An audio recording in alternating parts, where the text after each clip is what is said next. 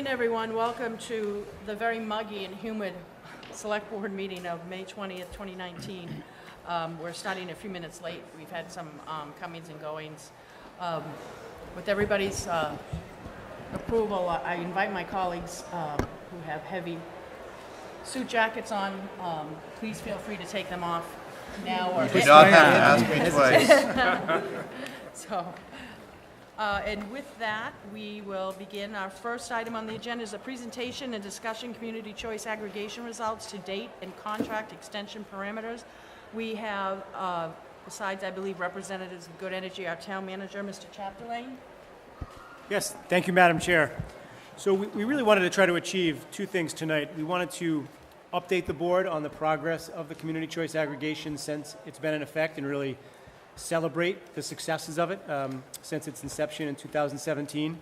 And we also wanted to talk to the board about needing to renew that.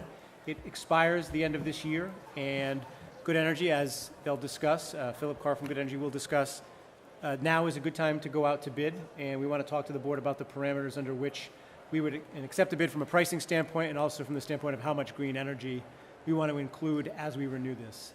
So with the board's indulgence, I would ask Philip to present on what we've done to date and then entertain a discussion with the board. You can just give your name and company for the record. Philip Carr from... Speak right into that, point it right at your... Philip Carr from Good... But don't hold it, sorry. Sorry. Carr You're the first one, everyone. from Good Energy. Thank you, sir. Thank you very much. Thank you.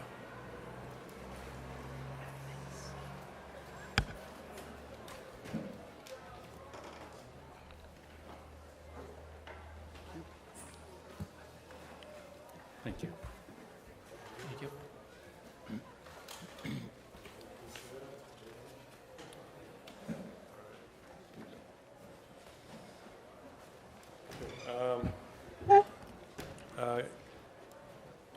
Can you hear me? Mm-hmm. Yep. Okay. Perfect. Thank you very much for your time this evening. I very much appreciate it. Okay, so this is exciting. The program's been a big success, which makes me a little nervous because expectations have been set way too high. But anyway, we'll go through it.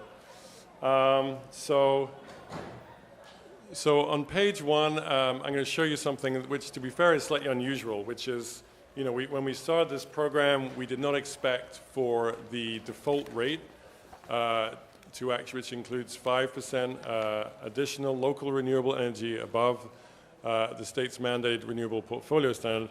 We did not expect Arlington's rate to beat the utilities rate at every single rate change, which is what it's done. Okay? So we're excited about that, and we just found out that the summer rate is going to be 1083. That got filed literally a couple of hours ago. So it's a clean sweep, which is great. So here's what it looks like. That's the Arlington's rate and the utility rate. So the cumulative savings for the town are close to $2.5 million. So on pure economics, it's a financial success, and that's through June of this year. And I think I was talking to Adam the other day. That may go down a bit with the next rate change. It's not going to go down a bit. It's going to stay pretty much where it is.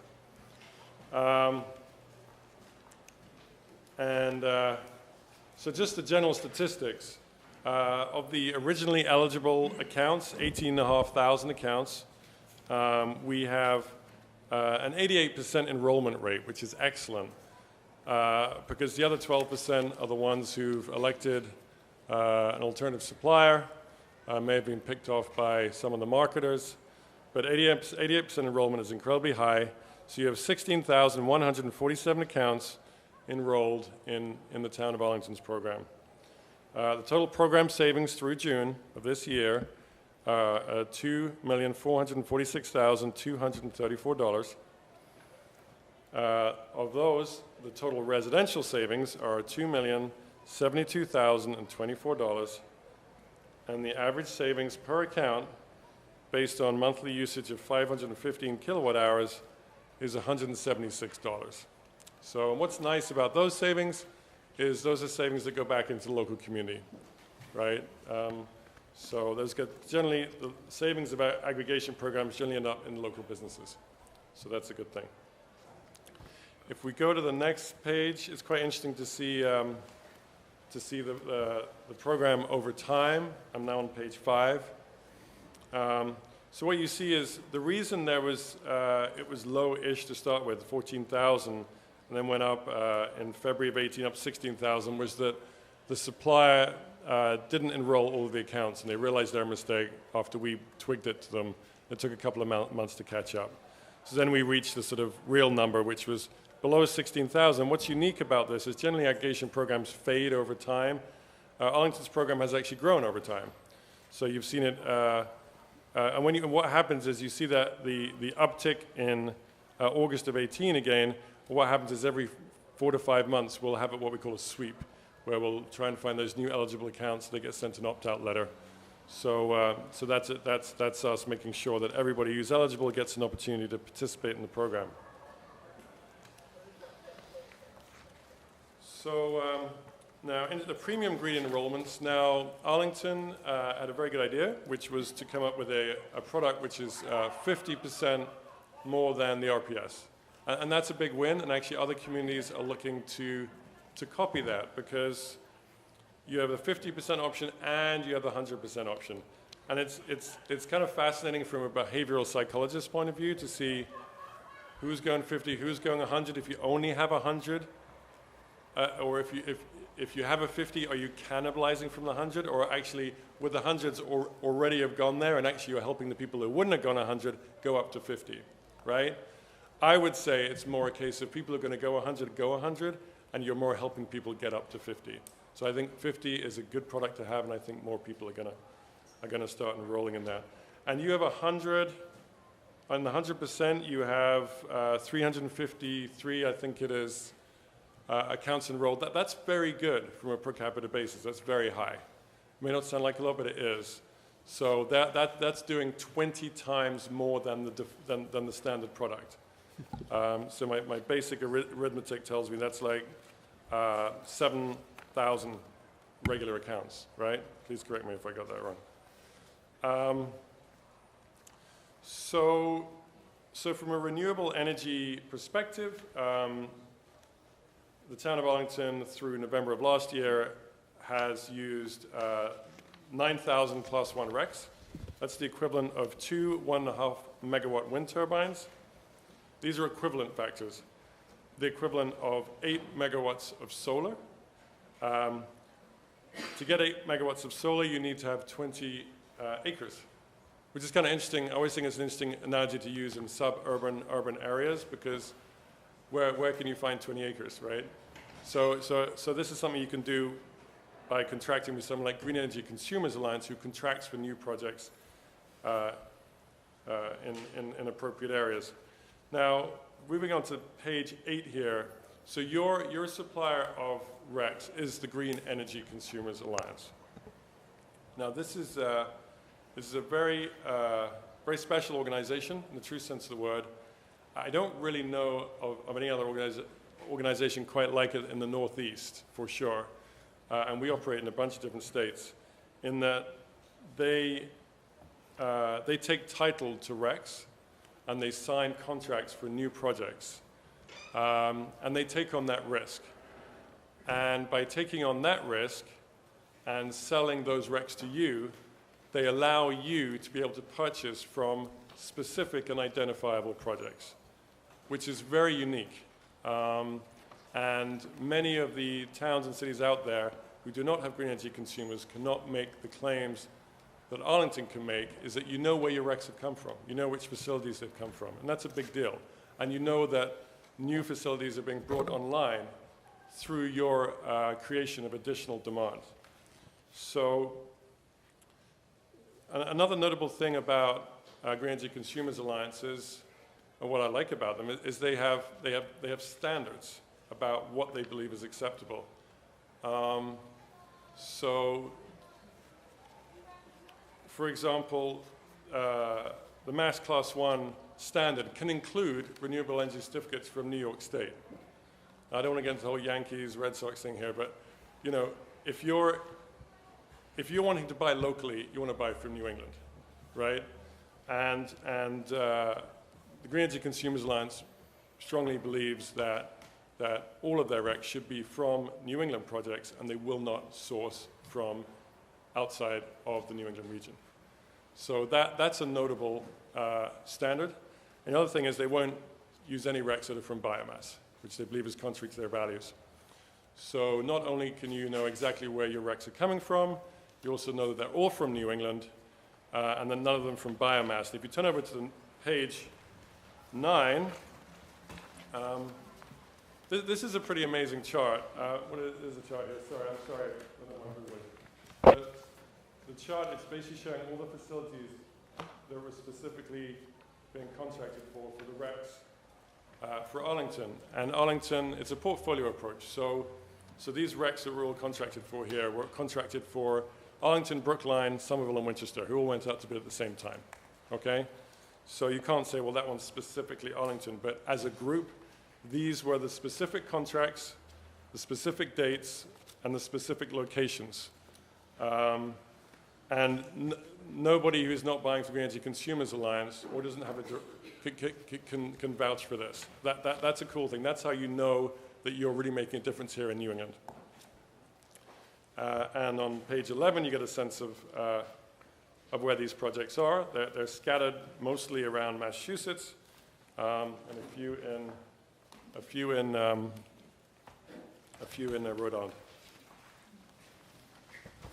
So we're coming up to bid day. Bid day is Wednesday next week, May 29th, 1 p.m. So why are we bidding now? We're bidding now for a December renewal because, so in aggregation, so dialing it back, what are the advantages you have with aggregation? So we can simulate the buying power of the utility. We can't beat the buying power of the utility, right? But we have two key advantages. We can choose when to buy, and we can choose for how long to buy. And that's where we have that sort of guerrilla fighter approach of being able to be far more nimble than the utility. And that's the advantages we look to pursue. Remember, the utility can only buy on 2 set days of the year. And if you're an energy consultant, come to you and tell that was your strategy, it's not compelling, but they're fulfilling their responsibilities. That's what they have to do. But we can buy when we want for as long as you want. So you always want to start early when it's renewal for 2 reasons. Well, principally, what you don't want to do is end up in a situation where you wait to the last minute and the market's gone high and you're either extending with a high price and everybody's losing money, or you end up crashing back to the utility. So we generally start 8 months out and do the bids in April, May to early June. And the market is in a good place right now. And the problem is if you have a hot summer, that good place may disappear. So now is the time to be going out to bid.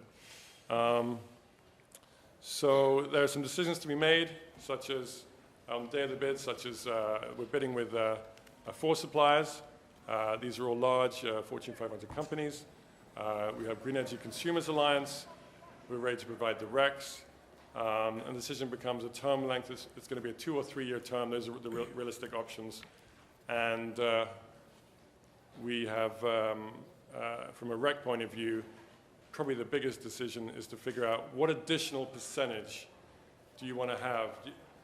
I know there's a lot of support for this is where I get nervous, because we know that these programs really live on the economics. And what we're really doing is we're harnessing economics for the good of the environment, right? So by sort of making good strategic procurement decisions, we can then leverage that sort of delta from the utility rate to buy renewable energy. So, and in the last 2 years, we've done that very effectively. So we just have to find that sweet spot between reflecting the values of Arlington, but also making sure that we don't go too far above the utility rate, that all these marketers come in and start marketing. And as we know from the Attorney General's report, they always end up marketing non-native English speakers, lower socioeconomics, people on fixed income, and they'll start chipping away at the program. So it's finding that sweet spot between reflecting your values and still trying to, at least not lose money through the duration of the contract. Thank you. Thank you.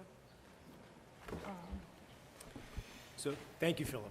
So, the board might recall when well, actually, let me say first, to really hammer home the point, I think we all thought this would be successful at the outset, but to have saved collectively ratepayers $2 million over the course of this, or an average of $176 a month, was really beyond our wildest expectations, and I think is really a great outcome. So we're buying more green energy, and every single ratepayer paying less than they would have paid otherwise if they were with Eversource. So really a big success for the program. But as I was going to say, so the board may recall, when we first went out, we were in a situation where we knew the summer rate, and we were starting during the summer rate. So as Philip mentioned, we knew it was not 10.83, it was 10.759. So we knew what we were playing up against. We're not renewing until the winter rate is in effect. So the first time we did this, the board authorized me to execute the contract if it was at or below the rate. But we knew the rate. We're not going to know the rate that we're comparing ourselves up against. So we have a little bit of a different situation to talk to the board about in that regard. Additionally, the default product was 5% green. And I think we have an interest in seeing if we can increase that 5% for the default up by 5%, 10%, whatever we can do and have it still be economically feasible, as Philip mentioned. So what we wanted to talk to the board about tonight is really just a sense of where the board is at in terms of flexibility for buying a greener product, and how flexible / sensitive you want it to be to what our best guesstimate is that the rate will be in the winter. And this is purely a discussion tonight, there's no vote, so this would be a move to receive? So what are you we have the bid date on May 29th, so if the board was willing to give guidance tonight, we would like guidance tonight. Any of my colleagues? So I definitely, obviously, I'm really pleased with how the last 2 years, part of that program played out. I am also one of the 100% customers, so I come from a different, a perspective on that. So when I'm driving the Tesla around, it's on 100% green, which I am definitely proud of. I definitely, so I agree with the logic of, you want this project to be financially viable, and if it goes significantly over, it's not going to be. But I just don't have any sense about what the right number to answers that is. Yeah. But I certainly support the strategy, but I don't have enough data to throw numbers at it. Mm-hmm. And I have a question.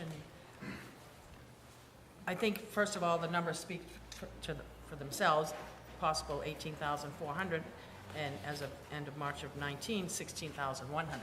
So obviously, you're getting the message out. People are understanding what the concept in the program is, and your return is that many people, you're doing something right. But I'm just curious, in terms of customer service, any kind of customer feedback, when a customer wants to contact Good Energy, is it a phone prompt? How does that work? And what has been your experience? I assume it's been good based on your numbers, but. Yeah, absolutely, yes.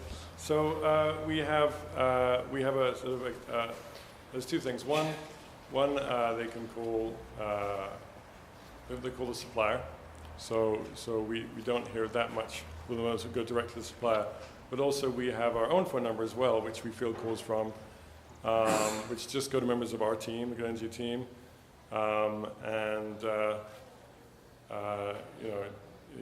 it's almost always people just trying to get into the program and being very positive about it. So, yeah. And I can speak to that as well. And when we first kicked off the program, there was probably a good 2 to 3 month period where our office and other offices in Town Hall would receive calls. If we could answer the questions, we would answer them. If we couldn't, we would send them to Dynegy, the actual supplier. And the feedback we got back was that they were providing good customer service. After that initial period, it dropped off, and the only time it's picked back up is when Good Energy has done what are called sweeps, where they go through town sending letters to new accounts for people who moved into town since the program started. That might get us a few calls for people asking, is this legitimate?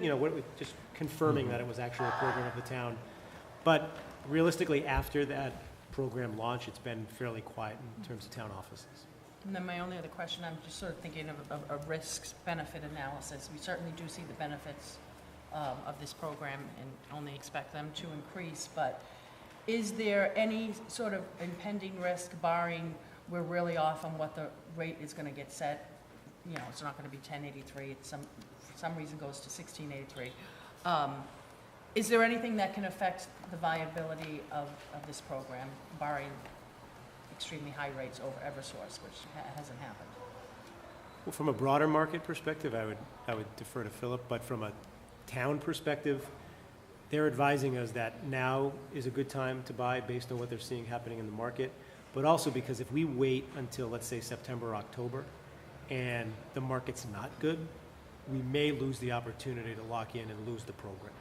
Because if you don't renew, you have to go through the whole regulatory process again to start. That's correct, right? Absolutely, right, yeah. So we want to make sure that we're locking in prudently, but also without risk of losing the program as well. And lastly, procedurally, at the end of this, when we have this discussion, I'm getting the sense that we will probably do the same thing and maybe take a vote to authorize the town manager to, I'm just trying to look at what I'm going to guide at in terms of the motion. I mean, I guess we've been talking about this all, we've been talking about this all week to try to figure out what exactly we want to ask of the board, but it's hard because we have a lack of data of knowing what the winter rate will be. So I can't say, yes, we'll lock in below the winter rate because I don't know it.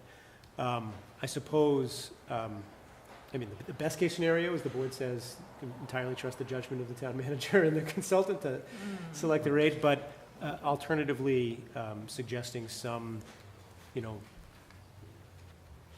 I guess there's not really much more we can say firmly than executing the best market price that we can.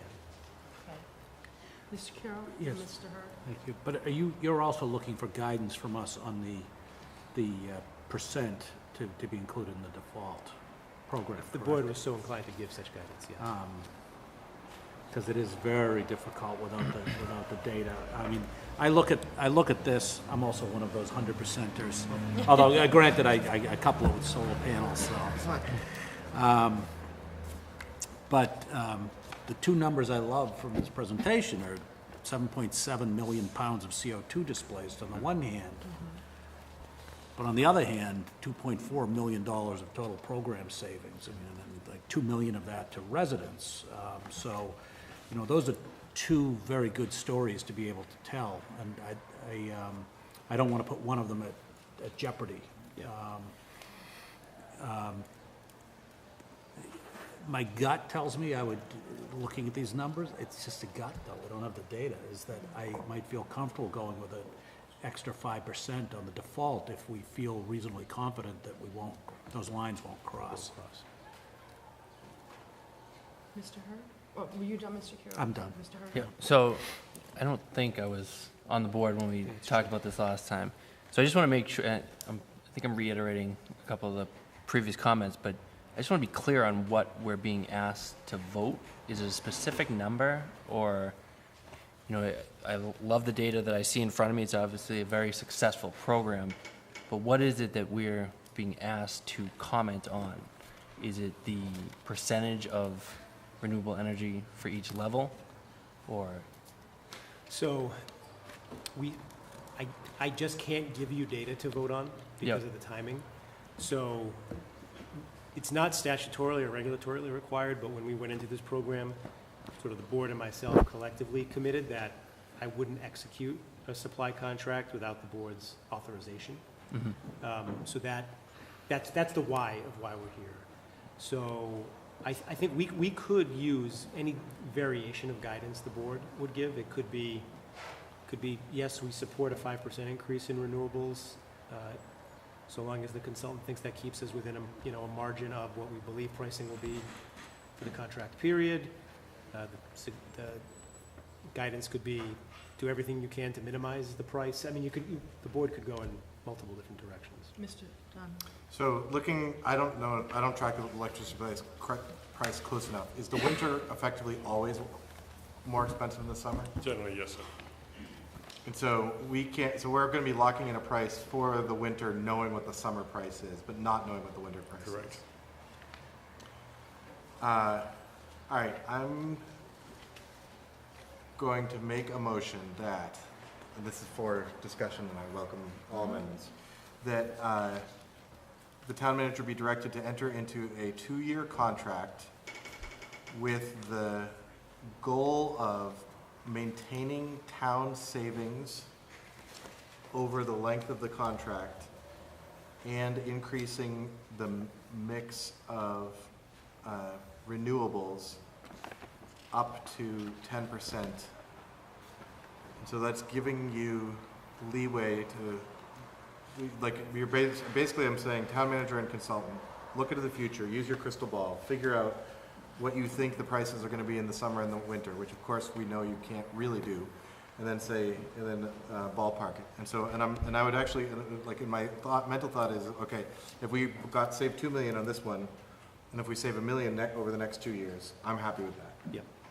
So, Madam Chair, the only amendment I would ask you consider is the indicative pricing that we've at least seen so far suggests that a 36-month or maybe a 35-month term was the most cost advantageous term, if you were willing to be more flexible in the timeline to. Yep, change it to 35. 35 Sounds good. months. I'll second that motion. 36-year contract? 30, I mean, it could change when the pricing comes in. Up to 36. 36 would give us maximum Okay. flexibility. 36. Okay, And up I'll to second it, Madam 36, Chair. seconded by Mr. Curro. I just have a question, the summer rate of 1083. Yeah. Where does that come from? Is that what we're saying we already Eversource know? files that, so yes, we know that Eversource has to file that rate with the Okay. state's Department of Public Utilities. Okay, so that's the rate that they filed. Okay, I get it. Any further? Mr. DeCourcey? Thank you. And I know I wasn't here in the last discussion that we had because I wasn't on the board, but just in terms of the term, what is the term of the existing? 27 months? Right, yes. 27, okay. And 36, and I'm glad you clarified that point because the 30, just curious what, you probably don't see a year that's not a long enough period and the sweet spot is probably the 36 months. So that's fine. And then in terms of the maintaining the town savings, and just a question for the board, are we talking relative to the amount of renewables or because if you increase the amount of renewables, that's going to affect the savings? So is it a ratio again that you're thinking about or because you may be hamstrung if we're trying to maintain a certain level of savings but also increasing the level of renewables, it may not give you enough flexibility. I mean, so we can't agree to a price knowing that we'll maintain the savings, I guess, but I think Mr. Dunn said with a goal of maintaining the savings. Or I was actually even letting the savings dwindle somewhat, but like there should be I'm okay if you come back in 3 years and you say, the town saved $1 million over the last 3 years, I will say, but you had 10% renewals, I'll be like, yep, your crystal ball worked really well. So it feels more like a goal. And again, that's the balance I was discussing. But I would be comfortable with that too, that type of goal, because it's hard to create that type of standard for you right now. Mr. Curro? Yeah, I have a question on the mechanics. If we move the default plan up to 10%, let's say, does that mean that anyone who is currently on the default plan would also get moved up? Or would they be grandfathered in at 5 and it would be new subscribers who would come on Yes, at sir. 10? They would all be moved into the new default. They would all rate. move into the new Yes, default? Okay, thank you. Any questions or comments from the audience? You want to come up to the microphone and just name and address for the record, please?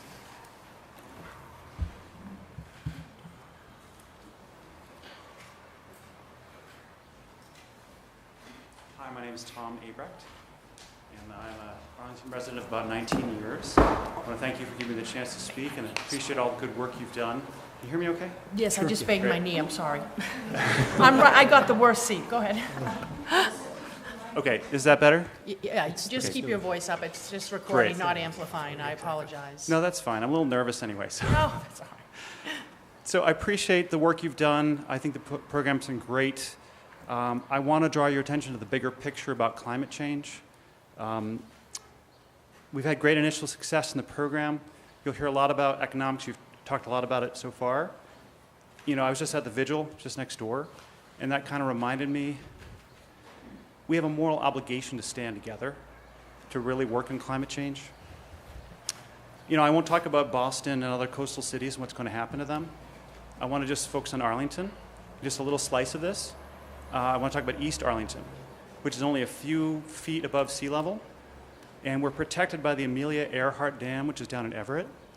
I don't know if you saw this. I just saw an article a couple days ago. This year already, twice, storm surge got within 2.5 feet of going over that dam. Twice this year.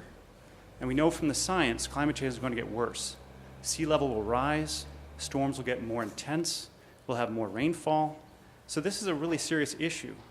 I've been here 19 years. I'm hoping I'll be around for 30, 40, 50 years. I don't want to see salt water on Mass Ave. But I'm really here to talk about hope. The scientists talk about how we have 10 or 20 years to really reduce our carbon footprint to zero in order to give us a fighting chance of stopping the worst effects of climate change. You've heard about the Green New Deal. They're asking us to get green by 2030. That means our grid, our cars, our home heating, our industry, our agriculture. That's everything. That's a lot. It's a huge lift, right? Everyone's saying how this is impossible to do. Well, the grid's key. That's the first part of it. If we can get that green, everything else can fall into place. But we're still at whatever the number is. We're majority fossil fuels, 60%, 70% fossil fuels. It means every time we turn a light switch on, we're adding fuel to the fire. So my request is that we use the CCA as a tool. I have a lot of hope for this. It's a tremendous opportunity to get a lot of people who don't even know what's going on, how they can change their behavior. It's a tremendous tool to get us to move forward aggressively and be bold here. I don't want the debate about a penny a kilowatt hour, to be the focus.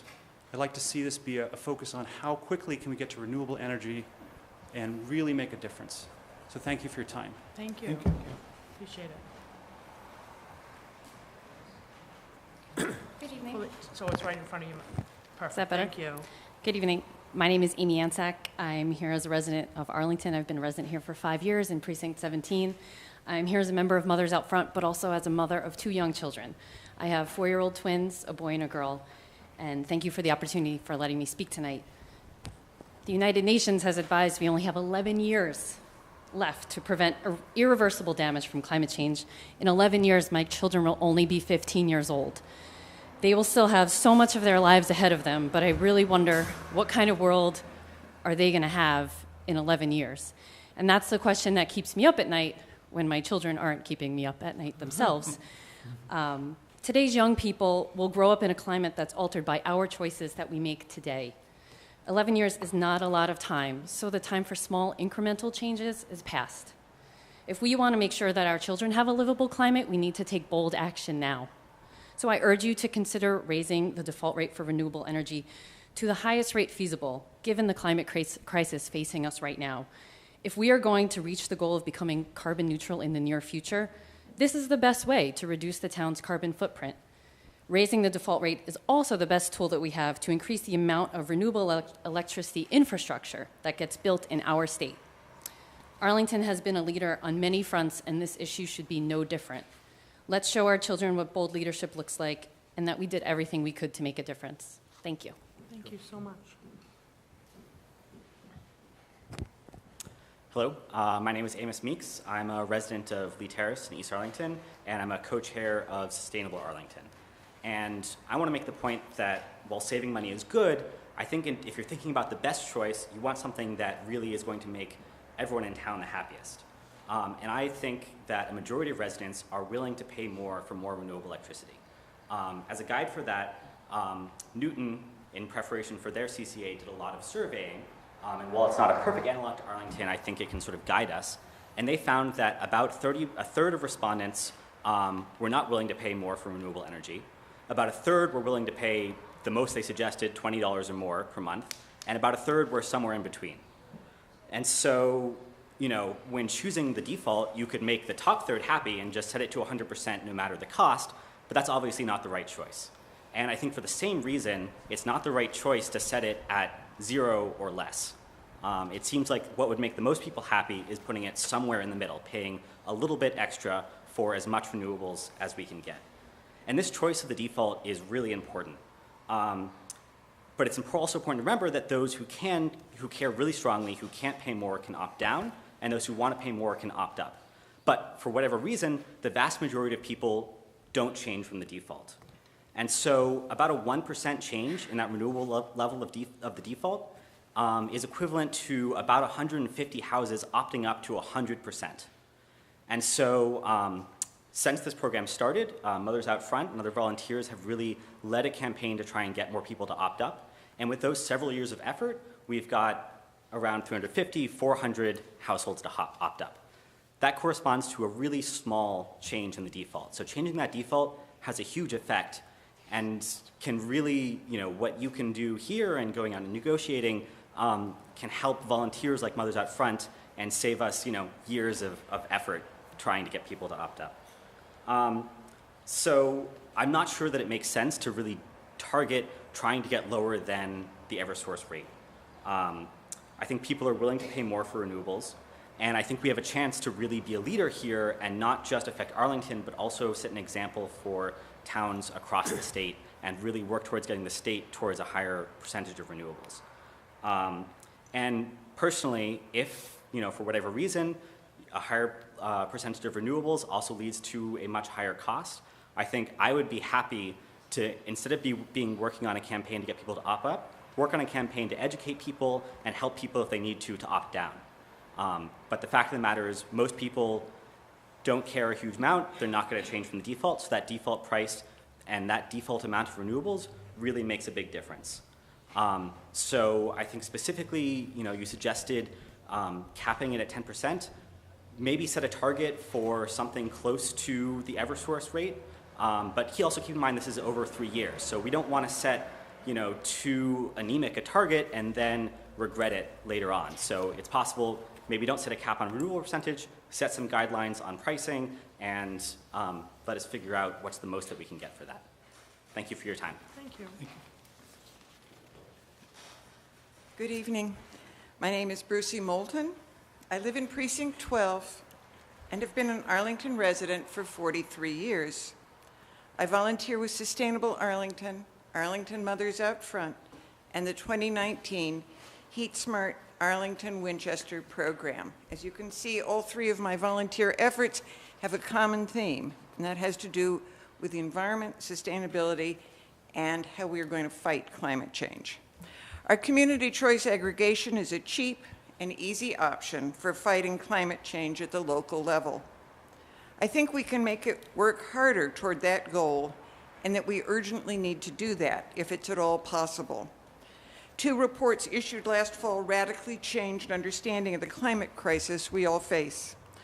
The International Panel on Climate Change, the IPCC, special report on global warming of 1.5 degrees centigrade above pre-industrial levels, and the U.S. Fourth National Climate Assessment both showed us, as other speakers have already alluded to, that we have far less time than we thought we had. When Arlington joined the Metro Mayors Coalition and adopted their goal of carbon neutrality by 2050, that seemed like a huge step forward. Now we realize that just getting to carbon neutrality by 2050 is probably not going to do the job. And so, for example, the U.S. Fourth National Climate Assessment said while mitigation and adaptation efforts have expanded substantially in the last 4 years, they do not yet approach the scale considered necessary to avoid substantial damages to the economy, environment, and human health over the coming decades. And Arlington is already engaged as a participant in the Massachusetts Municipal Vulnerability Preparedness Program, that we're recognizing that we have climate change impacts coming to us. So I'm circling back. CCA is a way that we can address that. I'd like to suggest that as we did with the first contract, that perhaps we include an option to renegotiate at some point during the contract if a better rate can be achieved, and that might potentially allow us to include more renewable energy in the default level, if that's an option. I would like to urge that we consider different strategies for getting our rates where we want them to be. I understand that we need to keep an eye on what the competitive electric suppliers are doing. We know that they are chipping away at our numbers.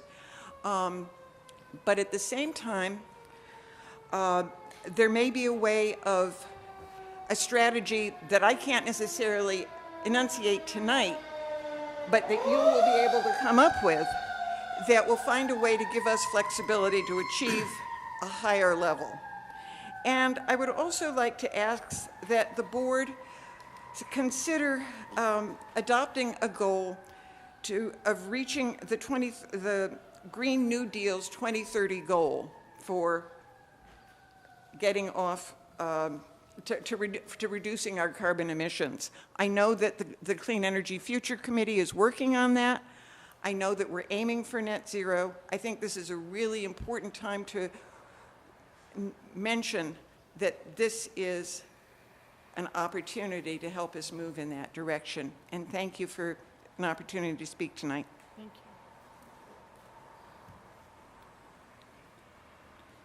you. Well, hi, I'm Carol Chamberlain of Mothers Out Front. And in January 2016, I think I was the person who presented, for Mothers Out Front, I was here talking about CCA. Our original goal was to get 5% was estimated to be the percent of additional Class 1 renewables that we could get while keeping the price about the same as Eversource. We never expected $2 million in savings. Every winter rate, our 100% opt-up has been less than Eversource's basic rate. I personally am extremely concerned about upping the pace of trying to meet this challenge of what is happening about climate change. The report recently about the incredible extinction of species is saying we may not have the 10 or 11 years that the IPCC is talking about because the rate different species are dying out is going to lead to effects that is going to harm us. So I would be, to think of increasing only 5% over the next 3 years, that really doesn't seem like enough to me.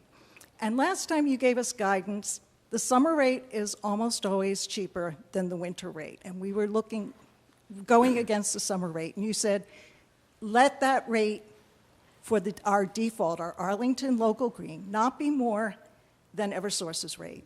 What I suggest is that we try to get as much as we can, and we make the opt-down rate the target, where we're less expensive than Eversource. And I am very aware that there are people who struggle to pay their bills.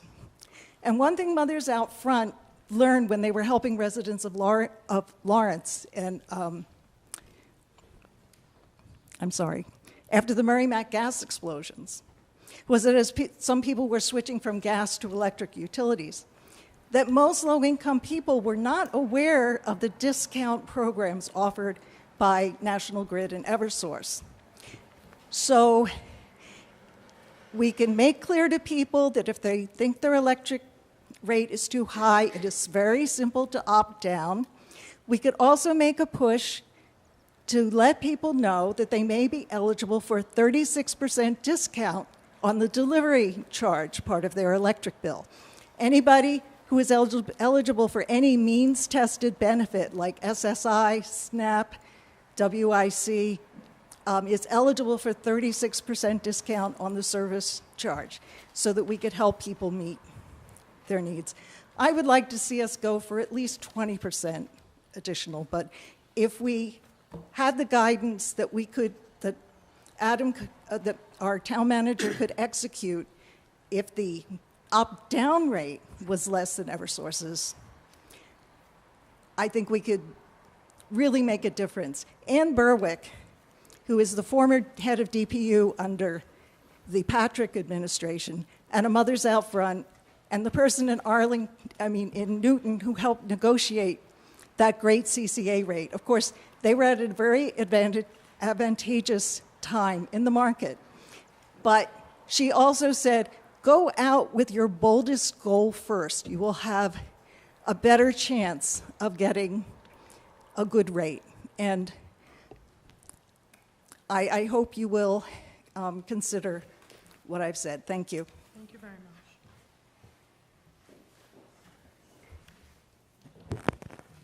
My name is Roger Rosen. I've lived in Arlington on Ariel Street for 23 years.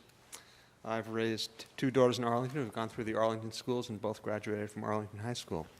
I'm a member of 350 Massachusetts and active in Sustainable Arlington. And I'm a 100% renewable CCA customer.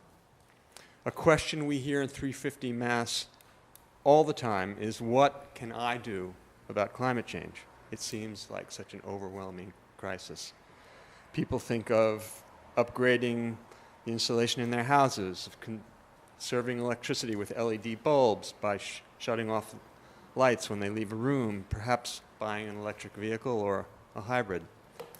But the key to addressing the climate crisis is not individual action, as laudable as that is, but collective action. We cannot solve this crisis as individuals.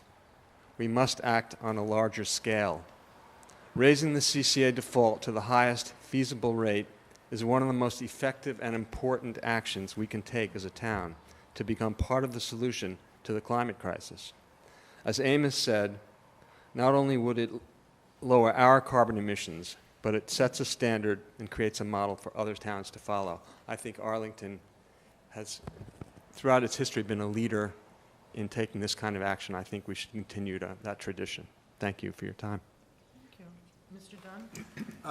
Thank you, Madam Chair. Listening to the speakers and realizing that I made my motion without probably enough information, and so I would in particular like to strike the part where I said 10% and just say the percentage that the town manager finds feasible for that still gets to sustains our membership in in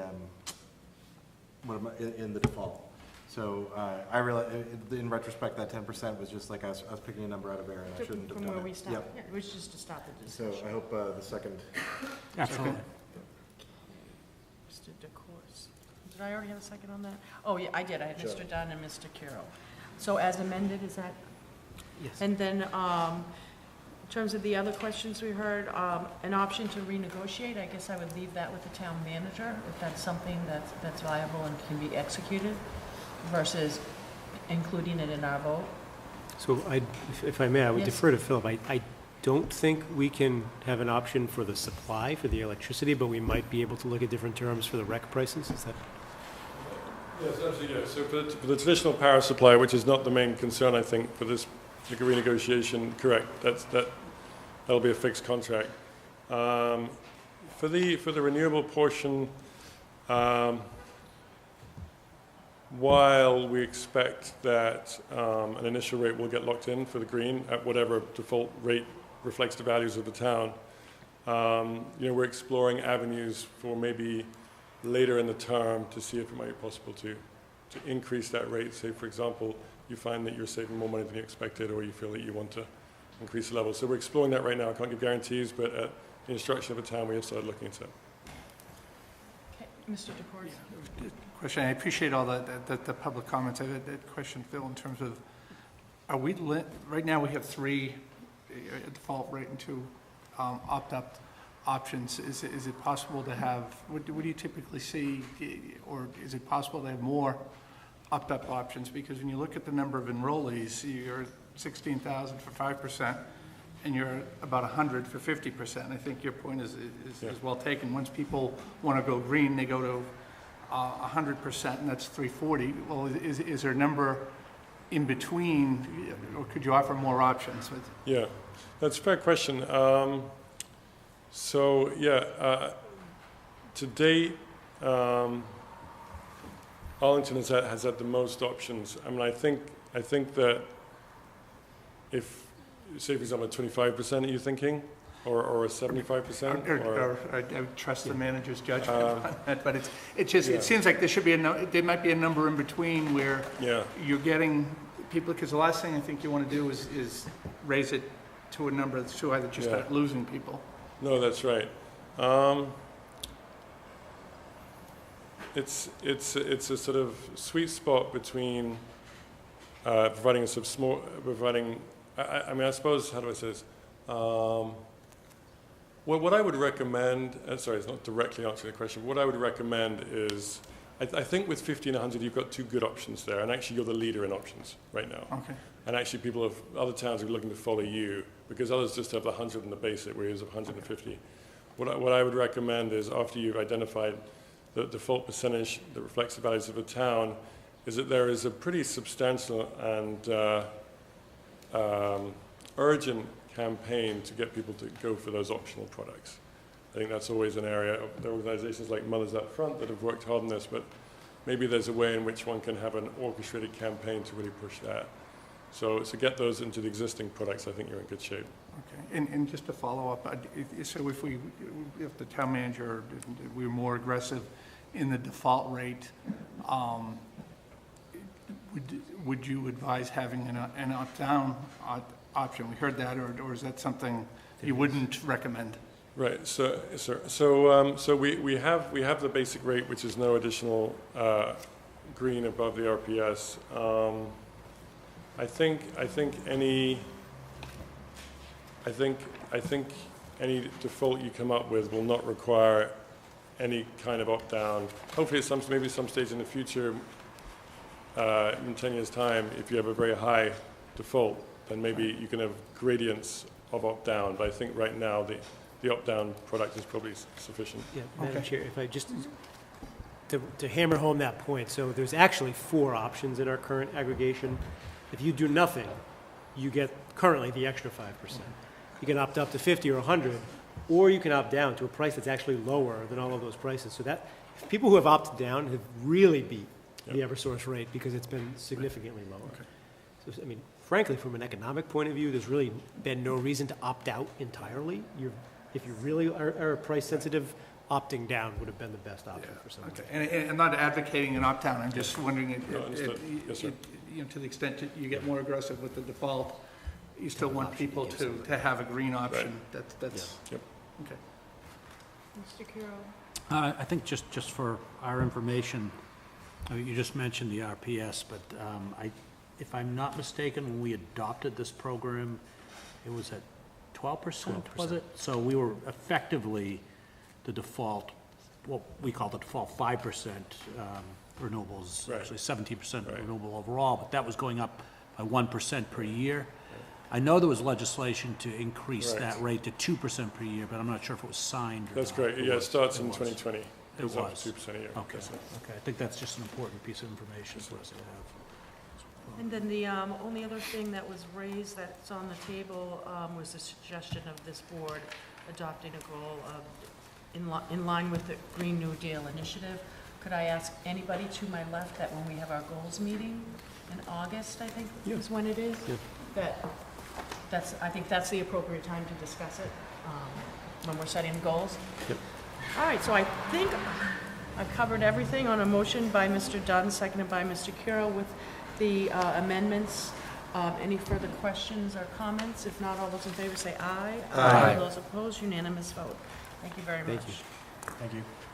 Okay, next for approval, townwide yard sales, spring 2019, Charlotte Milan, recycling coordinator. Hi, Charlotte Milan, Public Works Recycling Coordinator, also a 100% CCA opt-out household in Arlington.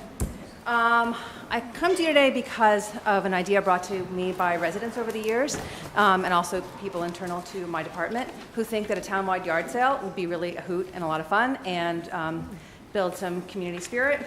We are, it seems very much in line with other promotional activities that we're doing around waste reduction, including supporting our library of things, the public libraries, other clothing donations, textile donation, programs that we have going. And so yard sale is something that comes under the board's permit jurisdiction. And so I don't actually know, and I do have to apologize, my date on this yard sale is not for spring 2019, but for spring 2020.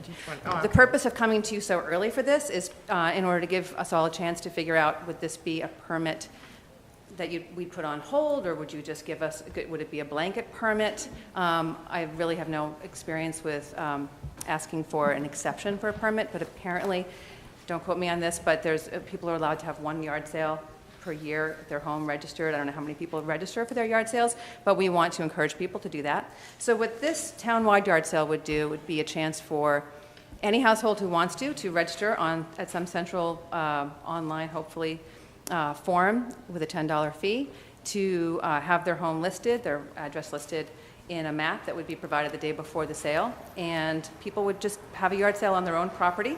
There's no town property involved, so that when the yard sale's over, there's no problem with whose stuff is whose.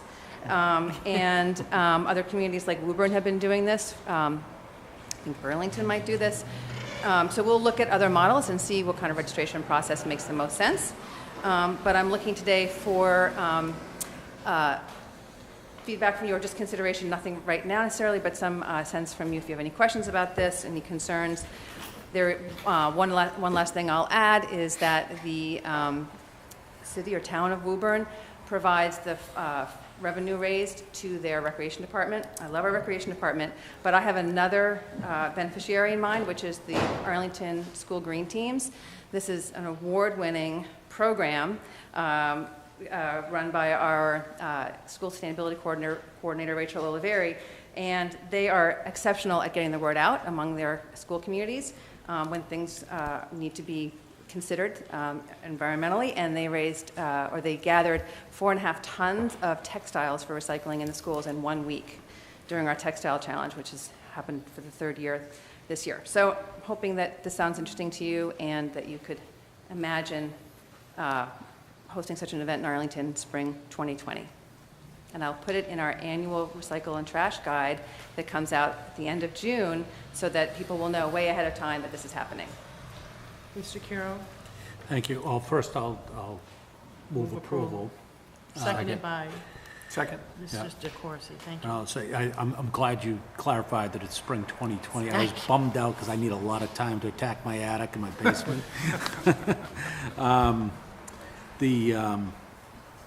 Might even be fun to do it the same day as Porch Fest, I'm thinking. People are walking around, go to yard sales, catch some music, I don't know, just a little bit of that, a couple maps. The only question I had, and this might be more for like counsel or the manager, I like the idea of raising the money for the school green teams, but I don't know how we do that mechanically if we're taking in permit fees. Don't those all automatically go to the general fund?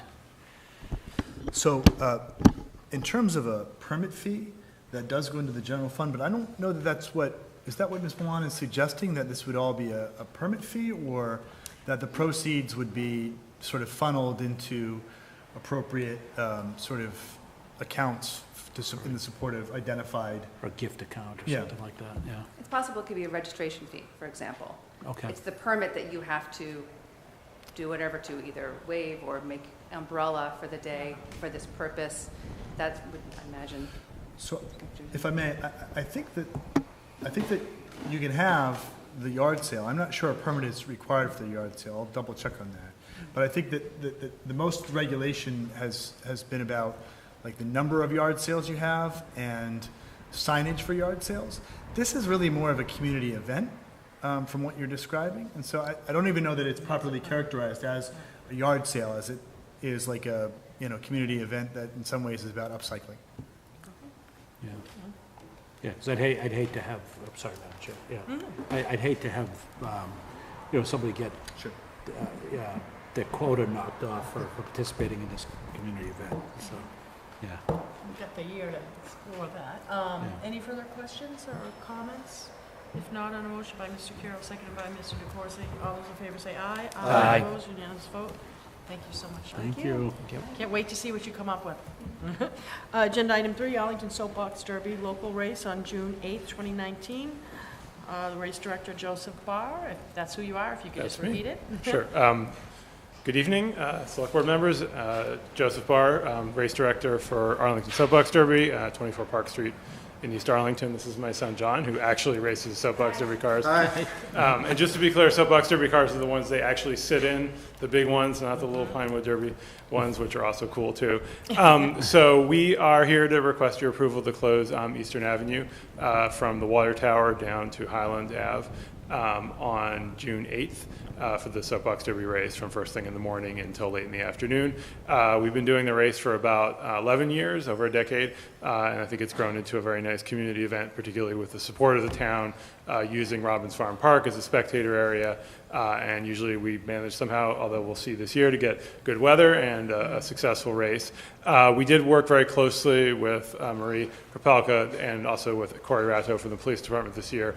They had requested that we move the race. Usually it's been the first Saturday in June to the second Saturday in June, so it doesn't conflict with the high school graduation and the Greek Festival in terms of town resources, and so we've been able to accommodate that request, and we appreciate the continued support we've received from the town and from the police department and others. This race really works because it's a community event, and we've been in touch with the Parks Department or the Recreation Department regarding the use of Robbins Farm Park, and they've approved that, and we've met with the administrator and with Officer Ratto regarding police details and other logistics, and we've also should be meeting later this week with Danny Warren from DPW about their support as well. So I just wanted to give you to both publicize the race, June 8th, Robbins Farm Park. We're still looking for more racers, so if you know of any 7-plus-year-olds who would like to go down a hill at 30 miles an hour safely, we'll make sure it's very safe. Let us know. We're more than happy to sign them up and get them a car. And I don't know, John, if you want to add anything about how cool Soapbox Derby is. He's not much for public speaking. It's very fun for like any kids. It's one of the best experiences I've ever had in my life. So I'm just very happy that we can manage to do it every year. It's very fun. He was able to go to the World Championships in Akron last year. Nice, which is where congratulations. They're like So- champions from Arlington. So anyway, that's all I had. It's a hot night, and I'm sure you have other things to talk about. And it was not quite as weighty as some of the other matters in front of the board, but I will say that it's gravity powered, so it is in and of itself also a green form of racing. So hopefully we get some support from all the folks in the room as well. So any questions, happy to answer them. Mr. Hurd? Move approval? Moved by Mr. Hurd, seconded by With Mr. one question. Curro. Any questions or comments? I have one question, Mr. Hurd? just for my own edification. I'm sure you have a good answer for it, but how do you stop a soapbox going? That's a big hill. It is a big hill. One of the first thing I thought of when I saw this, because I haven't seen the race before, I'll try to see it this year, but how does the car stop in the middle of the hill? Do you want to answer that since you're the one that actually drives the car? There's a brake pedal that is attached to a plunger with a pad of rubber on the bottom that pushes down, and it's just a friction brake on the ground that just combined with the weight of the car just stops it at the bottom of the hill. So it's Okay. and part of the inspection is making sure that brake pad is like not completely worn down, and even in the middle of the race, if it gets worn down, we will stop the race and fix it. Okay, great. The other thing is we do have hay bales and cones to stop the kids in case something goes wrong. So I'd go for the hay. we got the belts and suspenders. We did have a kid once who didn't break it because he wanted to go into the hay bales. Yeah. But we tried to discourage that kind of activity. That would be me as a 7-year-old. Before you were racing. So. Any further questions or comments? Thank you so much for bringing this event to Arlington. I know people, all in the region that cite that they're coming to Arlington for this. And I know what undertaking it is, but it's also a work of love and dedication. And it definitely shows in the event. It's great to see if you can get up there. And you kind of put yourself, like when I watch the marathon, I'm kind of running 26.2 miles, same thing, seeing them go down. So on a motion by Mr. Hurd, seconded by Mr. Curro, any further questions or comments? If not, all those in favor say aye. Aye. All those opposed, unanimous vote. Thank you very much. See you June Thank 8th. you. Thank you. Next, we have our consent agenda, minutes of meeting, March 25th, 2019, May 6th, 2019, for approval of 21st Annual Feast of the East on June 15th, Leslie Tolman, Capital Square Business Association. We have for approval Hackney Taxi Business Operators Permit Renewals for Arlington Taxi and Arlington Belmont Transit, Louis Triscello, Arlington Veterans Taxi, Thomas Whelan Jr., Boston Airport Express, Shafan Nath, Leo's Taxi Service, Leo McHugh, VTS Taxi, Michael Antonellis. We have a request for a contractor drain layers license, Marquee Paving out of West Newton, Mass. Another request for a contractor drain layers license, Strongback Systems out of Billerica, Mass. A request, Farmers Market Winery application, sale of wine, Pony Shack Cider Inc., Nathan J. McKinley out of Boxborough, Mass. And is that included? And number 10, request special one-day beer and wine license, June 7, 2019, at Robbins Memorial Town Hall for a private event. Mihar Parikh. I apologize for anyone's name I misspoke. Is there a motion to approve? So moved. Mr. Dunn, seconded by? Second. Mr. Curro. Is there anyone here for any of those recitation? Oh, just come up, name and address for the record. And all I'm going to do is promote Feast of the East. Okay. My name is Leslie Tolman. I work with Jan Whitted. I've known her forever. And I'm helping to coordinate this year's feast, and it's fabulous, and I hope everybody will come, and thank you for permitting it. If they want to learn more, where do they go? Oh, No, go ahead. I apologize. There's a website, feastoftheeast.com, and you can, if you want to participate, you can get a form there, and all paperwork and funds can be delivered to Artbeat at 212A Mass Ave in the beautiful town of Arlington. Any questions? Mr. Hurd? No, just one comment, because I think this year, Mr. Curro might not be able to make that particular date. So someone on the select board is going to have to step up and lead the Fox Parade in the outfit that Joe generally wears. If anyone hasn't seen it, it'd be good to look it up. Many hats and So goggles I think we can start thinking about that maybe for the next meeting to figure out who's going to do it. I or we can just pick a name out of a hat if you want to leave it to chance. Okay, thanks very much. Thank you so much. On a motion by Mr. Dunn, seconded by Mr. Curro. Any further questions or comments? If not, all those in favor say aye. Aye. Those opposed, unanimous vote. We go appointments to the redevelopment board. Rachel Zemberry, term to expire June 30th, 2020. Is Rachel here? Okay, is there a motion? You want to, you can come up first, sure, sorry. And tell me how I should have said your last name. It's Zemberry. You got it. Okay. Thanks. If you just want to say, we know your name, and not correct, just a little bit about Sure. what you'd like to bring to the redevelopment board, what any equivalent experience you've had in the past. Anything Sure, like that. absolutely. So I'm an architect. I am a resident, obviously, of Arlington. I'm a business owner. I have a firm of about 80 people in the Seaport District. We specialize in commercial, institutional, workplace, and projects that have a lot to do with restaurant and retail development. So I bring a long history of experience in the commercial, retail, and restaurant development field. I've worked across the country, so I've met with quite a few different redevelopment planning boards and zoning boards through my work, and I was privileged to be able to work a bit with the signage, the amendment to the zoning bylaws regarding commercial signage here in the town that was recently brought forth in front of town meeting, and I'm very excited to hopefully be joining the redevelopment board. Happy to answer any questions you might have about my background too. Mr. Dunn? Sure. Move approval. Second. Yeah. Thank you very much. I mean, that's obviously a great qualification, and we're really lucky to have you. That's a great board with a lot of really good volunteers, and I really appreciate the work that you do. Great, thank you. I have a question Sure. and or comment. And I don't necessarily, with the question, expect you to have an answer because you're not on the redevelopment board yet. But Yes. This year's town meeting had a lot of debate over several nights regarding, there was a citizen, Steve Revliak, that was really pushing for looking at what we could do to help with affordable housing. And in my personal opinion, it's sort of meleeed and warped into something far afield, my personal opinion, of what the road we originally started on. I'm not sure if you're aware of that. That's something that you will have to tackle in the future. Yes. And I can tell you, speaking from many people, Al Tosti, Finance Committee Chairman, would be a great person to speak to. What people are fearful of, and maybe we shouldn't fear it, but is what happened at 887, 89 Mass Ave.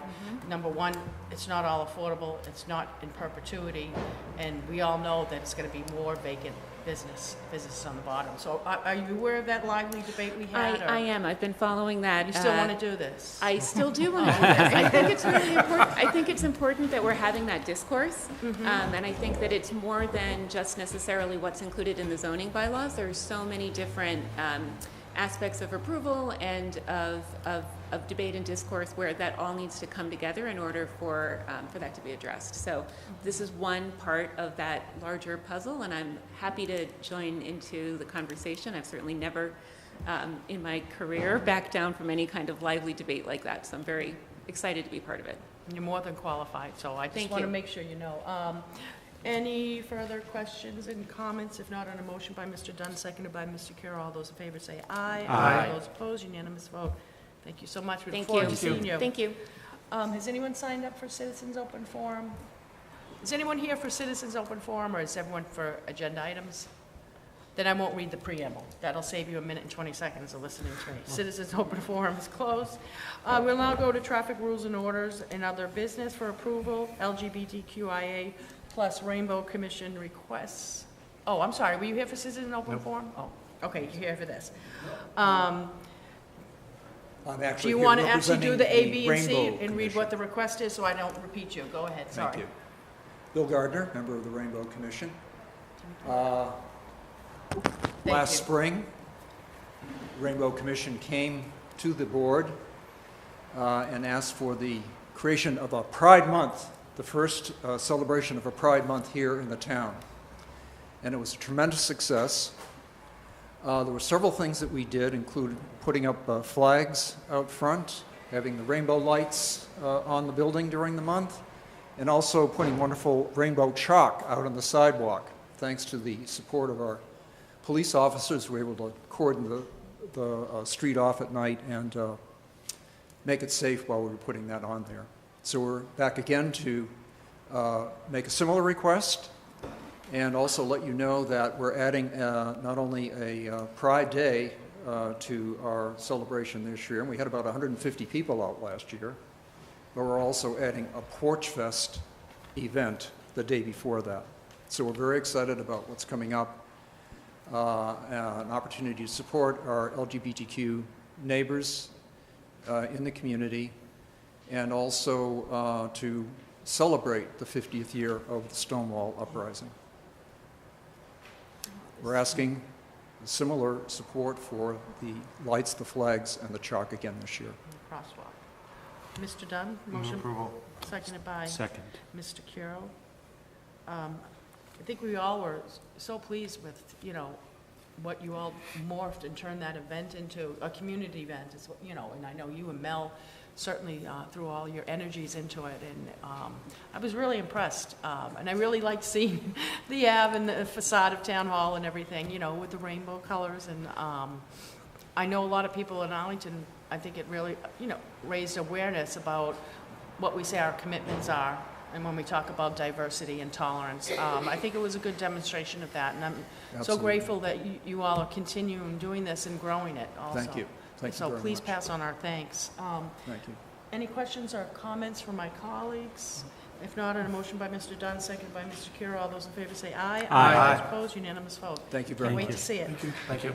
Agenda item 13, request 2 spaces on street overnight parking at 118 Westminster Ave from Will and Diane Stansberry. We do have a report from the APD, I believe from Officer Rateau, if I'm doing it correctly. Hi.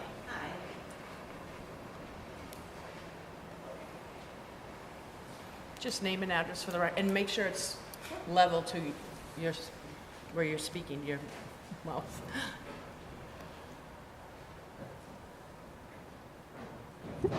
Thank you. My name's Diane Stansberry, and unfortunately my husband Will could not be here this evening. He's out of town traveling on business this week, so I'm here with the support of several of our neighbors. My request, I'd like to take a few minutes to give you some historical background and some context to what my request is. My husband and I have lived at 118 Westminster Avenue for 20 years. When we moved in, we were told by several neighbors that parking off-street between the roadway and the sidewalk in front of our homes, there are 4 of us, was where we should park our cars. This was not included in the overnight parking ban, which was not routinely enforced and was not known to either my husband or I when we bought our house 20 years ago. This made sense to Will and I since our driveway looked inaccessible and unsafe. On occasion, we would receive tickets from the town, and when we would ask the town and/or police department about ticketing, we were told someone had complained about the parking on our street. The police told us they would have to patrol and ticket all cars on the street, and this would include cars parked on the roadway as well as those parked between the roadway and the sidewalk.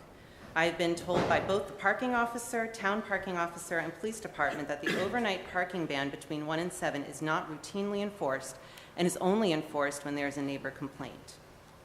We've gone several years without any tickets, and in July 2018, we started getting ticketed again. This time I took photos of my car parked off the roadway between the roadway and the sidewalk to the police station. The police officers explained the situation I was well familiar with. They apologized profusely on my behalf and said a neighbor had called to complain specifically about my property. I was surprised, again, given that I've parked here for 20 years. The officer immediately asked if there was anything that I had done to anger my neighbors, the assumption being that a neighbor would be angry with us and the complaints were an attack on our character. This felt terrible. Now the ticketing and complaints felt more like a grudge against us personally. The parking situation subsided, the complaints stopped. After the complaints stopped, the town came by and filled in the spot where we had parked our cars with rocks and gravel, not dirt, and it almost made it feel like they were providing a flat area for us to park. It felt like a gift. 4 weeks ago, ticketing and complaints started again, specifically about our property. This time, the tickets and complaints varied. We've had an officer come to our house at 9 a.m., 9 p.m., 2 a.m., and 1 a.m. We've been ticketed for on-street parking between 1 and 7 a.m., when we were clearly between the roadway and the sidewalk. We've been ticketed for being on the dirt any time of day between the roadway and the sidewalk, and just general being parked on the sidewalk, which we've never, ever done. The ban on overnight street parking between 1 and 7 does not apply to any of these tickets as far as my husband and I can read the rule. The ban states overnight parking is prohibited on any public street in Arlington for a period of more than 1 hour between 1 a.m. and 7 a.m. There's no specific reference to public land, which is what the police officer and the parking officer consider the spot between the roadway and the sidewalk. At this point, the ticketing seems to be a result of a neighbor who has a grudge against us for some reason, and it feels personal. It feels unfair that one person can upend a neighborhood and essentially have the police enforce a ban which is not routinely enforced. And as you all are well aware, when a complaint is made, it's not just tickets are not just given to the person who the complaint is complained. The person who the complaint is issued, it's street-wide, so it's affecting all of our neighbors. We are asking for permission to park in front of our house between the roadway and the sidewalk because our driveway is not safe to use. The space between the end of our driveway and our neighbor's house doesn't provide sufficient clearance for us to safely back out of the driveway. Our house, located on Westminster Avenue, backs up to West Court Terrace, and when originally built, may have had the clearance to use the driveway safely, as I would assume the driveway would have gone all the way down to Lowell. However, the development of houses on West Court Terrace have made this impossible to do safely. If the town of Arlington has decided to patrol every street every night and ticket all neighborhoods, it would make sense that the ticketing is going on. Several conversations with the police department indicate this is not the case, and we feel the ticketing on our street is at the whim of a neighbor, and that is the basis for the police enforcing this parking ban. We are asking for this exemption on behalf of our neighborhood, where we feel a closer look and more consideration needs to be given to many of us who have driveways, quote unquote, that are unsafe, inaccessible, or only accommodate one tiny vehicle. The town of Arlington should consider the needs of individuals and neighborhoods and not lump us all into one-size-fits-all outdated rule that isn't routinely enforced. Our neighborhood is a welcoming, kind street to live on. Recently, our new next-door neighbors have said to Will and I how lucky they are to be in a neighborhood where everyone genuinely cares about one another. This parking ticket issue doesn't feel like that neighborhood. It has caused neighbors to look over shoulders and second-guess each other and not trust one another. At the request of one officer recently who came by my house, he asked that during the day I park my car in the roadway to appease the person who was complaining on our behalf on our cars being parked off the roadway. This left our vehicles and continues to leave our vehicles vulnerable to being hit by passing cars and/or blocking the road entirely. It's not logical that this is the safest plan for our cars and others using the roadway. We remain respectful of those, always respectful of those using the sidewalk, and have never blocked access or used it for parking. I hope you will consider our request and take the time to ask questions. And I've brought pictures of our driveway, the distance between the end of our driveway and the back end, the house behind us. I've brought pictures of what the roadway looks when our cars are parked off the roadway. I've brought pictures of what our cars and our roadway looks like when our cars are on the roadway. I have them here if you'd like to take a look. And if you have any questions, I'd be happy to. And I also have a letter from a neighbor in support of our variance. Okay, and I just want to say, I can't speak for the police department, and you're repeating what you're repeating, and I wasn't there for the conversation. I do know that in terms of the police department going out when people either log on the request answer center, actually that's what we do now, we don't call down to the police station, they do have to respond to those, and you are correct, they have to ticket either the whole street, the whole sector, whatever, however the complaint came in. I'm really hard pressed to believe that a police officer, an Arlington police officer, would ask you to park in the street to appease the neighbor. I can see that request being made because you're blocking a public sidewalk, and I know this is where I get to talk and we get to talk, and then questions you can definitely answer them. So I just want to put that out there. You know, there are a lot of statements made, and we do have a report from our traffic and parking unit that cites some of those points that when your car does park, it is parked on a public sidewalk. That's why you were asked to not park there, because we have to keep those free and clear. You also cited about your car being out in the street and it's subject to other vehicles going by. It also cites in here the reason not to grant this because this car would be parked out in the street. It's a double yellow, both lanes of travel, and I think that there needs to be at least 10 or 14 feet, and it's nowhere close to that with a car. 2 cars parked overnight in front of the property, and it did speak about a driveway in the back, that it would be a tandem situation. I have one of those with my long driveway there, but I can't make a motion, so I guess I would turn to my colleagues to make whatever motion you would like. A question, Mr. Dunn? Yeah, I've got a question. So one of the suggestions in the memo was to look at reconstructing the driveway to make it more accessible. Have you taken a look at that? Is that an option? No, it's not. And I have pictures of my backyard and my driveway. We, out of the 4 houses that are on Westminster, and my other neighbor here is able to speak to, we probably have the smallest lot out of all 4, and we are literally tucked in a corner. The back of our driveway there is probably about the width of a driveway, so 6-7 feet, before it falls off into a 4-foot ledge, which then is right next to my neighbor's house.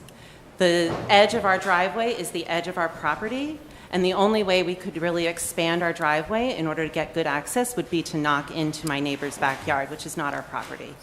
Or we could knock into there's another driveway that belongs to my neighbor. There is no space on our property to be able to do as you're suggesting. Our lot is just not big enough. And again, I have pictures that I've... You can feel free. I mean, so there are some pictures to report, and I live around the corner on Alpine Street, so I'm definitely familiar with the neighborhood. And if I could also maybe add, there are this is not just me and my husband. This is our neighborhood. We have other neighbors here who have the same issue. I go off for a walk with my dog every morning. There are several neighbors in our neighborhood who have taken that area between the roadway and the sidewalk and paved it and turned it into a parking area. And I just feel like I'm asking for a variance for our situation, but I'm also asking that you look at our situation as a whole and consider the challenges that we all have in terms of parking on our street. We've been here for 20 years. It's just disappointing to find out that it takes one neighbor to complain about our property in order for this to come to the forefront.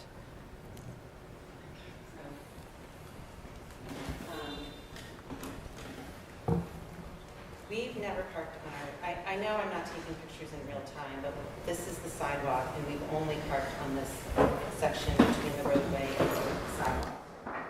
These are all pictures of our backyard. This is not our house. This is our driveway. This is our neighbor's backyard.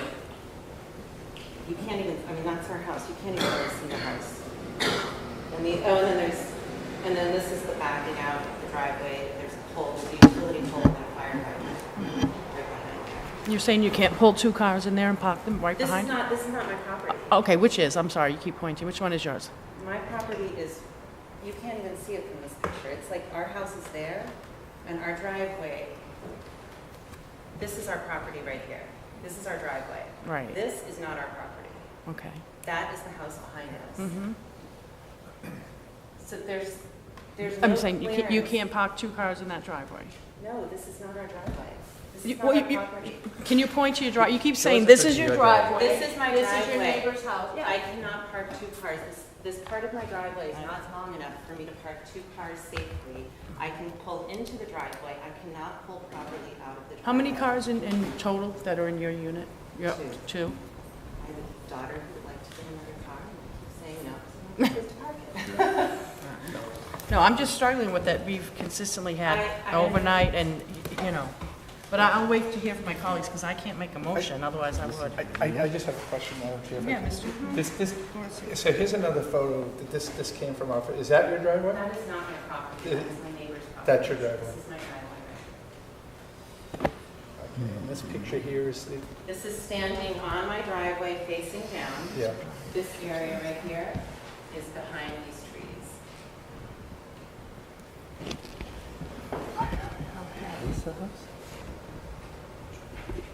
This is sort of a free-for-all. All right, is anyone, yeah, Mr. Hurd?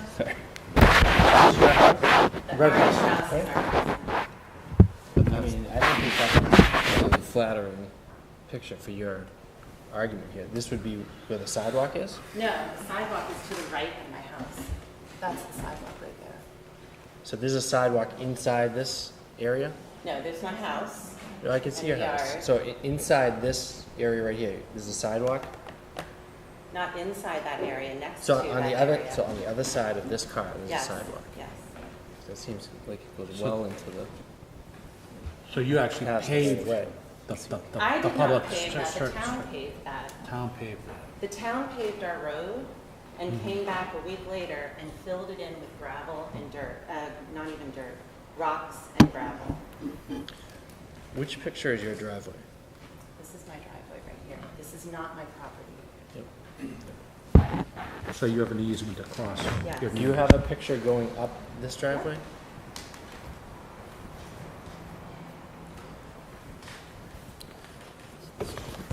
Which one are you looking at? And this is me standing at the top of my driveway. So looking how many down. feet is it from this right away to the end of your property?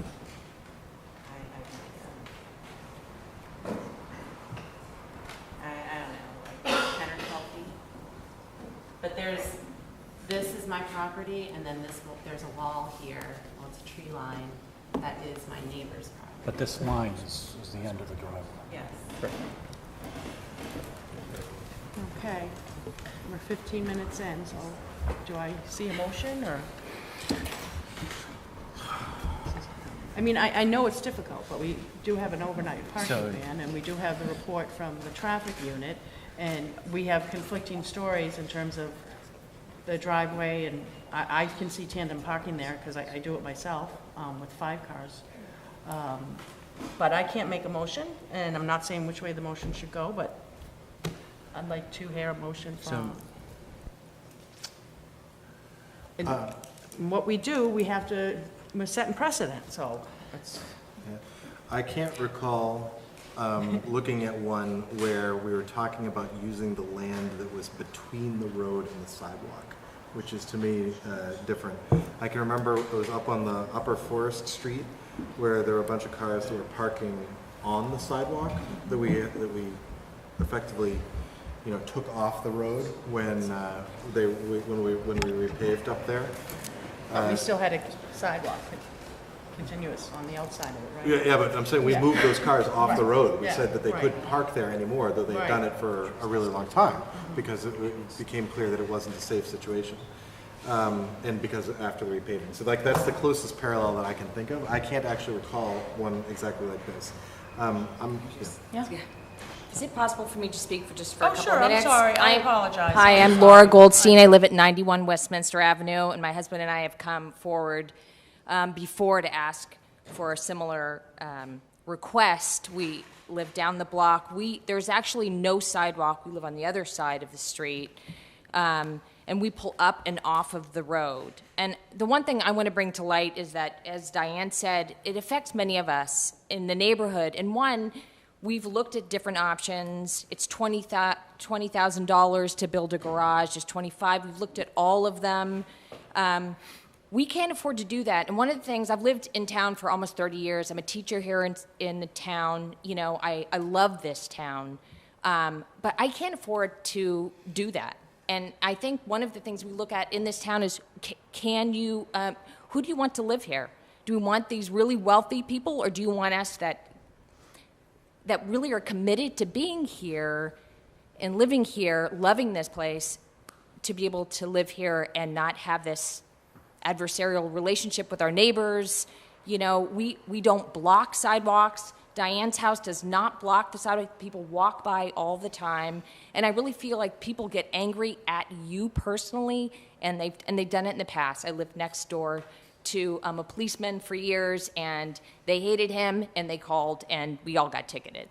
This kind of behavior goes on, and I just want us to think about, I know you said, do we set a precedent, but can we really look at this situation where people can't afford to put in $20,000 into their house just to be able to park, and we're not blocking? What can we do to change this situation? In the winter time, my husband and I cannot park in the back of our house. Cop cars have gone down, emergency vehicles have gone down the private way. We cannot park back there. So we park up and off, and we don't usually get ticketed until somebody calls and complains about us. So I just want you to think about what this looks like for Diane's situation, and she cannot, I've known her for that long, park her car. We cannot, and think about, that situation. Thank you. Thank you. Okay, Mr. Hurd. So this falls, we've been talking about overnight parking ad nauseum and more. And we've been trying to come up with a policy to simplify these requests. And one of the first check the box, as I've called it a few times, items would be, do you have parking? And the answer on this is yes. It might be difficult. Not all parking spaces in Arlington and off-street parking is easy to access. I know someone that lives on Avon Place, and in order to get out of their driveway, they actually have to back out and back out and back down the street and get out. And so one of the wrinkles here is that I don't know how long your driveway is. And you say that you can't put 2 cars in it. It looks like you might be able to. Because I definitely wouldn't think we should authorize 2. Because there's a driveway. But even that, houses have, when you buy a house, it has 1 parking spot, 2 parking spots, 3 parking spots.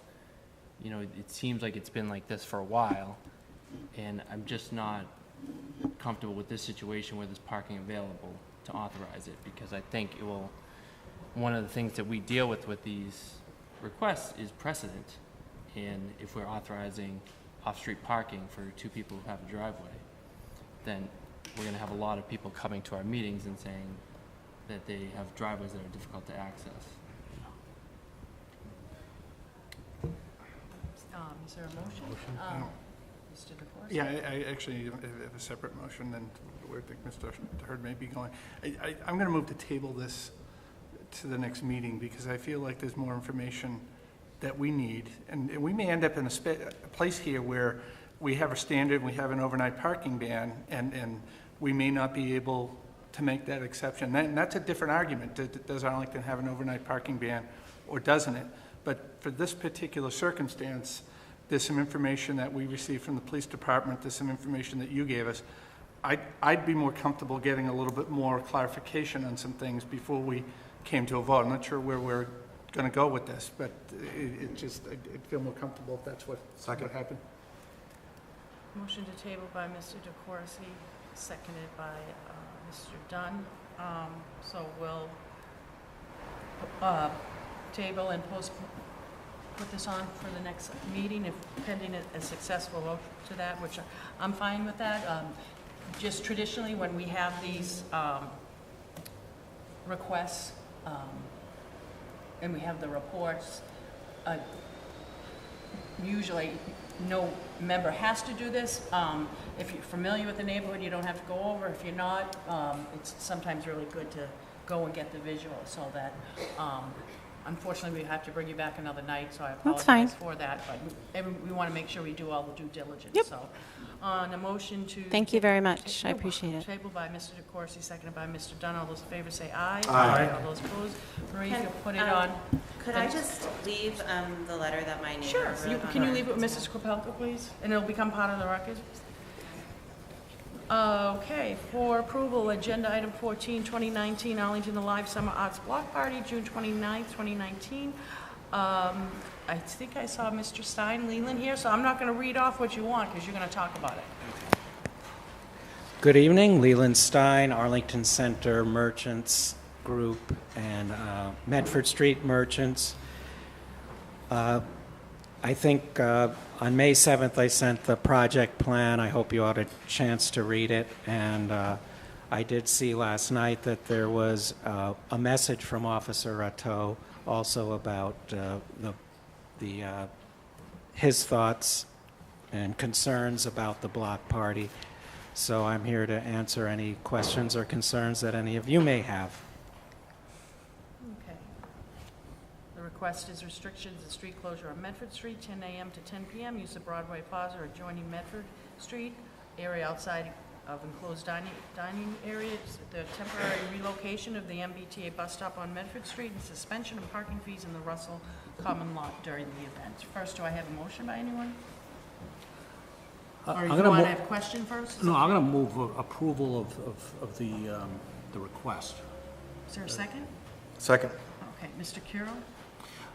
And I do take to heart some of the items that are in the memo that were provided to us. I spoke to Mr. Stein this morning. I spoke to Ms. Carter as well, who I know has been working with him on this. You know, if this were a permanent situation that we were asking for an extended period of time, I would definitely, I think, share some of these concerns. But it seems to me we do reroutes of buses for Town Day. We do reroutes of buses for Patriots Day. I don't think that a block party, just as the yard sale standard doesn't apply to the community event that Ms. Milan brought to us, I think that this is a community event. I'm actually, very pleased that the organizers for the we'll call it the block party because I know that's how you're branding it, spoke to St. Agnes to make sure that every accommodation was made for the masses that take place there in the afternoon so that seniors will have an opportunity to be dropped off. I think that is a big consideration. I think that there would just have to be careful that there is very accurate signage as far as the temporary changes that day. I know that you'll have details as well to be assisting with it. I also should say that after discussion with you and Ally and some other folks that we no longer have to make the request for free parking in the lot. I understand that there's been some discussion of that, and we're comfortable with leaving it as is for that day. And So I will amend my motion, because I did explain that I think this has come up before as well. When we made all of the changes in our parking demand management, we had said at that time that we were going to be disinclined to waive fees. I know we do it around the holidays because our local businesses are going up against free parking at the mall, but in general, I think we've been disinclined since then, and we went back to the meters for farmers market and such. So the amended motion is A, B, and C? Yes, Okay. to approve the requests with the exception of the parking D is fee out. waiver, yeah. Is that okay, Mr. Dunn? Yep, You're still definitely. a second? Mr. Hurd? No, I'll just say I'm excited about this, and I know it's big. It's a busy street to shut down, but I think with the beer garden and this event, it's a kind of cool way to fuse the two areas, and I think it will be an exciting day for the town and good for the local businesses. I think and a great way to celebrate Arlington's inclusion as a designated cultural district. Sure. Okay, on a motion by Mr. Carroll, seconded by Mr. Dunn as amended to include A, B, and C. Any further questions or comments? If not, all those in favor say aye. Aye. Aye. Aye. All those opposed, unanimous vote. I think what I'm going to do, and this, if someone's here for 15 or 16, raise your hand. Okay, with my colleague's permission, go to agenda item 17. First, I want to ask, is anyone? Madam Chair?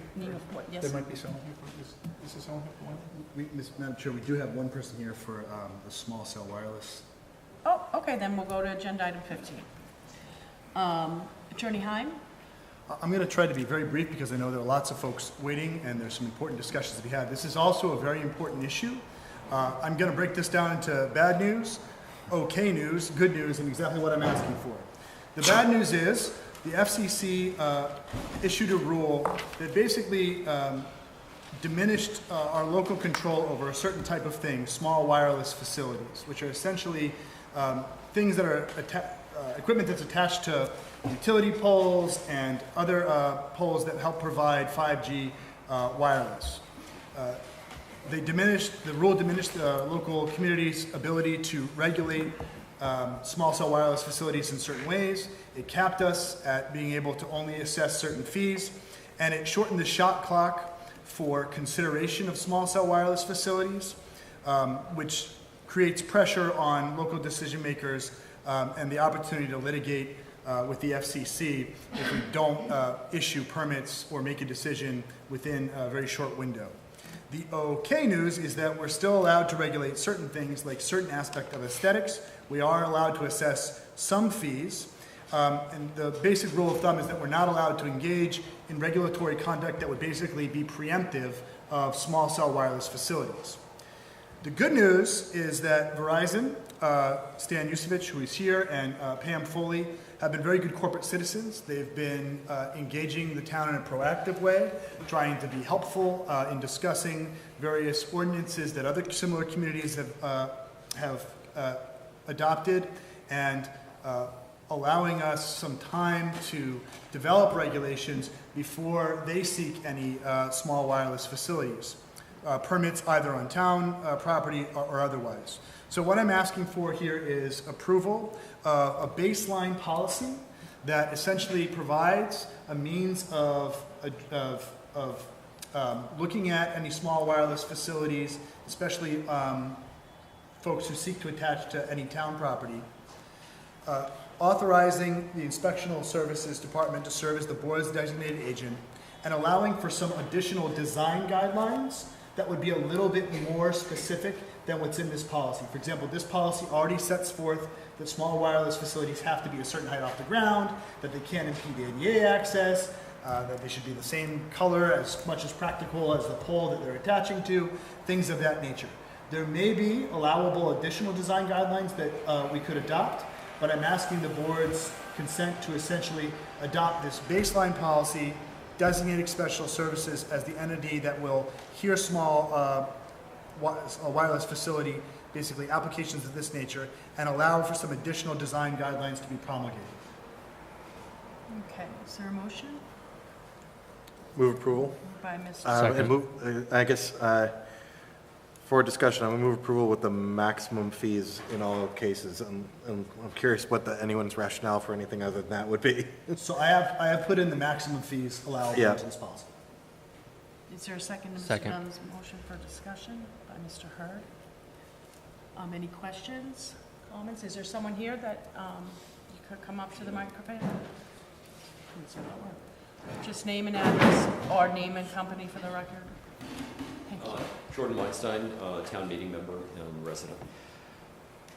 I'm curious if the FCC, in light of a great deal of publicity and writing and reporting on potential health hazards of these 5G radio waves in close proximity to residential buildings, houses, places where people live, especially on children and on fetuses developing in the womb and all that stuff. If there's any room for a community like ours to use its Department of Public Health to do any form of regulation or investigation into this and have any role to play in the siting of these 5G transmitters and receivers.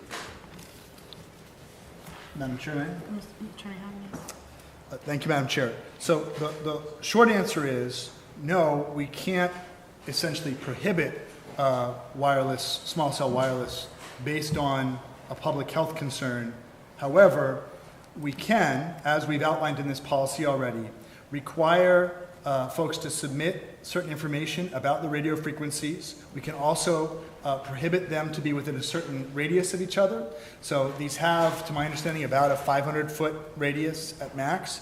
And so we can regulate how many that we have in a certain concentrated area. So the long and short of it is we are allowed to ask for information that basically gives us a sense of what sort of frequency these facilities are broadcasting at, so that we can sort of better understand that. I think we can certainly ask for anybody that we're licensing with for information that would help ease public health concerns.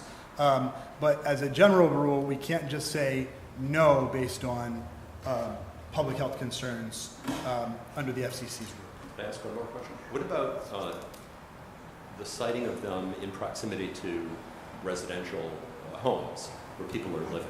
How close can they be? How far away do they have to be? So we can engage in some very limited regulation. What's really hard in the context of Arlington is that it's hard for that not to get preemptive fast.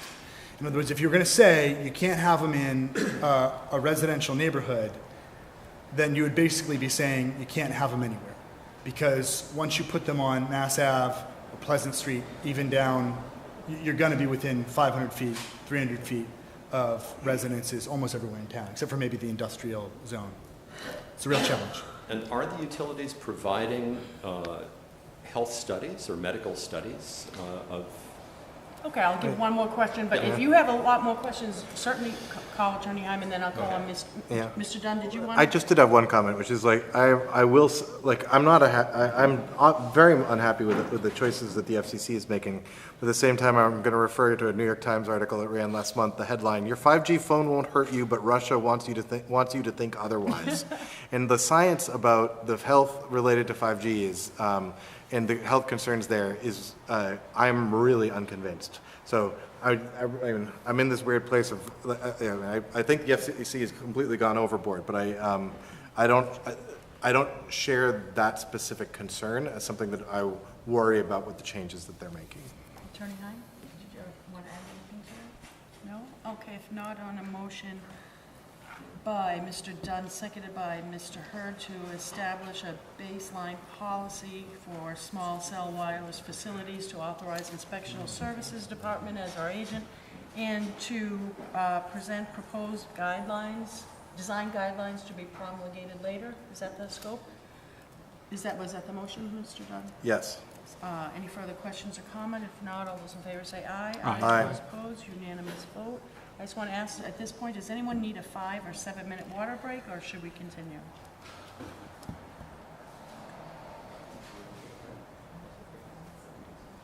Well, okay. We'll take a very, I'll set my timer, 5-minute break.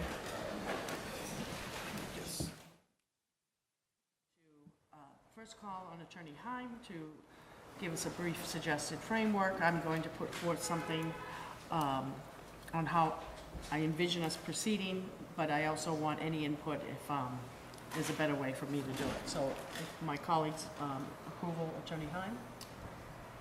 I'm mostly stating this for public understanding. The applicants who are all here tonight have likely read the HCA policy that this board approved. It's important to understand that there are a maximum of 3 licenses for adult use recreational marijuana pursuant to the Arlington zoning bylaw available. The board is not the zoning authority. The board is the entity charged with coming to terms with host community agreements. There's not a lot of specifics provided under state law in terms of how to go about reaching host community agreements, particularly in a competitive setting. There are more applicants than there are licenses. In Arlington, the process is generally going to proceed as host community agreements as determined by the select board. Then applicants will have to have the ability to simultaneously pursue a Cannabis Control Commission license if necessary, as well as an Arlington Redevelopment Board Environmental Design Review special permit and a Board of Health permit. The HCA does not indicate suitability with respect to all aspects of environmental design review or Board of Health regulations. The HCA review, however, does have the benefit of a preliminary review team which included members of the Health Department, the Police Department, Inspectional Services, Legal Office, Planning and Community Development, and the Marijuana Study Group. These applications have each been vetted for basic criteria as far as the preliminary review team is concerned, and more qualitatively by the Marijuana Study Group. The preliminary review team and the Marijuana Study Group have provided questions and feedback for the Select Board's consideration. The applicants are all invited to provide up to 20 minutes of a presentation.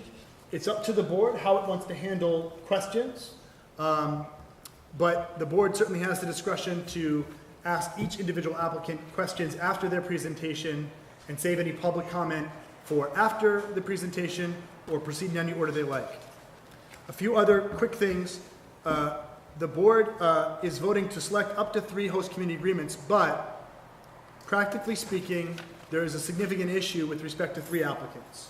The zoning bylaw does not allow more than one facility of any one type within 2,000 feet of one another. Fortunately, we have 3 applications that are all within 2,000 feet of each other, and 1 application in a different area of town. Accordingly, it'll be practically difficult, although it's ultimately up to the board, to see granting more than 1 license within 2,000 feet, because ultimately only one of the license host community agreements, because ultimately only one of those host community agreements would be able to get a permit from the Arlington Redevelopment Board. Ms. Mahon, does that cover the process to your satisfaction? Definitely. And just, since this is the first one, I just want to say in terms of groundwork for our criteria, what we came up with was the completeness and quality of the application, the demonstrated direct need in the cannabis industry or a similar industry, such sensitive retail and related commercial uses, package stores, establishments with other type of alcohol licenses or age-restricted products, relevant business experience in Arlington, relevant business experience in the Commonwealth of Massachusetts, a sound preliminary business plan which evidences applicants' financial resources, proposed scale of operation, inventory sources, and plans for inventory management, as well as anticipated costs and revenue, a strong employee training process and plan to ensure regulatory compliance, a sound preliminary security plan including inventory, a sound preliminary traffic and parking plan demonstrating basic feasibility of the site and or intended traffic and parking mitigation measures. For adult use applicants, intention to co-locate RMD registered medical dispensaries operations to ensure access to Arlington medical marijuana patients, commitment to youth safety, abuse prevention, and community service, commitment to diversity and local hiring, and maintenance of geographic balance in the distribution of marijuana establishments. And there's sort of two other edicts or starting off points that the select board has discussed. It is regarding some communities have negotiated or accepted lump sum payments in association with HCA's above and beyond the 3%. This board has not invited such terms, and for the following two reasons we decided not to. First, there's Mass General Law, Chapter 94G, that limits community impact fees, as well as the board wants to ensure the best fits for Arlington without being overly influenced by short-term financial incentives. So having said that, what I would lay out for my colleagues for discussion is I anticipate, as in the order that they appear, calling up each person in their proposal, giving them up to 20 minutes. At the end of each proposal, just for this select board for now, I'm not sure if we have anyone in the audience, if we could, by proposal, the select board asks each question as that proponent comes up. And then at the end of the process, if there is anybody here from the public that wants to ask their questions, as well as any more follow-up questions by my colleagues on the board, or what say you all? Does that sound okay? Yep. Okay. Okay, so first we have Apotheca Inc. out of Fitchburg, Mass. You just name and identifying information for the record. Sure. My name is Philip Silverman from the law firm of Vicente Cedarburg. I'm representing Apotheca Inc. This is Joseph Lakash, who heads up the company. Apotheca is seeking to start a marijuana retail establishment at 1386 Massachusetts Avenue. It's going to move its current medical dispensary, which is already operating over on Water Street, and it will move that over as well to 1386 Massachusetts Avenue, and will operate both the medical and the adult use retail establishment there. Joseph has a presentation for you, and I'm really just going to sort of preface it, because I think there's a couple of things that sort of distinguish my client, that I think sort of should serve as the background for the entire presentation, really.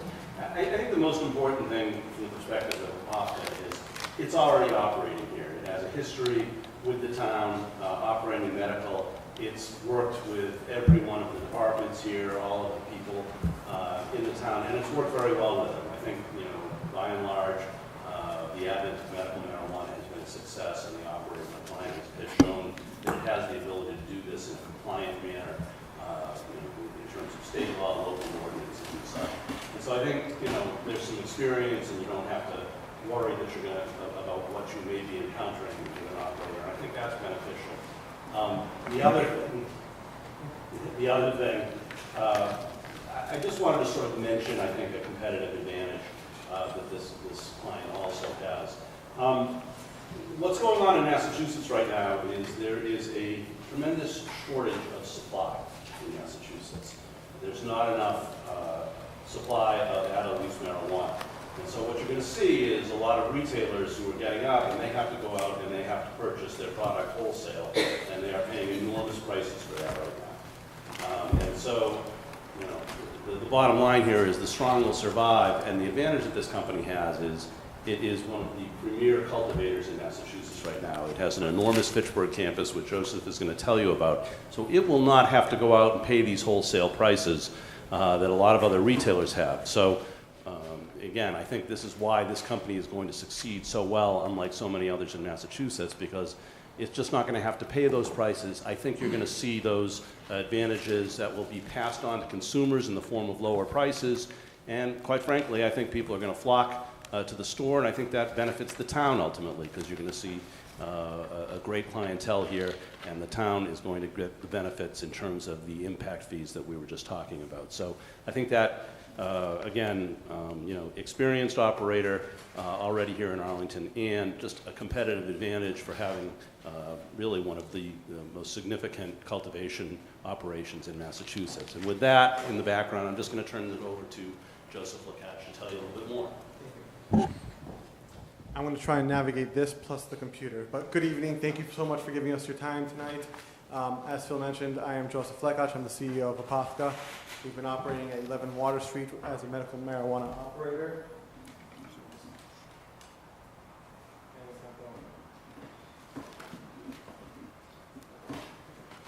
So we've been operating in Massachusetts officially since about April of last year, which is when we got our final certificate of registration for our cultivation campus in Fitchburg, Massachusetts.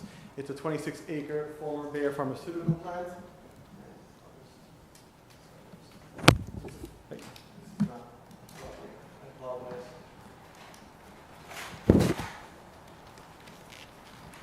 So it's a 26-acre former Bayer pharmaceutical plant. It came with about 106,000 square feet of structure over 10 different buildings. We added a state-of-the-art 32,500 square foot greenhouse. We're able to be environmentally conscious using the power of the light of the sun as often as we can and only using supplemental lighting. And for the most part, there are absolutely no HVAC or cooling mechanisms. We use different mechanisms that are mechanical in nature versus electrical. With this facility, we also are able to supply our different retail establishments, which are 3 right now. 2 currently operating, 1 with a special permit.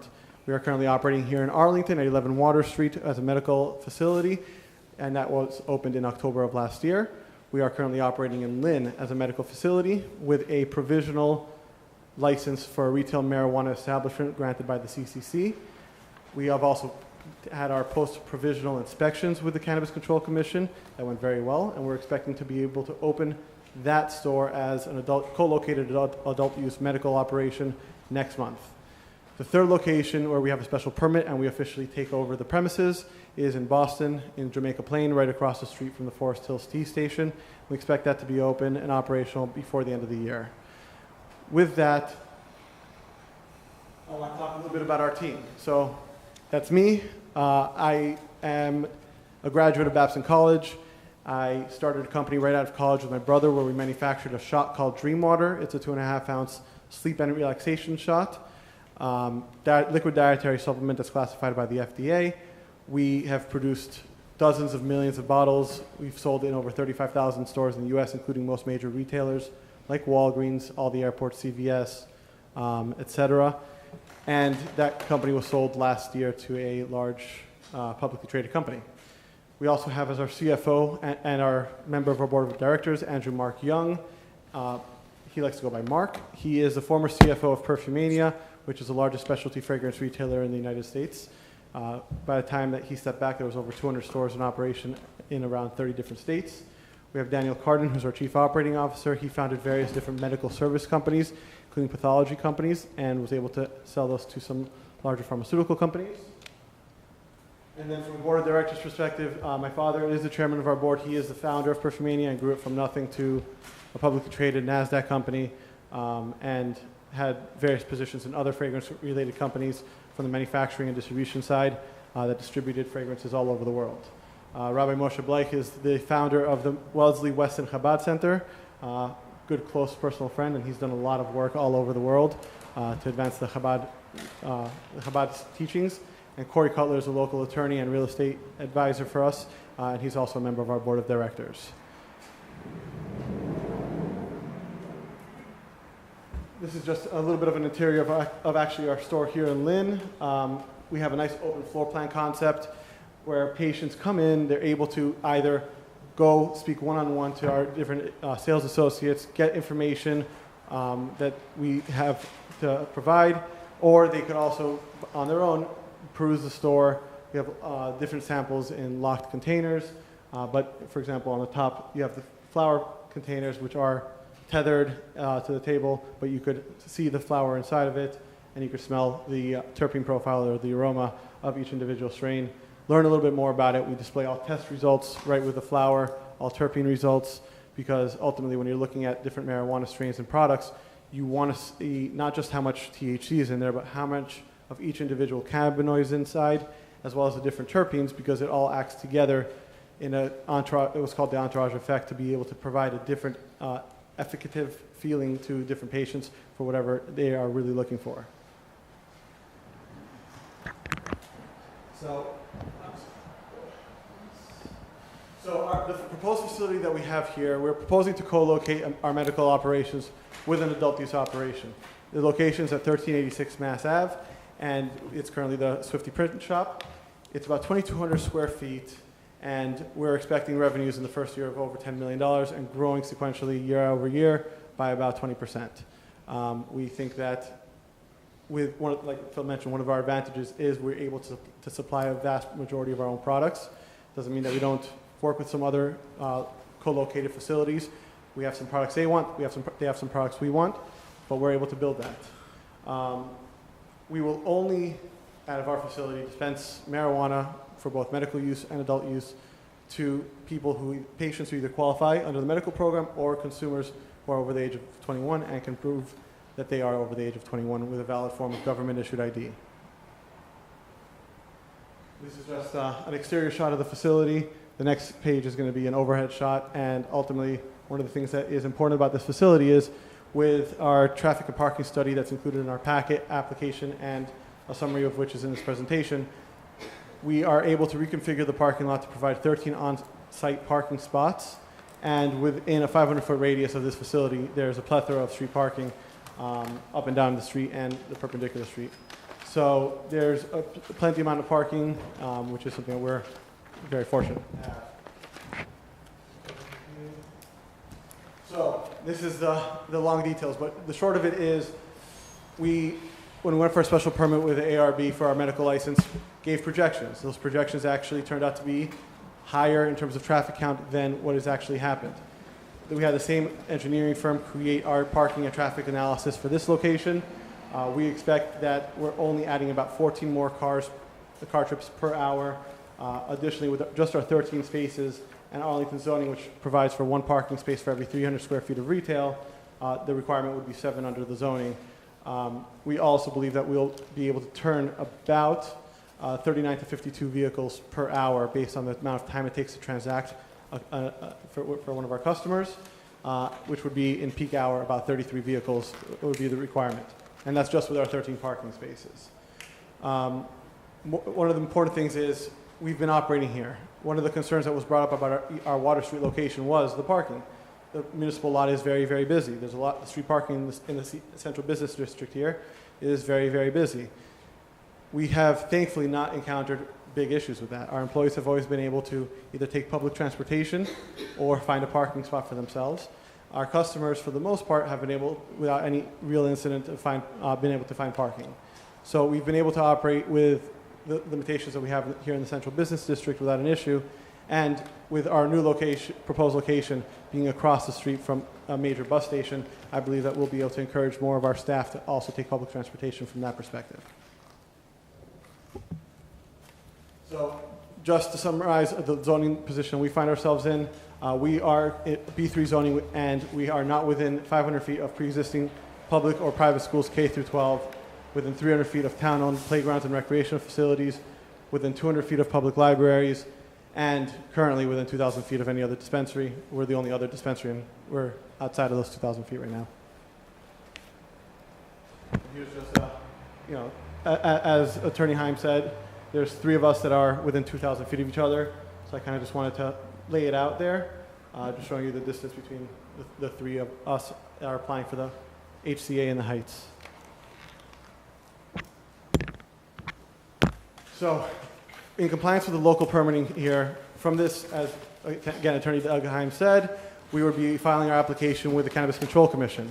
Because of when we received our provisional licenses for the medical program, we do have priority certification with the Cannabis Control Commission, which provides an expedited review of our application materials. The CCC is taking a long time to certify applications as complete because they've been overwhelmed by applications. One of the advantages that we have is we've been through the process. By the time we apply here, we should be open with our adult use operations in Lynn and have that rapport with the CCC that they see that we are compliant with all cannabis regulations that they've put forward. Concurrently, while we're applying with the CCC, here locally we'd be applying for a special permit application with Arlington Redevelopment Board, and if and when that's granted, we will apply for a permit with the Board of Health. So there's a lot that happens concurrently, and this really isn't an overnight process. This is, even for us with our priority certification status, this is a 6 to 10 month process at this point. So it's just something to consider. So we have a whole host of standard operating procedures. A lot of the applicants, or for the most part, all applicants you're going to see today are going to say very similar things when it comes to some of these standard operating procedures, including security. But all of us will have to certify that we're not selling to anyone under the age of 21, because that is state law and state regulations. They have to have a valid form of government-issued ID, because that's the rule. If someone is under the age of 21, they have to have a medical marijuana license, because that's allowed from 18 to 21. If they are under the age of 18 with a medical marijuana license, they cannot come in with their own personal caregiver, which is usually their parent. So there's a lot of rules about coming into the facility and who's allowed to come in. Within the facility, there's also a physical separator. So medical customers, for the way we're setting it up, they have a priority entrance into our facility, for example, in Lynn, which we replicate here. So they get to skip any line if one is formed outside. To check in, they get to skip, again, any line that's formed by adult use customers and check into the dispensing floor. On the dispensing floor, there is dedicated point-of-sale stations just for medical customers. So they basically are able to get in, get out as quickly as possible without any issues. And that's what we're setting up right now in Lynn, and I think it's going to work really well the way we've set it up. Within the facility, we also have to have a private consultation room. So that is if a patient or a customer wants a one-on-one consultation with one of our sales associates, or we also have an agreement with a registered nurse practitioner who, if anyone wants to schedule some time with her, they're able to schedule that one-on-one with a nurse practitioner. We as a company and our sales associates do not give ever any medical advice. We refer them to doctors, or if they ever want, a meeting with our nurse practitioner. All of our products will either be produced by us, the vast majority will be produced by us, or we'll buy it from other licensed operators within Massachusetts. We have a lot of those relationships since we've been working at this since 2015. Everything that we sell will be compliant with CCC packaging regulations. It's going to be childproof, resealable, opaque, not appeal to children, basically all the standard regulations that are that are put out by the CCC.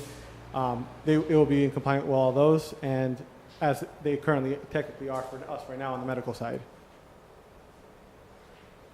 So from a security perspective, we work with Wayne Alarm for our retail stores. Wayne Alarm is a large Massachusetts firm. There's cameras everywhere. There's blind spots everywhere. It covers all blind spots anywhere, inside, outside. We light up the parking lots like that. We get clear images all around us. Within the store, there is quite literally not one blind spot. We have these awesome little 360 cams that augment our regular cameras that really see everything in super high definition. We record 90 days worth of footage, and we keep 90 days worth of footage at all times. So if there's ever an issue, we could go back and pull it out. The system has fail-safes, backup generators, basically everything to make sure our security system doesn't go down. Every single door has either key code or key card access, specially segmented by each employee's role. So not every employee gets access to every room within the facility. Obviously, there's, the vault room, not a regular sales associate doesn't ever have to go into our vault room where we keep the vast majority of our product. Within the facility, there's motion sensor alarms. There are window break alarms. And ultimately, for a patient or a customer to get in, they have to show their medical ID as a patient or a regular ID outside before they enter into the building. So they have to show it before they enter into the building. Then when they enter the building, they have to show their ID again to someone to check them in. It's two different processes for check-in, whether you're adult use or medical. Once you get through that check-in, then you're finally allowed into the dispensing floor. And from any point prior to that dispensing floor, there's never any sign that there's marijuana inside. Windows are frosted, so you can't see in. All you can see from the exterior is our logo. And even when you're in that waiting room area, you cannot see into the dispensing floor and see any marijuana or marijuana products. It's very, very controlled. Any contractors, visitors with a real operational purpose, they're checked in with an ID. They have to be over the age of 21. Their purpose for the visit has to be there, and they have to be signed off by a manager or executive of the company. No consumption of marijuana is allowed on premises.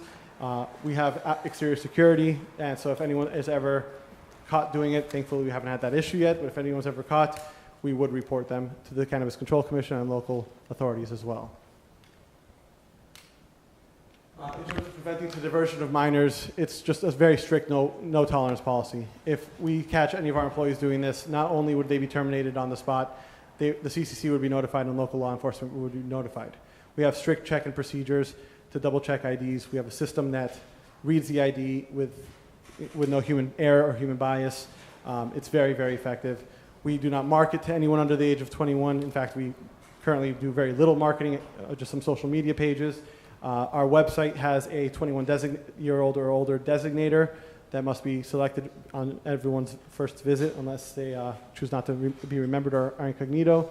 Nothing from an exterior perspective is showing, like I said, that what we're doing inside. There is no marketing to anyone under the age of 21, nor do we hire anyone under the age of 21 per CCC regulations. So no tolerance, zero tolerance policy, and this is something we take very seriously because us as operators, if we're knowingly doing this, we could lose our licensing and face heavy fines. So it's something that we would never condone, and all of our employees are very, very much aware that this is something that we would report right away. So in terms of avoiding a nuisance to the community, we're clean. We're going to have a dumpster on site. It gets locked at night. There is no marijuana waste that's ever disposed of on site. I should also mention that no loose marijuana is ever sent to the site. Everything is packaged in Fitchburg. And whenever we have any marijuana waste, it gets manifested, and transported back in our transportation vehicle to Fitchburg for destruction. The only waste that we would be putting in here is traditional, let's say, retail waste, boxes, papers, things of that nature. We're not going to use any radios or loudspeaker equipments to market this. We're not going to engage in any advertising on public or private vehicles. We were going to. I have a reasonable expectation that the ARB would have some special permit contingencies that they would place on us, whatever those are. We're going to comply with them. There will be no marijuana products visible from the exterior. We will not have any neon or illuminated signage, and any outside signage will not be illuminated more than 30 minutes prior to closing. You're at 20 minutes, but keep going if you want, if you can briefly go through. Sure. So our host community agreement, it's basically modeled after our medical host community agreement that we have executed with the town of Arlington. It's a flat 3% of sales, gross sales, not taking into account any returns or anything like that, just 3% payable as due. Then some benefits, jobs. We're going to create 20 to 30 jobs. Our goal is to always hire first if all things are equal locally. I can tell you that from a diversity perspective. But at the time that we submitted the application, over 50% of our total workforce across the entire company here in Massachusetts was a woman, a minority, handicapped person, or someone from an area designated as an area of disproportionate economic impact. Okay. Without even trying, we were over 50%. But we will create jobs. We'll have access to quality, high quality legal product for consumers. A lot of control is put into this facility, both by working with the town and the CCC. And we are a responsible operator. Okay, thank you. And your last slide is your proposed next steps, and we have those, so we can do that.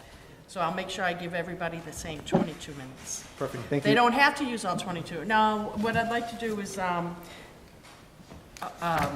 going to need the lights on in order for me to read my notes. I have, for each applicant, basically 7 like questions. I'd like my colleagues to ask their questions first, so I can tick off some of these, if that's the way you want to proceed. Should I just start at each end and reverse it? Or does anyone want to go first? Go down the line. Mr. Herger. My questions are all over the place, so I'll have to try to. So just one question relative to the facility. Is there, I haven't been in Swifty in a while, is there a way to reconfigure the entrance to create an entrance behind the property? I think that feasibly? I think that there may be. The advantage of using the vestibule that already exists is really a security advantage. From the back, we would like to do our deliveries into the back, and we don't want deliveries to be coming in with patients or customers if possible. Okay. So that vestibule at the front is really an ideal situation for us. But we could have a line, if there's a line outside, we could have it form in the parking lot. So it'd form around, would that block entrance to the parking lot? It's something we could look at. I don't have a solid answer for you, but I believe that there's enough space. It was a drive-through ATM at one point, so I think that there's enough space for 2 cars to drive by. So that's something I could definitely look at. You touched on one of my other questions. What kind of vehicles does your products get delivered in? Sure. So we have a cargo van, a Nissan NV something something something. I think it's an NV200. But basically, it's a very, very secure vehicle. There is a bolted-in massive unit that acts as a GPS locator, speed locator, and basically an NVR. So we're able to, it's basically a recording. Whenever there's marijuana in the vehicle, we have to have a live stream of that vehicle, video cameras at all times. So we have a camera in the front for the drivers, a dash cam facing external, and 2 cameras in the rear holding area. There is a metal basically wall between the drivers and the holding area, so drivers cannot access it from the inside. And the side panel doors are also bolted in with metal reinforcement. The back of the vehicle, again, has another cage. So when you open... Sorry. I don't want it to go too long. Because Yeah, I'm glad that the vehicle is secure. Yes, My insanely question, secure. my question that we deal with a lot in Arlington is we don't have a lot of loading space. So your vehicle will park in the back, load from the back, won't be parked, double parked on Mass Ave. Correct. It's not that big. Yeah. And that's done on purpose. One of the advantages that we have here really is just... If you can, as succinctly as possible, answer the question. I'm going to say this to everyone. Sure. I have 7 that, and I'm going to ask the same. We're going to be here till midnight, so. if you Correct. just- We will not be double parking or doing anything of that nature. Thank you. I'll treat it like a deposition. Yep. So now the plan is to relocate your medical facility. Yes. And you're applying with priority status because of that fact. Correct. So it was unclear how long in perpetuity you intend to continue the medical facility. And I'm wondering either from you or Attorney Heim, what, if any, state laws are in place that as to how long if you apply for priority status, how long you have to continue to operate the medical facility. If you don't mind, I can answer this. All right, so basically there is no state law. I could actually operate that as the Water Street location as medical in this new facility as adult use for as long as I want. Right. But because I knew that this was going to be an issue based on previous meetings, in our proposed host community agreement, we actually lay out the step-by-step of how it would work, and we're committing to that in writing. So basically, we're not just seeking a host community agreement because we're looking to move our medical, we're also asking the board for a letter of non-opposition, which is still a requirement under the medical program.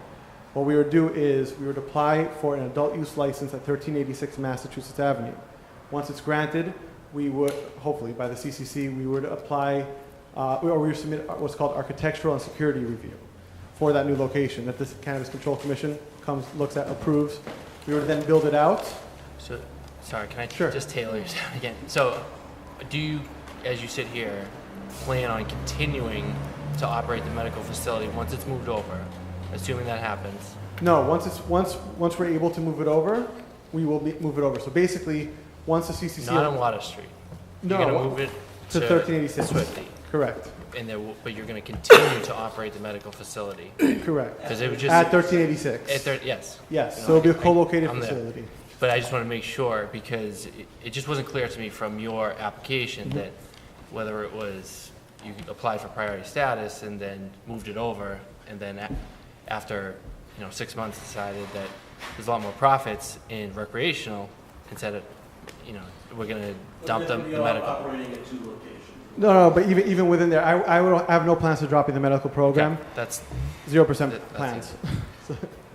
One thing that you just said just piqued my interest. It wasn't on my original notes, but you mentioned returns. Yes. You take returns. You are required under the regulations to accept returns of any marijuana product purchased at any dispensary. And do you destroy them once they Yeah, so come what back? we do is we take them, we have a return log that we fill out. If it's one of our products, sometimes there's defects in the cartridges.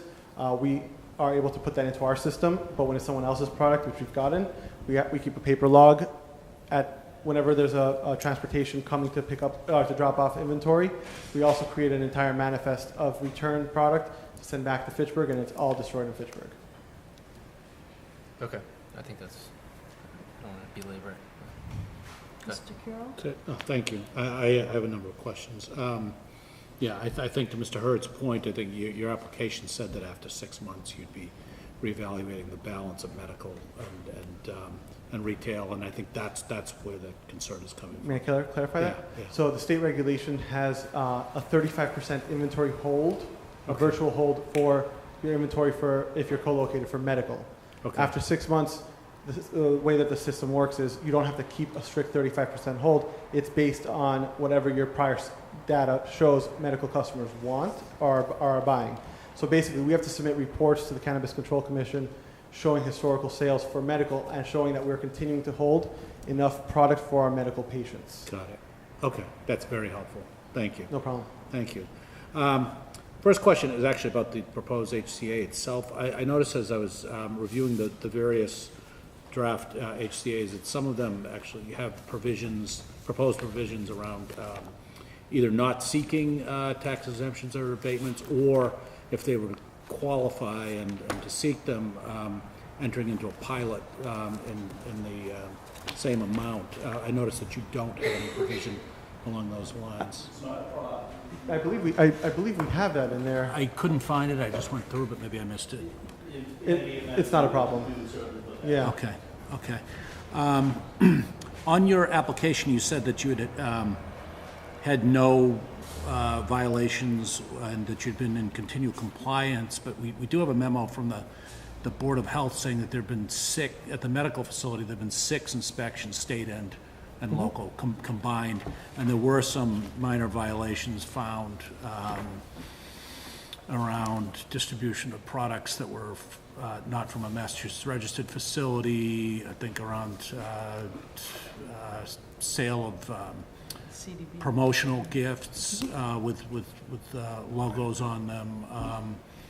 There's another, and the cease and desist was removed. So there are a few things here. Oh, visitor identification badges for outside vendors, contractors, and visitors were unavailable. So there are a number of these things that were reported to us, and also lack of notification to the local Board of Health was cited in most of these. So I just wondered if you could address that. Absolutely. So in terms of the notification, because that's the easiest one, we're figuring out this with the Board of Health in Arlington. So a lot of times there's contradictory things, like, for example, when we launched, we were using plastic bags because they were white and opaque, and we were seeking an exemption from the plastic bag ordinance. Yeah. We actually hosted a conference call with Pat Martin from the Board of Health and our compliance officer at the time, and we were able to clarify that. When Pat told me that we had to let him know, the Board of Health know every time that there was an inspection, this was in February, so way before this was even part of the process. Yeah. I apologized and sent him all the data over. In regards to the summary cease and desist, that's something that was already cured. So at the time, there is no outstanding violation. But I would also add with that, there's a lot of gray area as it pertains to CBD in the Commonwealth. CBD is legal under the Federal Farm Bill. There's a lot of asterisks to that, but what we did was based on some previous guidance from a former compliance person within the DPH who had left at the time we got the cease and desist, which was actually issued out of Lynn, not Arlington. Yeah. We were told that the CBD enforcement is not something that the DPH at the time was looking at, because as long as it passes testing, that's all that they really care about, since it's a messy gray area. Okay. So what we did was we looked at what other RMDs were doing at the time. I don't want to mention who they are. Yeah. And we copied their practices and went above and beyond, which was not only did we take the test results from the CBD manufacturers, we had them retested in Massachusetts with Massachusetts certified labs to make sure it was compliant with all testing analytes here in the Commonwealth. Okay. That change made some issues. In regards to things like the lighters, the way we read the regulations, and also based on what other RMDs were doing, because there's about 24 other RMDs in operation by the time we opened up, others were selling lighters as accessories with their logos on it. Yeah. And that's kind of a messy area of the regulations where, depending on the compliance officer that walks in, some had an issue, some didn't, and we got an inspection that day. You need to be a little more succinct. Sorry, in regards to the visitor badge, that day we happened to have 3 visitors with 5 employees. Okay. Already there, and so when 3 members of the Board of Health came, we only keep 1 visitor badge per employee that we have on site. Okay. Usually here we have 5, so we were short 1. Okay. Okay. Thank you. And I'll just state, I don't need a reaction, just for all applicants, that the Board of Health is suggesting that language be included that includes notification to the Arlington Health Department within 24 hours if there is an underage sale. I know you mentioned it for the state authorities. What's the ratio of managers to staff that you anticipate? So on any given shift, we have 1 manager and 4 staff here. Okay. We expect that to increase significantly once we move to a co-located facility. Okay, thank you. I think you identified Mr. Carton as your Chief Medical Officer? Chief Operating Officer. Chief Operating Officer, okay, thank you. Okay, you've got 13 on-site parking spots. Your traffic and parking studies, I know there was a question when you came before us before about the ATM there. What's the situation with that, and how does that play into? Sure. So our binding LOI has us with the 13 parking spots. Okay.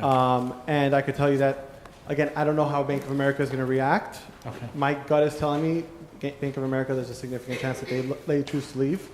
But at the same time, it's technically a different part of the building, and they're going to go gangbusters with their ATM fees. So Yeah. So your parking spots are specifically for the Correct. the retail facility. Okay, thank you. Got that. You mentioned the nurse practitioner who's on the premises, although that wasn't listed in your staffing plan.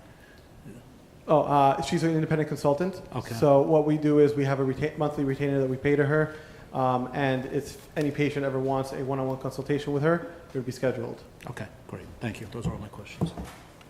No questions. Mr. DeCourcey? Yeah, just to follow up on the ATM, and we talked about the parking, but in terms of entering the building, and you enter it right now, and there's actually a little confusion from the outside whether you're just entering the printing establishment.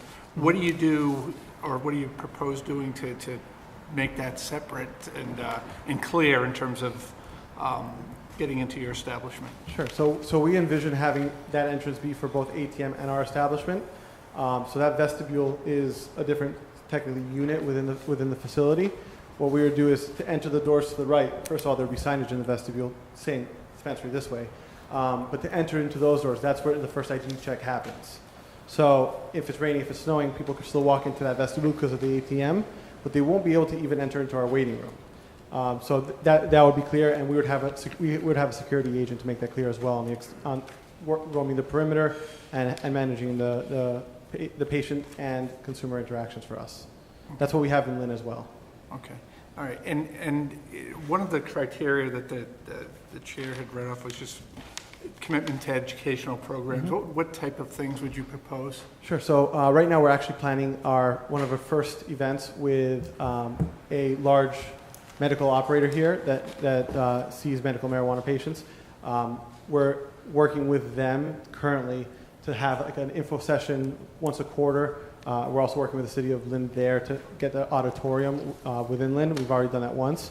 We would want to be doing those kinds of events here as well, maybe one quarter there, one quarter here. So from a public at large, we want to have different info sessions where basically we could market it and people could come ask us, ask doctors, ask whoever else is relevant for whatever topic questions. So it could be a substance abuse topic and forum. There could be financial services forum. There could be starting your own marijuana business forum. So we have things like that. Then also on site, we have a lot of consumer education materials. It's a booklet about that big that we make available to all patients and customers, both on site and online. That deals with a lot of how do you see substance, how do you keep substance abuse, how do you keep this away from your children, safe preventative measures, and that's something that we focus on a lot. Okay, thank you. I have no further questions. Most of my questions are designed, it should be easy to just come back with an answer. Sure. And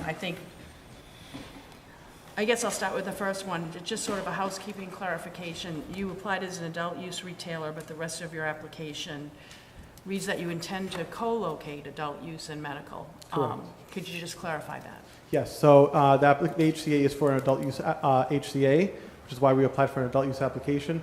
But as you can see in our host community agreement, our plan is to 100% move our Water Street location and co-locate it with our adult use operation. Which Mr. Hurd spoke about. I know we had discussions before about the difference between medical products and recreational cannabis. Can you just tell me how you will maintain these differences in the located retail location, or will there be some mending? No, absolutely. The only product that really is differentiated for medical, if an operator so chooses, is the edible products. Adult use, you're limited to 5 milligrams per dose, 100 milligrams per serving, or on beverages to 1 serving per beverage, so 5 milligrams per beverage. On the medical, there is no limitation on dosage or total package volume. And so for us, the way we've positioned it in our Lynn store, which this new location would look very much like that from the interior, which looks like those pictures, we have a patient-only point-of-sale area with a patient-only display. In that display there, it would be the patient-only edibles. The rest of the floor plan would have every product that is available on display for the rest of the floor plan would be compliant with both medical and adult use. And then, if I read this correctly, your proposed HCA provides for 3% on adult sales use only. I think I read that correctly. How will your existing commitments under your HCA continue if you're permitted to co-locate with adult use at the site? They would continue, and I would actually leave that to Attorney Heim and to this board here if we wanted to amend the medical one to just create one dual host community agreement. We've done that in the past, but if not, we just have 2 host community agreements, 3% of sales on adult use and 3% of sales on medical. Okay, so maybe you and he can have a conversation on this offline. If I'm correct, if you are successful here and granted a license for adult use, I believe you'll have 3 AU licenses in the state, correct? Could you just list for me all the marijuana licenses pending or actually possessed by Apotheca and its affiliated businesses? Absolutely. We have 3 registered marijuana dispensary licenses. They are all vertically integrated, and that's the medical program. They're all co-located from a cultivation and product manufacturing in our Fitchburg facility with 3 retail, 1 in Lynn, 1 in Arlington, and 1 in Boston, which is still just pending final approval of the move by the CCC now.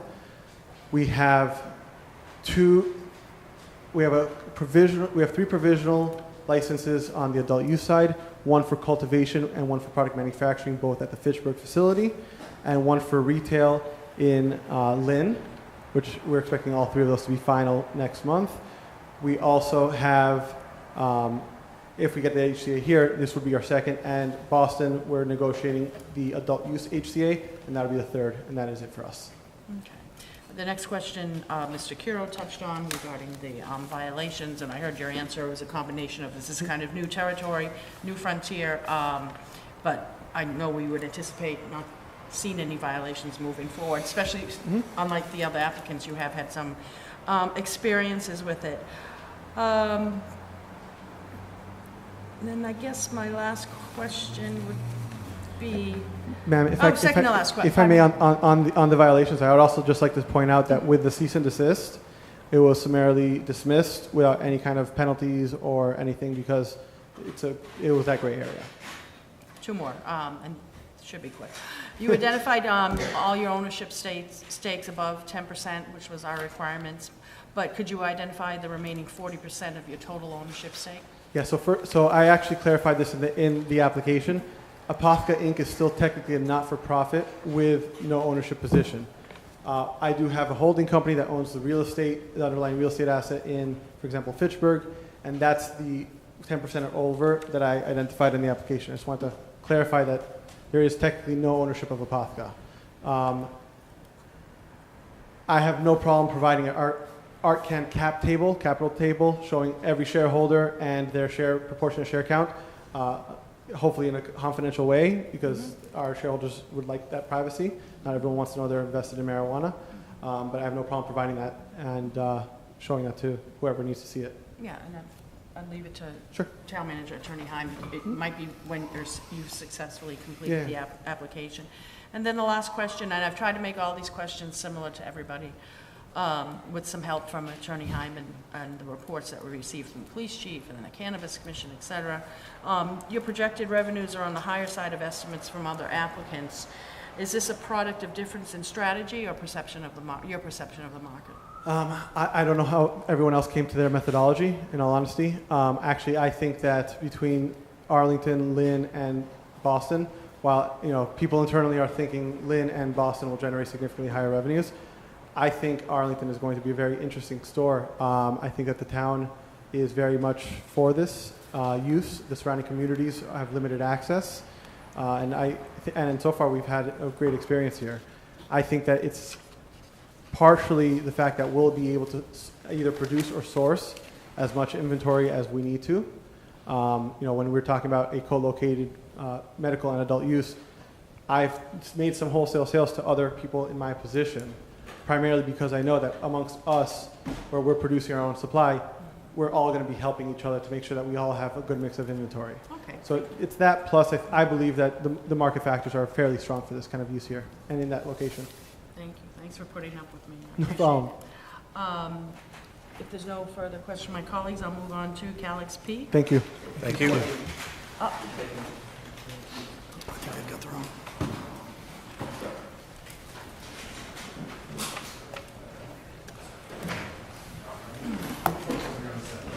Yeah. No. This evening. Hi, thank you. This is just a paper copy so you can make one. That's the same thing you'll see on the slide. Thank you. Great, thank you. Thank you. Thank you.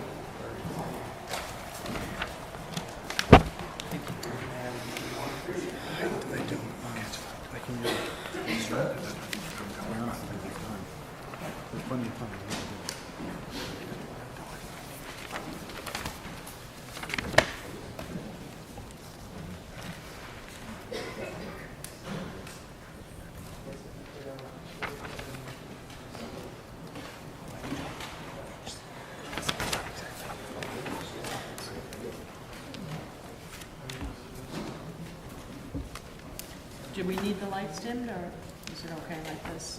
Oh, I think it's okay like this. better like You this. can see it? Okay. Okay. Yep. Whenever you want to start. Yes, ma'am. Madam Chair, Peter D'Agostino representing Calix Peak. With me tonight, I have Ed Schmaltz, the CEO of Calix Peak, and additionally Michael Bang, the CIO for Calix Peak. I think that what you're going to find interesting about Calix Peak is the dynamic of how this company integrates with the community and the focus on not only the customer experience, but also how they integrate with the community and the community's experience around this business. When we talk about experience, Calix Peak really speaks for themselves. I'm sure you've seen in their application, they currently have over approximately 300,000 square feet of gross space in 3 states, California, Ohio, and Nevada, and another 50,000 square feet that we're currently getting up and running out in Worcester. So this company will also be providing their own product to their retail locations through their own cultivation here in Massachusetts. So with that, I want to turn it over to Ed because we have a lot of stuff to get through tonight. Just because it's getting late in the hour, we're just going to stipulate we're going to comply with all the state laws, rules, and regulations and really get down to what's important for Calix Peak, which is helping you understand who we are as a company and how we integrate with the community and our customers. And I think that's what's really important to the folks here in Arlington. So with that, I turn it over to Ed. Thanks, Pete. Thank you, Madam Chair. My assistant here to help with the presentation.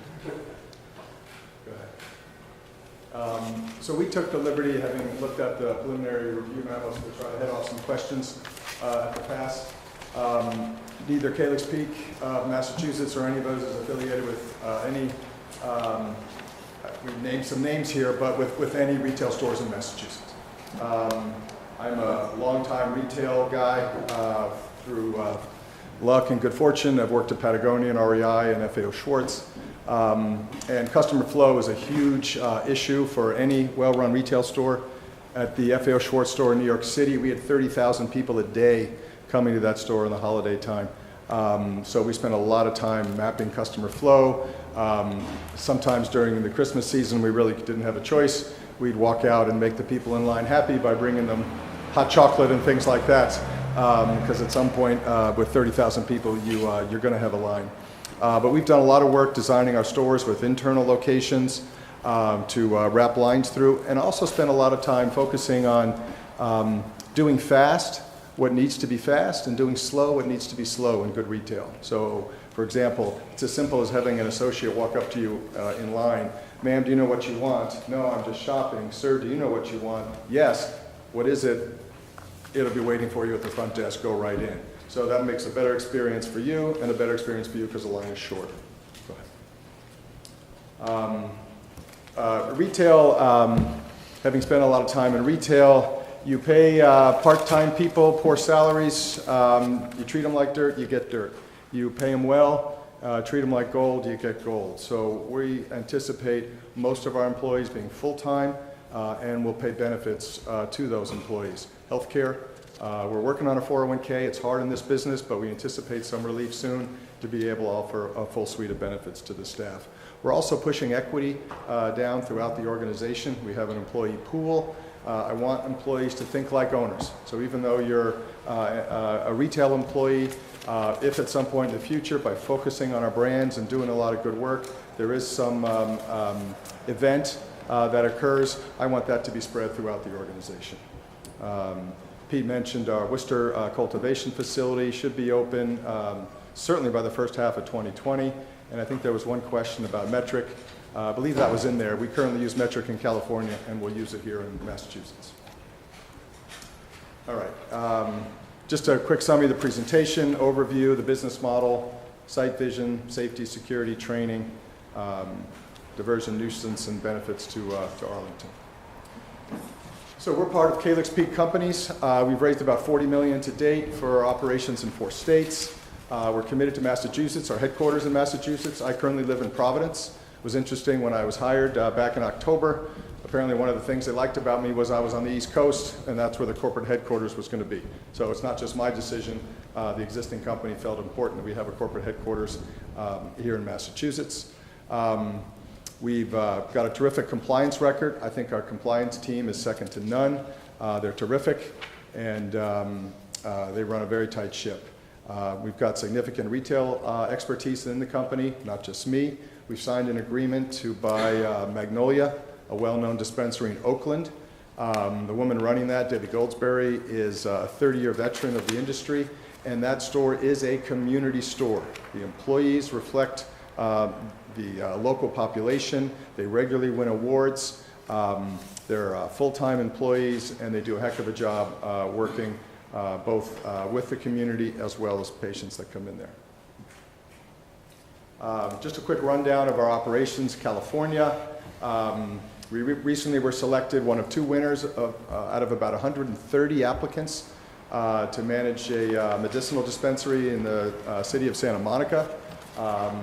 We've, I mentioned, signed an agreement to take over Magnolia in Oakland. We have a 230,000 square foot facility in Santa Barbara. Actually, it's in Carpinteria, just south of Santa Barbara.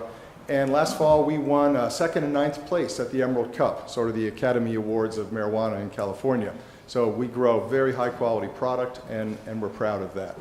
Our Costa Mesa distribution and manufacturing facility will go live in the next 2 months. We've got 4 distribution vehicles in California, and anticipate cranking out manufactured products, as I said, within 2 months.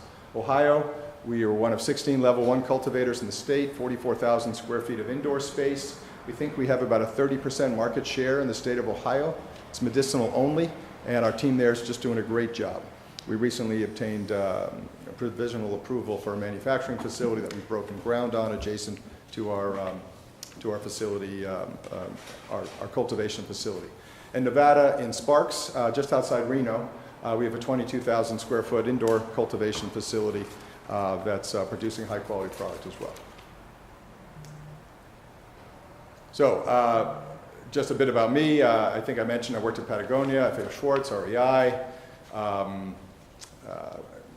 Strangely, I worked at Goldman Sachs at the beginning of my career. Not sure how I managed that transition to Patagonia, but I did that. I'm currently on the board of Vera Bradley, the women's handbag company. So I've been in and around branded products almost all of my career. Dr. Paul Song is our chief medical officer. He's pretty much a rock star. He spends a lot of time in medical advisory work now with companies. He practiced in oncology, and as is somewhat common in this industry, his experience with cannabis was as a physician prescribing to his father, who was in the last stages of his cancer journey, and it was the only thing that gave him a better quality of life. And he is dedicated to trying to bring that sort of relief to patients in California, Nevada, Ohio, and Massachusetts. Mike Bang, here with me to my right, as our Chief Investment Officer. He makes sure what money we have, we spend wisely and well. Significant experience across all of our companies in the states that we operate. And prior to that was at Goldman Sachs, where he was managed the equity research for Samsung, a particularly complex company. I've learned with Michael, the assumptions may be wrong, but the model is never wrong. And then Mark Niedermeyer, another local like me. He's based here in Natick, and he would be head of operations and community outreach once we get up and running with our first store. We've got vertical integration. We think that's very important, and we look forward to working not only selling our own products, but a carefully curated selection of like-minded brands. I think it's very important to retail. We want to be a welcoming store, so we're going to have price segmentation. So we're not going to discriminate by pricing. Only going to have expensive products, for example. We want to make sure people of all socioeconomic capabilities can find what they need within the store. Our two key brands are Josh D and Song. Josh D is obviously adult use, recreational, and Song, named after Dr. Paul Song, is our health and wellness brand. That's going to skew more female, just by the nature of health and wellness. It's interesting, we have access to about 1 million user database, and we've looked across efficacy rates, and the differences between what works for a man and what works for a woman are stark. And we're very excited to bring products that are not just, we're not just going to shrink it and pink it and say, ma'am, this is for you. It's actually going to have a different chemical profile, because what works for a man often does not work for a woman. And we want to make sure we have high efficacy rates regardless of who comes through our door. Retail plan, I mentioned good retail. It does fast what needs to be fast. 6 point of sale terminals. We're anticipating 200 plus transactions a day. One thing we're going to do is have lockers. You'll be able to order with an app, come right in, pick up your product, go right out. Again, we're trying to not have people have to stand through the same procedure if you know what you want. You want to get in, get out, and get about your day. And then cultivating loyalty. Every retailer I've been with, we train the team over and over again. We reward good behavior. We use poor experiences as learning opportunities, and we want to make sure that we welcome everybody. There's already a challenge in California where you walk into a retail store there and they'll say sativa or indica, and if you say I don't know, they're like amateur.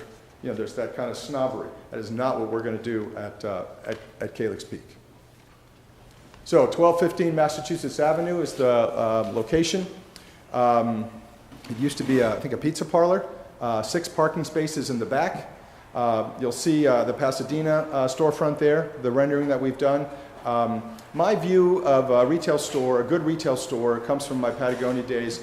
We like to think of our stores as a gift to the street. It's not just about making money. It's not just about selling product. How do you fit in with that location, with your neighbors, with the town? A gift to the street, I think, is very important. I would argue that Pizza Parlor currently is not a gift to the street, and we'll do some significant improvements to the physical exterior to make it perhaps more pleasing. Inside, we're going to do away with the pharmacy counter where someone peers down at you and asks you what you want. It's going to be a much more open environment. And the nice thing about that location, 2,400 square feet in the first floor and the same in the basement, we can take everything downstairs, more secure, and use the upstairs with consultation rooms. If, for example, if I come in there with my mom with her arthritis, maybe she doesn't want to stand out on the floor, she can go and sit down and have a consultation with the store associate and have a comfortable experience within the store. I think this is a great site. I spent a couple hours walking all around the site, up the street to the middle school. I paced it out to the nursery, down to the mill and the what's it called, the apartment complex there that's now wrapped in scaffolding, down by the Catholic Church, the gym, across the bike path, and Trader Joe's, and then up the hill there at the main intersection. And I think this is a good location. It's, we got 6 parking spaces in the back. There's adequate parking on Massachusetts and a little bit on Lowell. I think there's not a lot of competing properties around there, so I'm pretty excited that we'll be a good standalone on the corner. And I think we certainly hit all the state and local regulations in terms of proximity to schools and daycares and recreation sites. Safety and security. So far, knock on wood, we are incident-free in all our locations. We've got a terrific safety and security approach. I don't want to touch on these. These are all, I think, pretty standard. But we've got a company that we've worked with across every location. And then I'm also bringing in a former Marine Corps sniper, Special Forces guy, who looks at security a little bit differently. His job after the Marines was guarding high-value individuals. And he just looks at things very differently than a traditional security group. So he sent me a 12-page write-up of our greenhouse in Carpinteria. Most of the issues which we hadn't considered before. So I like having his, call it more real-world approach, as well as from a large security company as well. I think between the two of them, we're going to have terrific security. One other thing to note that's not on here is we've established a centralized video surveillance office in Las Vegas, Nevada. They do a lot of video surveillance there for the casinos, obviously, and they'll be monitoring every single location in every state that we operate. Diversion, big challenge. Again, it really comes down to training the employees. We had a situation recently out in California where multiple employees reported an employee who was smoking on the job. We terminated that employee. It's always a sad thing. But I was really pleased with the ability of the employees to step forward. It's often uncomfortable, and report. We're a team. The team only works if everyone works together, and in this case, the team performed very well and helped improve the company. So that culture of compliance, I think, is really important, and we've got great experience doing that across our 180 employees so far today. Nuisance prevention, obviously this is important. I mean, there's a lot of basic things. Don't put a bench outside if you don't want people to sit there and hang out outside your store.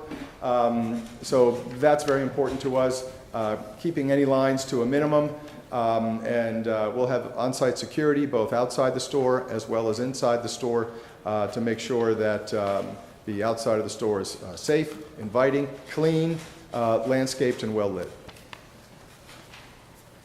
Benefits to Arlington, host community agreement. You're all aware of how that works. Tax revenues, neighborhood and civic business associations. Support for a local charity. This is interesting. So I have a couple that I'd like to support. There's a company called, a group called the Stepping Stone Foundation, based in Boston, that provides after-school tutoring on Wednesdays and Saturdays to kids, often from broken homes, in and around Boston. And then when they get into 9th grade, they're placed in some of the excellent ring schools that skirt Boston. I've been involved with this charity for over 20 years, and I think that's an excellent one to support. But again, I'm going to take a page from my Patagonia book, and I'm going to let the employees decide what they want to do. They're the ones who live here. Give you an example, in our Ohio operation, 35 of the 36 people we hired there live in the town of Akron. So we certainly will do that here, and I want to empower those employees to say, hey, this was important for me, and here's what I think we should support, and we'll do that. Well-paying jobs, I mentioned that, local diverse workforce. I think it's interesting to note at our company, over half our executive team, the senior executive team, are female. 4 of our 5 vice presidents are women, and it's retail. It's a consumer product. 3/4 of the customers will be women, and that's how it should be. 18 full-time positions is what we estimate, with benefits, payroll over $800,000 a year for the local community. I'm going to take you up, Madam Chair, on your offer to remove my 3 minutes to spare, thank you. I'm going to start with Mr. DeCourcey. Thank you, Madam Chair. First question I have has to do with the site control of the site. Yes, that was an issue that come up at the time you submitted the application. Where does that stand now? 5 hours ago, we got verbal agreement. We have site control. We should have it papered tomorrow. Okay. And it's a purchase. We're buying this site. Okay. So papers tomorrow, P&S signed tomorrow, is that? The letter of intent to buy, there's obviously, when you're buying it, there's a little, we've got some work to do, but it's a short fuse, and we're willing to step up and take that risk. Okay. Question, this site, the former Nicola Pizza site, there are two houses next to it, there's houses behind it, so this is unique in that while you're on Mass Ave and Lowell Street, you've got residential properties around you, and what steps do you propose in terms of queuing and just addressing those potential issues? I'd knock on their door myself and just introduce myself so they have a relationship with me to, how are we going to do this together, right? It's something that we should be able to work out. If the neighbors want us to curtail evening hours, then I think that's something that we need to sit down with them and consider.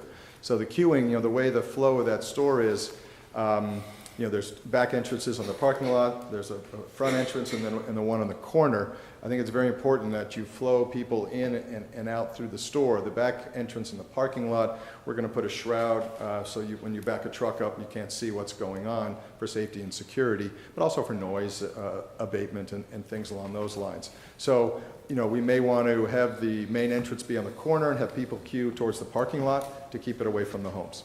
Okay, and just a question on the parking lot, you have 6 spaces, is there? That's generous, but okay. It does say 6, but it's a little generous. 4 to 6, let's say.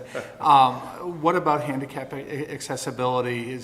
Have you thought about that? Oh, for sure. Well, you'd have to, they'd have to come around the front, but that's, you're required to do that, and we'll do it well, for sure. Okay. I don't have anything further. Mr. Dunn? No, thanks. Mr. Curro? Just real quickly. I noticed that even though you are applying as a retail facility, you have a medical advisor on staff, and in the application you did highlight wellness, a line of wellness products that you would be focusing on? Yes, sir. Yes, okay. What was I going to say? Sorry. See, you had so much more time left.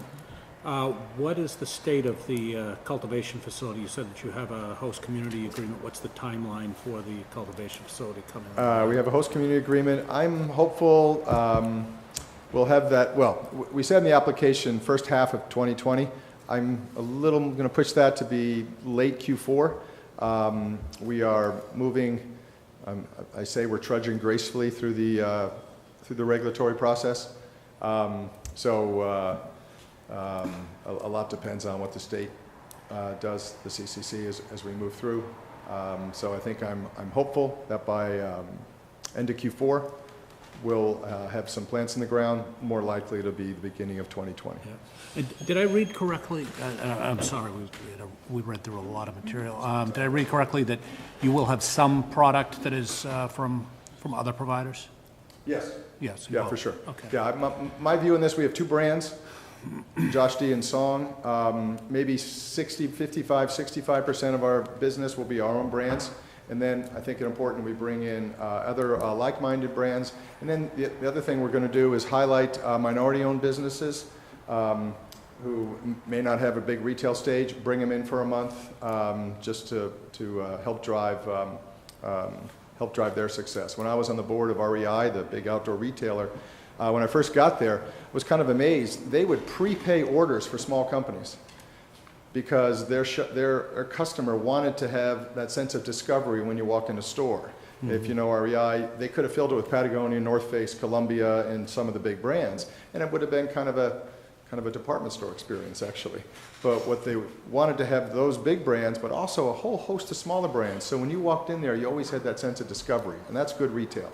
And I think by highlighting local companies who are trying to fight their way into this business, whether it's health, wellness, or CBD in the store, I think, one, we can make a difference. We can have our customers have a great experience, and I think everybody wins. Okay, great. And last question just has to do with you mentioned the shroud and the delivery backing in. So that's backing into the parking area. Are you anticipating that parking area is strictly for employees? Or? No, actually, I would anticipate that strictly for customers. For customers, okay. Yeah.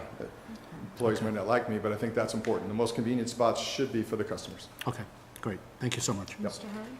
So just building on what Selectman Curro had just mentioned, so is the delivery going to be in the back where the parking spot is? Yeah, so we'd have to structure our deliveries. Again, what I like about having a basement is I can make that very secure. So we might carry more inventory than a traditional retailer that size because we can keep it secure. So we'd have deliveries in early morning hours at probably the best time coming up from Worcester. Based on you walking the area, and this is a little theoretical, but where do you anticipate the bulk of your clients would park aside from your 4 spots? So the 4 to 6. I'm familiar with the area, but follow-up question. So every time I've been here, I parked on Mass Ave quite easily. Now there's a bus stop across the street there. There's I think it's a body shop just across that smaller street. It is a little tricky. The V, Mass Ave, and then down towards the mill. I almost had a little fender bender there, so I want to be careful about traffic there. But effectively, there's 1, 2, 3, 4 sides of the street as you move out towards the mill and towards that apartment complex. So again, looking at expected number of transactions and the turn of vehicles, you know what, I don't think I feel comfortable giving you an estimate of how many parking spaces we need. A lot depends on how effective we are with managing those people who know what they want and getting them in and out quickly, and then the other people having a slower shopping experience. And I'm not so much, you touched on where I was going with it. You might, just from the location, know that we've looked at that intersection a number of times for safety concerns. If I know there's a number of spaces across the street on Mass Ave, but looking at it right now, there's only one crosswalk. It's a little bit of a scary prospect to have people crossing right there because the cars coming out of Lowell Street are kind of looking like this and coming there, and where Appleton Street, it's also a little bit of a mess. So I don't know if this is something that we could suggest, but if there was a situation where town officials thought that it was a little, during peak hours, it was getting a little dicey for both your clients and other people, would you be willing to entertain a detail for limited periods just to ensure safety? Because that, compared to a few of the other locations, I am a little more concerned with just safety right in front of the establishment for this one. So if that's something that you totally get it. I'm very familiar. We did similar things at FAO Schwartz. LA, there was a dispensary across from Whole Foods, and there was so much traffic back and forth. The city of LA put a crosswalk in there to protect the pedestrians. So, well, I can tell you from being on a different committee that on Mass Ave, we studied that before, and we declined to put a crosswalk there because of line of sight. So that's another reason that. Okay. So. But the short answer is yes. We would entertain a detail for sure. Mr. DeCourcey, did I cut you off? I don't know. You didn't cut me off. I just didn't remember my last question. So I did just quickly at the beginning of the meeting, Attorney Heim had mentioned that your location is under 2,000 feet from the location at 1386 Mass Ave. You're in agreement that you're under the 2,000 feet? It would appear so, yes, sir. Okay, all right, that's all. I just wanted to clarify if there's any question on that. Okay, thankfully some of my questions have been answered in terms of the time. One of my day jobs is court reporter, so I'm into. At the time of the application, you still had not yet secured site control. It sounds like you're closer. We got a verbal, I'm not sure how much weight you put in that, but he said, okay, we accept, let's get the paper done. So that's what's happening right now. Any new developments so far? No. So we anticipate tomorrow being able to show the paper. And I thank you for your proposal. And the next question, Mr. DeCourcey and Mr. Hurd already spoke to regarding parking. I just would make you aware, which I'm sure you already are, your property abuts a private way and there's no public parking on the private way. So there's no need to go into that. Your application highlights operations in Ohio, Nevada, and California, as you stated up there on the screen. Given Massachusetts' tightly regulated inventory, do you anticipate that any of those operations will directly complement your Massachusetts stores? Yes, well, certainly the approach. Every state is different, and every state has its unique regulatory environment that we are required to adhere to. No ifs, ands, or buts. so that compliance approach and the very detailed planning that we go through would suffuse everything we do. We've already hired Anna Romanovsky, who's here in Massachusetts, is our local compliance person. She reports to Allison Stockman, who's our Director of Global Compliance, so she's already under all our methodologies and working in that way. So yes, although it's important to note that every state is different, the methodologies and the attention to detail are the same. Okay. The next question, Mr. Curro covered regarding the medical advisor. Your application states that and correct me if I'm wrong, your website will recommend against recreational consumption for persons under 25 years of age. Will you be actively discouraging customers under 25 from shopping in your establishment? Yeah, it's not will, it does. If you go to joshd.com, it's up there. It mostly applies, well, 25 and under applies to everybody, but the male brain is not fully developed until 25. Female brain a lot earlier. My wife would argue my brain is still developing, but that's a whole other story. Let your wife speak for me. And so I think it's pretty much medically understood that marijuana is bad for developing brains. But once your brain's fully developed, you know, in the scheme of things, it's less bad than alcohol. So if you want to switch at 25, that's when you should do it, but not before. So that's on our website. It's on our larger packaging. The smaller one is the regulatory environment, so it's so tough. But it's also going to be on our packaging as well, and I think that's very important. We say on the website, care for your brain. We do. And I think that's a stance that we feel is important. I think it reflects, you know, I've got 3 kids, 14, 10, and 9, and I want them to grow up healthy and for the long term and make smart choices for themselves and their bodies. And the more education we can do, the better we are. Okay. The next question, I'm not sure how much I can get into it, but I was wondering if you could speak to the appeal pending regarding your Santa Monica medical marijuana Yes, license. so about 130, Michael, groups applied for 2 medicinal dispensary licenses in the city of Santa Monica. We were one of the top 2 finishers. We were very pleased about that. And then, as often happens in these applications, some folks protested, and not us, but the process. And so we are treading water, waiting. It's interesting. In Ohio, it happened, we were in the top 13, and Ohio said, all right, we'll deal with the protests. We're going to issue the 13 licenses. And then the protests, some of them they accepted, and they just issued new licenses. So now there's 16 Tier 1 cultivators in Ohio, where the original mandate was 13. Santa Monica's approach was, everybody stop, we're going to wait until we deal with these, and then we're going to go forward with just 2. So we're treading water. Madam Chair, can I just address that? Sure. Just for clarity, the appeal wasn't filed by Counsel or against Counsel. Yep. It was an appeal by another applicant against the city. So just to clarify. Okay. But it has stopped the process for everyone.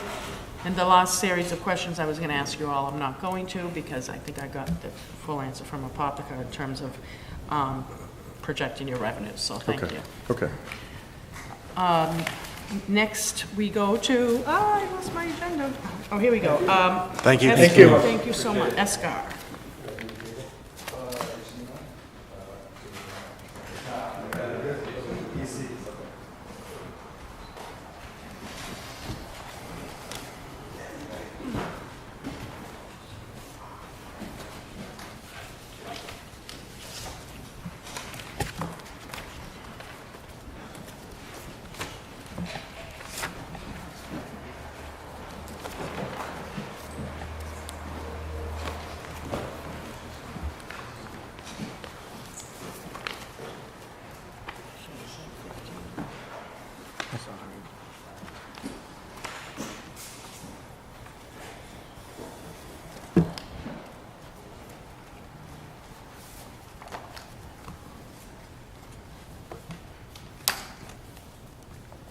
All right.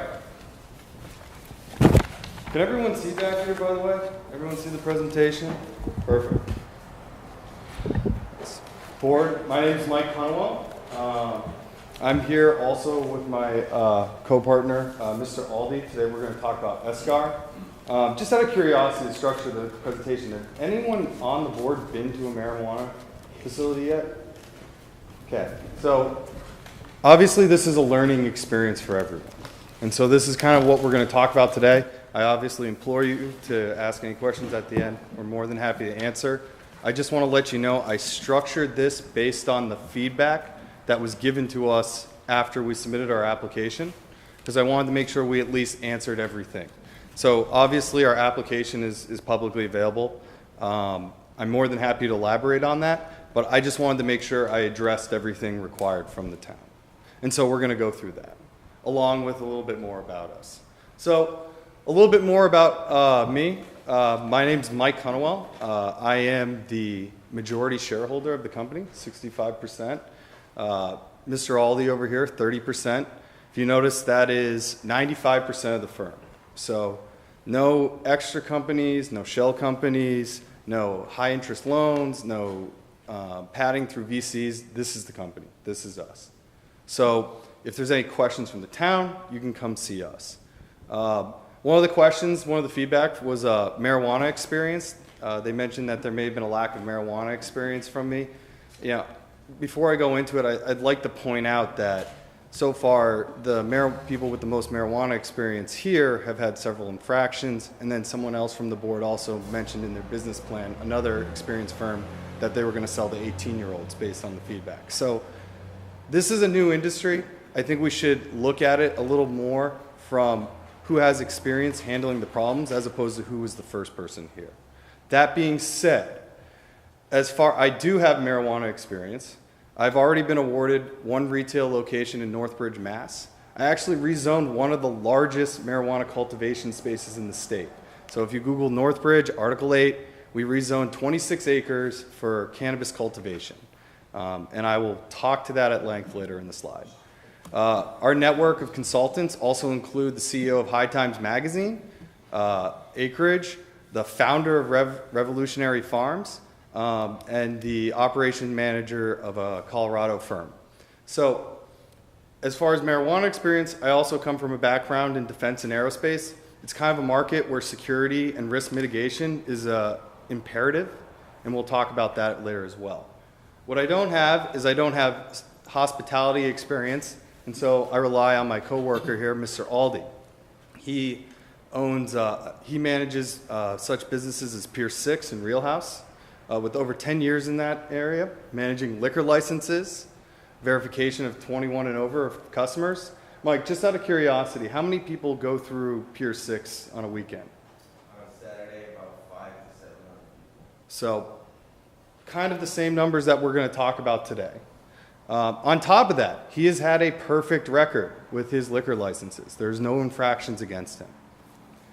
On top of that, we have a robust team of members, as I mentioned, Nicholas Zitelli, the CEO of High Times Magazines, High Times Holdings, Sheldon Aberman, CHO of Chemistry, helping design and manage over 500,000 square feet of canopy across several states, Raymond Burstein, Property Group out of Connecticut. He does some of the largest national banks in the country for property, legal, litigation, and management. And then, of course, Lauren Hunnewell, my wife. Lauren, can you stand up real quick? Not to put you on the spot. Bless you, Lauren. Bless you. She's our intern. It's a rotational program. We're going to see how it works out. Lauren, just out of curiosity, Lauren she's the event coordinator for the New York City Marathon for New Balance. Lauren, how many people go through your booth? We see around 110,000 people in 3 days. So she manages 110,000 people in 3 days. So I think she'll be pretty useful in managing a few hundred people here in one of our stores for workflow management. We also have Heather Hansen and Brooke McGuire, two of our design teams, retail layout. Obviously, we want to create an experience for the town. We're not going to be the first store.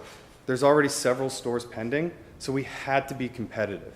And so we had to make sure that we're not just here because we're the only people with the license. We have to make sure that that's an experience that's going to draw people. And so 23 Broadway. So look, where are we located? So we are the only person that picked the other side of town. It is right on the Somerville border.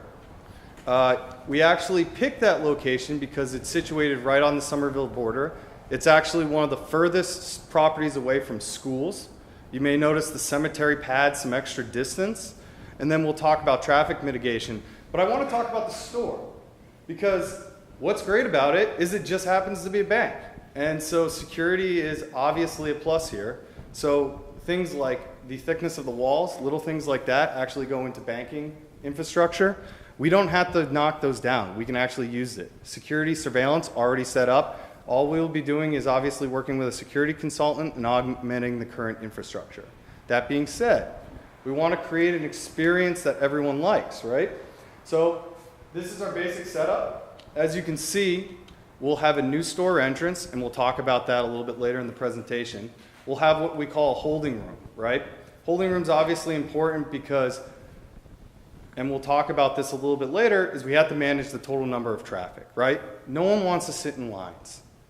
And if you've been to the current stores, it's miserable. And so we want to give people a place to sit. We want to give a place to people to decompress. This is going to be new for everyone.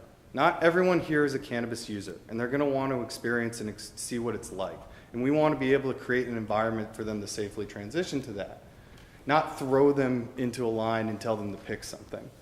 And so from there, we have a pre-order pickup window. We'll talk about there's a pre-order station there if they don't want to go into the store. And then, of course, in the store, we'll have several lock displays, a service counter. And then, of course, the back room, we're actually not going to have to modify it because the vault's already there. So what does this actually look like? We wanted to keep in touch with the tradition of the town. Obviously, Arlington is, I mean, it's Massachusetts, it's Boston. We're a little bit traditional, colonial. I look around here, a lot of wood. We wanted to kind of pay homage to that, you know, kind of keep the space very traditional in that aspect. So what you're going to see is a lot of hardwoods, a lot of iron, but a lot of open space for people to kind of look and see and experience. So just to remember, keep this in mind when we look at stores, what makes a good retail store important. So we want to be able to control the flow.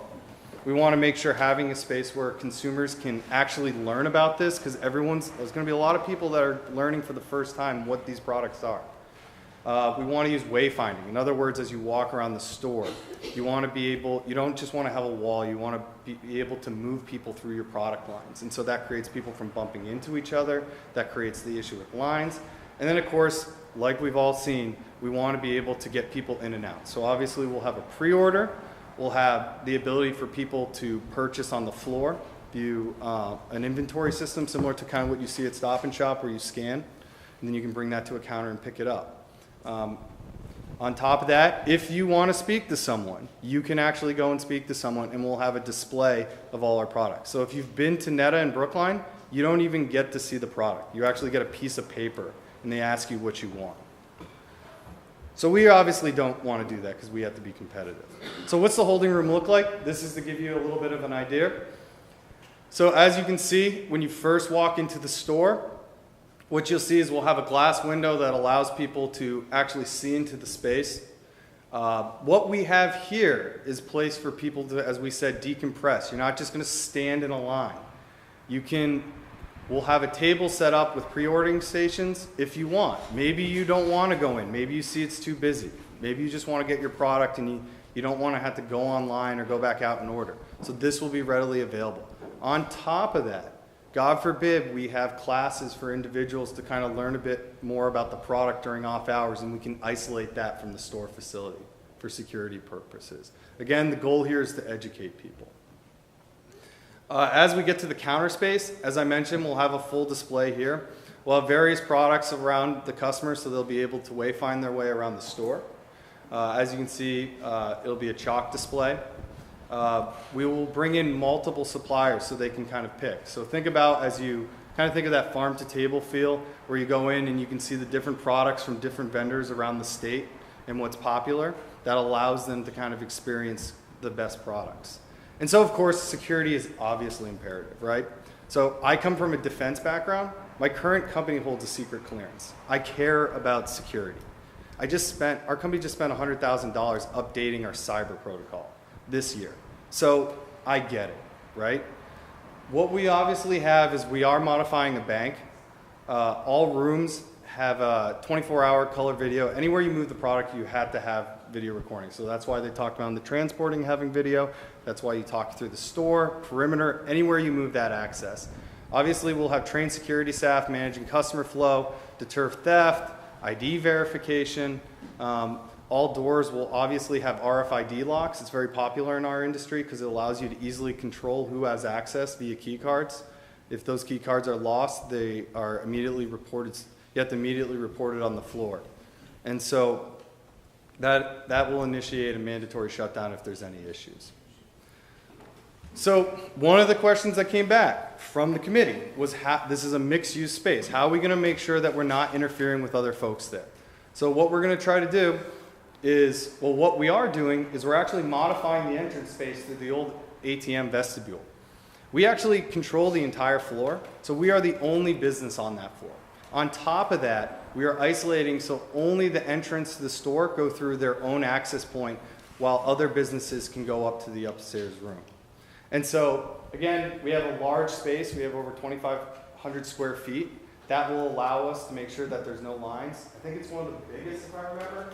And the other tenant is, the other business there is actually the tenant that leased us the property. So some of you may remember Jimmy actually came in. He didn't even know we could do this.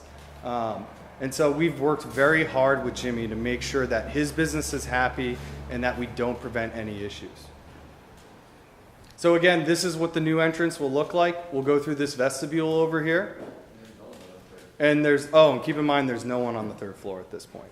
So that leaves one business. It operates the second and third floor, and it's mainly 2 or 3 people in the office. It's only It's an online he sells business. a bus company to Expedia, so he just has people operating computers upstairs, so it's like 3 to 5 employees. On top of that, I'm sure we all know, 23 Broadway isn't exactly right now a bustling intersection.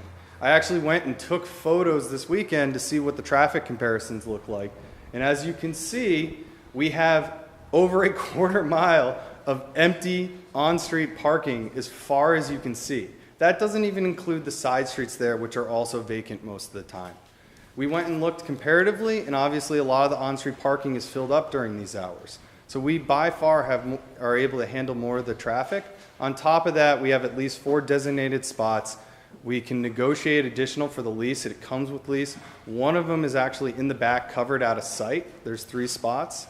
And on top of that, the old bank used to lease additional parking from the building next door. So I want to spend a few minutes on this because this was odd feedback to me. But one of the things that came back was we're not growing our own product. So there's been a lot of talk about the shortages, and there's this shortage coming, and shortage. So there hasn't been a shortage yet. And right now we have the least amount of growers. On top of that, there is 120 cultivation permits pending. That is on the CCC right now. It's public data. Over 2 million square feet of canopy is pending license approval. I can't stress enough, there will be, and it's first come, first served with priority for cultivation. I can't stress enough, there will be plenty of cannabis by the time we open a year from now. On top of that, if you notice, everyone else here, even if they're growing their own product, is also selling other people's product. The average, and I didn't want to change the numbers because it's a direct quote, 250,000 square feet will produce 50,000 pounds. Time Magazine estimated that 3.5 ounces is the average that a customer uses in a year. So just with 250,000 square feet of canopy, that's enough for 228,000 customers. Well, sounds like a lot. Sounds like we're going to have an overflow problem. That's exactly what's happened in every single state. So Oregon has a 6-year oversupply of cannabis product at this point. They've actually are trying to emergency change the laws so they can go across state lines. California is having an issue with cultivators who are stuck in an oversupply, pushing their product into the black market. I have no interest in being part of that. If anything, I don't want to have a $20 million liability on my balance sheet, and then I'm trying to push my product into the one store that I own because I'm vertically integrated. I understand why we do it. I think there's going to be great product out here with some of the people here. That's not the route I want to go. And so because of that, because we're not beholden to a large investor with millions of dollars on the sheet and this huge issue looming in 2 to 4 years, we can pick the best product. And we can pick the safest product. So we talked about safety, right? Well, the cultivators that are issued with this oversupply are already leaking it onto the black market because of the conflict of interest to push what they have. So I just think that when they talk about, well, why aren't you growing your own product? It's like asking why I won't buy oxygen tanks to walk outside this building to breathe. There will be plenty of product. If anything, we'll be able to do it safer because we have options. If your product, if you have that large product to get off your books, who has a bigger conflict of interest? The guy who can pick multiple vendors and the best vendor, or the guy that has one product that they're trying to move because of the tax incentives? I don't know. In supply, they call that sole source. You would never win a bid if you did that. In fact, they specifically lobby or rule against it. So just keep in mind, in 2 to 4 years, like in every other state, most of the growers here will not be pushing their own product. In fact, I think in Oregon, it's something like 20% make up the majority of product in the market now for all the stores. Okay? So again, the other thing is product diversity, right? If Jack Daniel's owns a liquor store, what do you think we're going to get for product options? And again, we are opening a year from now, so we had to remain competitive. So we want to make sure we have options, and we want to make, I know we're going to have the best because we get to choose from the best. And to that point, we had just over this, keep in mind this feedback came over the weekend. We were able to get 2 letters of support from 2 of the largest suppliers of cannabis in the state right now. So this is Revolutionary Farms Wholesale. You gotta go to the microphone. I'm sorry. I'm sorry. Should I hold it up and like handstand? Sure. I know you're shy, but try. Push yourself. If you're gonna talk, you have to come up to the microphone. No problem. So No, what? and Mr. Aldi also. So what I'm holding here is a letter of support from the botanist, and also I sent it to Doug, the digital version, because we had to get it over the weekend, and they sent it last minute. Another letter of support from Revolutionary Farms, the clinics. Keep in mind, they are supplying 8 of the growers that are already open right now. Okay? So people are not selling their own product. On top of that, they have a whole list of options everywhere from edibles, vape, and that allows through our supplier procurement method to choose which ones are in the best code, which ones aren't violating, and so we can be picky. We can be the safest. We can have the most options. And keep in mind, they are eager to sell to us. We got a letter of support from the owner of one of the largest firms in the state on the weekend, within 48 hours. We got 2 of those.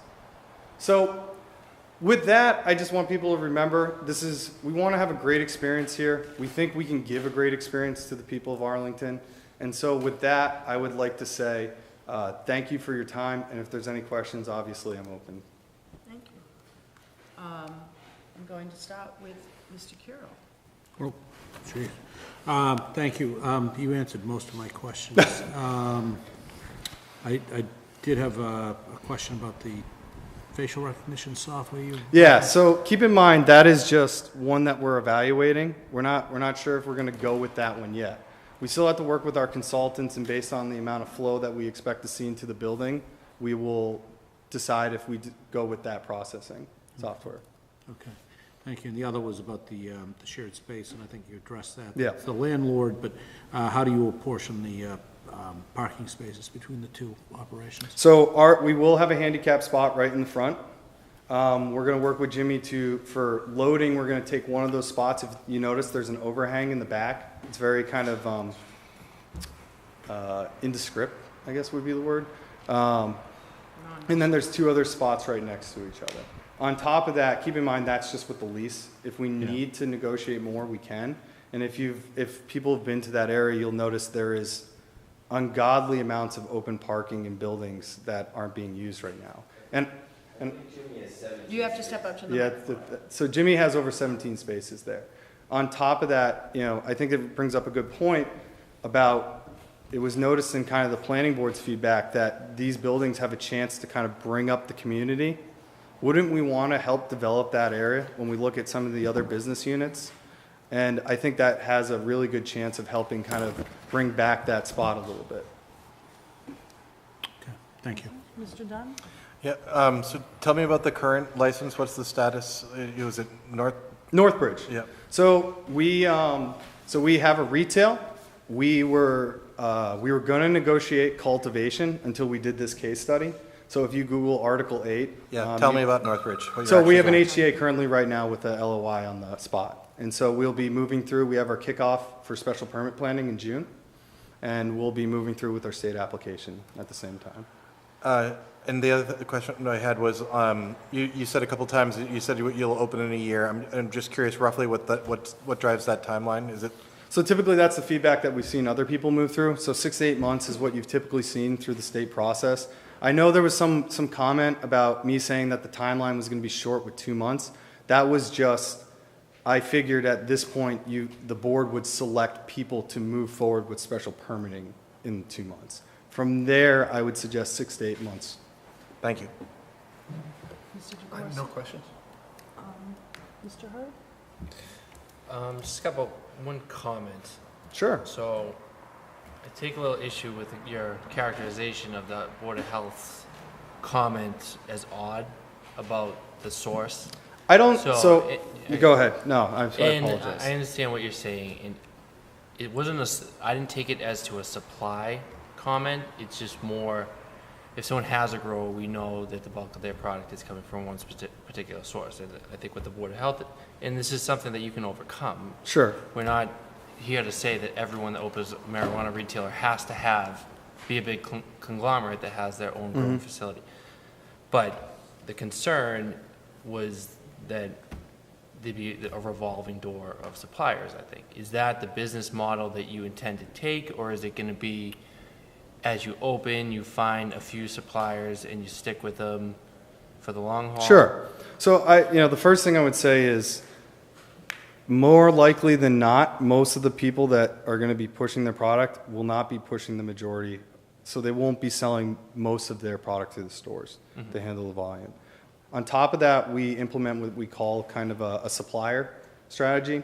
So we do this in defense and aerospace to make sure that, one, you make sure that you're not sole source, because what if one of your vendors has an issue? All of a sudden you're out of supply. So what we try to do is you do a vetting process. So we try to do what we call preferred supplier group. And so what you create is you create a rubric based on time of delivery, quality, infractions, and then obviously customer feedback. And that scoring rubric then goes into your QC operation. And from there, that helps verify your supplier group. And once they become a preferred supplier, they enter our supplier database and allows us to, then we can purchase product. We wouldn't do that until we do through that supplier vetting process. And that gives us much more ability to address concerns like safety and things like that, because as you saw, there's going to be hundreds of suppliers chomping at the bit to try to get into these few stores. And we have the leverage to make sure that you have to play ball, you have to do the supplier agreement, or you're out.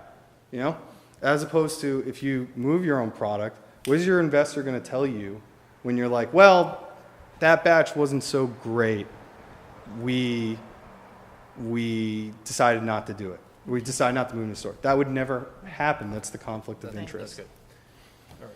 Then just one question about funding. So obviously these are huge capital undertakings to get these going. You have a 60 and 35% share? Yep. And 30, so with no high interest loans, you said. So where is the funds coming from? So right now we have, so keep in mind the highest risk in a funding round is based on the ability to gain your permit. So your valuation is extremely low in the beginning. So we didn't want to go out and get high level funding until we at least knew that we were moving forward. That being said, we can show at least $750K in a bank account today, which is at least $500K to do the build out. Down payment for inventory round is about another $500,000, and then obviously another $500,000 probably in legal processing, everything else. Okay. So we can provide that. But the intention is, if you get permitted, to we would raise funding. Another round, and we're looking anywhere to set aside 20 to 30%. Okay. All right. So it's not always going to be. No, it's not always going to be green, but hey, it's a smaller piece of the bigger pie, right? Then I think you covered the interaction with the other tenants. Yep. Obviously, if there's another tenant that comes in there on the third floor, then you'll, I assume, work with them. Yeah, we're already taking the mitigate, and again, we've done everything we can to make sure Jimmy is happy. Otherwise, he wouldn't have signed the letter of intent. and you talked about parking, so I think I'm good. That's it? Okay.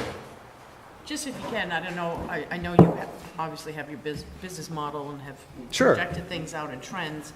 And where you pointed out, you're sort of at the nexus of the Arlington, Cambridge, Somerville line. Yep. Have you made any projections in terms of either numbers or percentages in terms of your customer base from that nexus? Right. So if we look at Colorado, so I think we did a 1 mile population, and there was about 30,000 because of the density of the Somerville area. Keep in mind, 3% revenues come into Arlington if we're able to get some of those customers. On top of that, that is revenue that's not coming out of the people of Arlington's pockets. What we typically see, and this is public information based on the Colorado numbers, is the average cannabis user spends about $125 to $150 a month. From there, we estimated an average customer base of about, I want to say 7,000 people in the general vicinity. We assume that there's at least one other vendor that may be within that vicinity on the Somerville area. So that gives us about a cash flow projection of somewhere between 4 to 6 million in revenue. Obviously, we try to be conservative to make sure that we don't overblow our costs in the beginning. We think that potentially that does hold the ability for a lot more, but we're not willing to do pie in the sky numbers just so we put ourselves in the hole. Right. So you couldn't say like 80% Arlington, 10% Cambridge, 10% Somerville? I mean, based on that, I would probably say you're probably looking at 75% the Somerville area, 25% the Arlington side.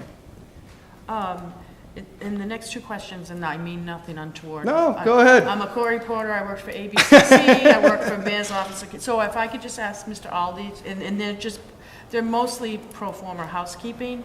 I see that you definitely have, and you've highlighted his experience with Boston restaurants and bars. Obviously, you've had training and experience with not serving to minors as well as over-serving.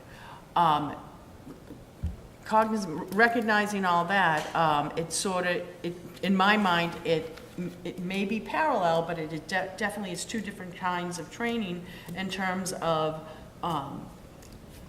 preventing sales to minors via alcohol versus cannabis, as well as I don't even know, because I wasn't with the mayor's office then, but there must be some sort of training or protocols in terms of, I don't know if it's recommending, but if there is such a thing as over-serving the cannabis services. So it's not an artfully asked question, but if you could just highlight. Well, over-serving cannabis, yeah, there are limitations on how much each person could buy per visit at each store. So there's similar laws structured in the cannabis industry as the liquor industry. So you just have to be compliant with those laws and how much you could sell or serve somebody. I would also like to point out that, keep in mind, we will have security staff looking for these types of issues, and as part of the training would be to spot anyone that remotely looks like they could be underneath. And so they'll be immediately escorted out. But only because I know this is your Yeah, first so foray. I didn't know if they were no, so courses generally in the liquor industry, it's 35 years of age. You would card anyone that looks under the age of 35 years old. I mean, it's just typical protocol. If someone looks underage, you would card them, but in our facility, you're going to be ID'd twice before you even get through the door. So, I mean, there's scanners now in most clubs, bars, but I mainly operate restaurants with the bar seat, and they're very seasonal. This is more of a procedural management question. Yeah. And I understand that spoke about, Mr. Hill spoke about the no alcohol, no violations when you've been present in a restaurant. My question's a little bit more direct, and I think you'll know what the purpose of it is, but have there ever been any alcohol violations found any time while you, Mr. Aldi, had management responsibilities? No. I've been managing partner of Pier 6 for almost 6 years. I've never had one violation or no incidents. Congratulations. That's hard to find. You try. Well, it's also who we have there, what we're trying to, who we're trying to attack, and it's young professionals, older couples. It's just the demographic that we're going for is different. Okay. And then this question is, there's two other businesses registered to the address for Escar, Tombolo LLC and City Rugby Inc.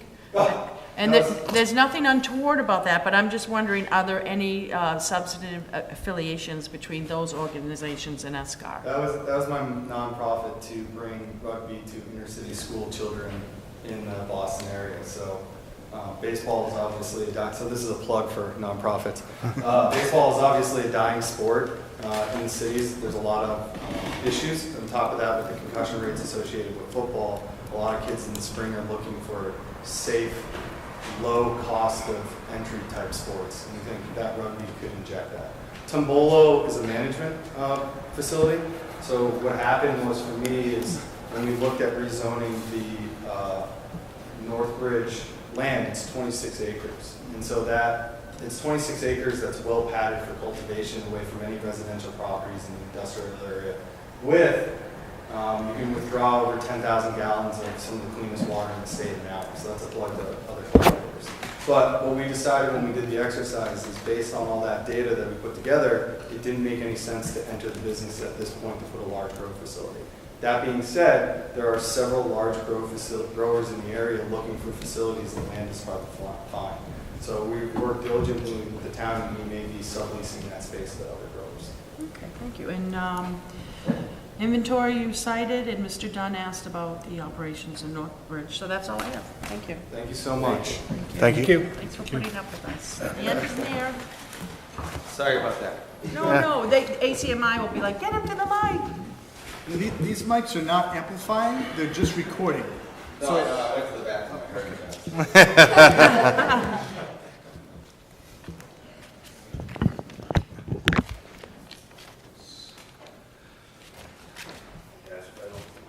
No, take your time.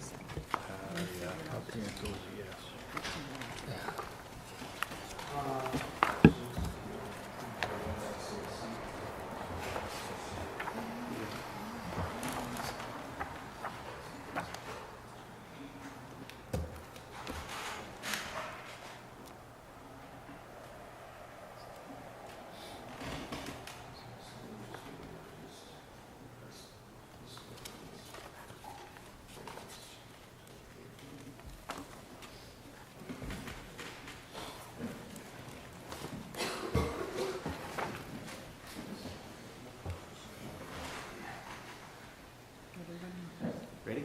Yes, please. Good evening. John Leone. I'm here representing Metro Harvest, Inc. With me tonight is, I know I was looking for it's late. It's late? Steve LaBelle, who's one of the 45% owners. With him, Thomas Gosselin, another 45% owner. And Chris Harkins, he has a 9.9% ownership interest. He's also associated with Northeast Alternatives. We also have with us our security consultant over here, Matt Gulwill, if you have any questions of him. Metro Harvest is looking for an adult recreational use license. They're located at 1306, 1308 Mass Ave, the old Embassy Cleaner building. And actually, the landlord, Nick Paradanahanis, is here as well. The only person that couldn't come this evening was Jill Stuckey, who's the corporate treasurer. I'm not going to take much of your time. I'm going to turn it right over to Chris. Well, I'm the CEO, Steve LaBelle. This is Tom Goslin, is my partner, and Chris Harkins. Chris also owns Northeast Alternatives, so he will serve as a consultant, and they have a 9.9 interest in Metro Harvest. So I'll let him just get the presentation on so we can get everything in a reasonable hour. Yeah, I'll try to go quick. No, take it. Ladies and gentlemen of the board, thank you for your time. You guys have been great tonight. My name's Chris Harkins. I'm the CEO of Northeast Alternatives. We're the 34th medical store to open in the state, and subsequently we're the 8th recreational store to open in the state. I've spent a lot of time working with Steve and his team to develop Metro Harvest. He spent a better part of a year researching different consultants from around the country. When we met, I kind of took Steve through the process that we had gone through since 2016 in Massachusetts. And Steve ultimately decided that we were a really good choice to use as a consultant, a service provider for Metro Harvest. We currently have, I want you to take to the next screen here. This is just sort of the agenda outline. You can go ahead to the team. So Steve, you guys all have, I don't know if you guys have had a chance, I don't know if you guys have had a chance to read through the application proposal that we had. So I'll kind of quickly go through each of these to not waste a lot of time and get to some of the more important stuff. Steve's been an entrepreneur most of his adult life. He's been in the automobile and real estate businesses through his career. Some very large organizations with a lot of employees, so he's got a deep background in managing large companies.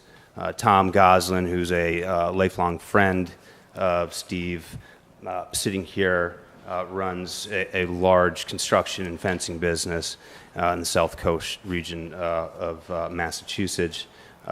Jill Stuckey, did I get it? Has worked with and for Steve for north of 20 years. She's a high-level finance person who also has done all his controls for the various businesses. Northeast Alternatives, company that I founded in 2016. It's a substantial undertaking to go through the process of getting these businesses stood up and running. My background is in real estate development, over 25 years of doing that. It's turned out to be a fairly important piece of the business. A large part of what needs to take place is, getting these places permitted and the construction done in a timely fashion. And to be able to move quickly is critical in this business. So I have over 100 people now, or about almost 120 people. Back in 2016, I brought Kyle Bishop, Zach Cooper, and somehow Lauren Ginsberg got left off the slide here. All of those folks came from Native Roots, which is a fairly large business in Colorado. They have 24 retail locations and have recently moved into Canada. Kyle and Zach ran the production side of that business. They were responsible for the design and the build out of what they call the mothership out there, which is a 250,000 square foot cultivation manufacturing facility. So they spent about 3 years at Native Roots developing that business and building out the cultivation. And ultimately, they were doing that on a consulting basis, and so ultimately decided that they wanted to get involved in the Massachusetts market. I had them out on a consult, and then they ended up joining the Northeast team, and they've been with us now for 2 years, but they are equity owners in Northeast Alternatives. So Arlington is a beautiful place. I actually grew up in Concord, Mass, just not too far down the street. So painting houses in high school and college, I spent quite a bit of time in Arlington. So this is the streetscape. We are located in the front elevations. For some reason, these pictures aren't looking as well as they should, because they do look good on the computer. But it's the old Embassy Cleaner building. It's older property that is in fairly tough shape, needs some renovation. You can see the streetscape on either side. This is that's okay. This is the existing condition, and then the proposed rendering, the proposed elevation, the rendering. You'll see that I think it's much. If you can go back one, if possible. Am I going too slow? So we try to bring in some of the local vernacular architectural elements that are existing in the local community. It's very important to us to be a part of and to fit in with the community, both from the architectural side, but also just from being a member of the business community. It's very important. You'll notice some vertical shiplap, keeping some of the existing brick, obviously refaced and new, bringing some of the Georgian architectural features that exist up and down Mass Ave, big crown molding, and dental details. We think it's a nice and needed change to that facade storefront. So, next, Steve, thanks. So, floor plan. I'm tempted to try to focus this thing, but I'll probably mess it up, so I won't. Hopefully you can see that the floor plan well enough. The main entry is to the right. You'll notice a large vestibule, and the lines you see with the dots on are stanchions. So what that allows us to do is to... Okay, yeah. So what that allows us to do is bring folks that would otherwise be on the street into the building. So the idea is to try to keep as many people as we can from piling up on the sidewalk. Okay, our location being one of the first 8 to open in the state, we've got a lot of experience in the amount of people that you end up having to manage, and so we've found that this is the best way to do that. You'll also notice that inside there's also stanchions that create a line. Okay, so that allows us to get north of 65 people in the store at one time. We're able to, with the 10 registers that we have, we're able to move a fairly large amount of people through, even more than what we have in the projections, which you'll notice in a later slide as it relates to the financials. But this design and this flow is a proven design. We have it operating currently in Fall River, and it works very well. So just to run you through the flow real quick again, you come in the front door, you go around, yep, you come back, you check in at the security checkpoint there. That's where your IDs will be checked, right? Everyone has to be checked, no matter what. You have to have we scan every ID that comes in. Then you make your way into the store and you get in line. We found this, we had lots of different ideas about different patterns and different ways that people should experience this, and we find that, especially in the early days right now, that the most important thing is to get people in and out. It's what they care about. They want to be in, they want to be out as quickly as they can. And we've learned how to do that very, very efficiently. Next. So this is some pictures of our actual retail environment. Again, these things are coming. So we use a lot of combination of the natural woods, reclaimed lumber, along with the actual real hard tile floors that are light. So we bring, you'll notice the metal piping. So we bring sort of an industrial chic look, sort of industrial fixtures, while we maintain that outside to be much more colonial on the inside. This we find people. We did a bunch of studies before we built our facility in Fall River, and did a bunch of focus groups, and we found that this is the most comforting environment for the greatest number of people. All right, Next, Steve. Okay, so as you're aware, and it's noted in a variety of your questions that I saw from your different department heads, we do have a toddler park that is behind the property. This was a park, as I understand it, that was donated to the city by a project that was done. John, you could maybe point to that.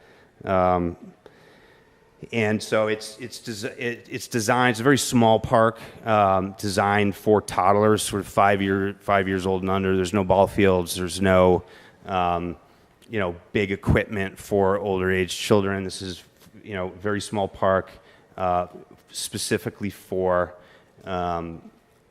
toddlers, not over the age of 5 years old. There's a big ledge behind the building.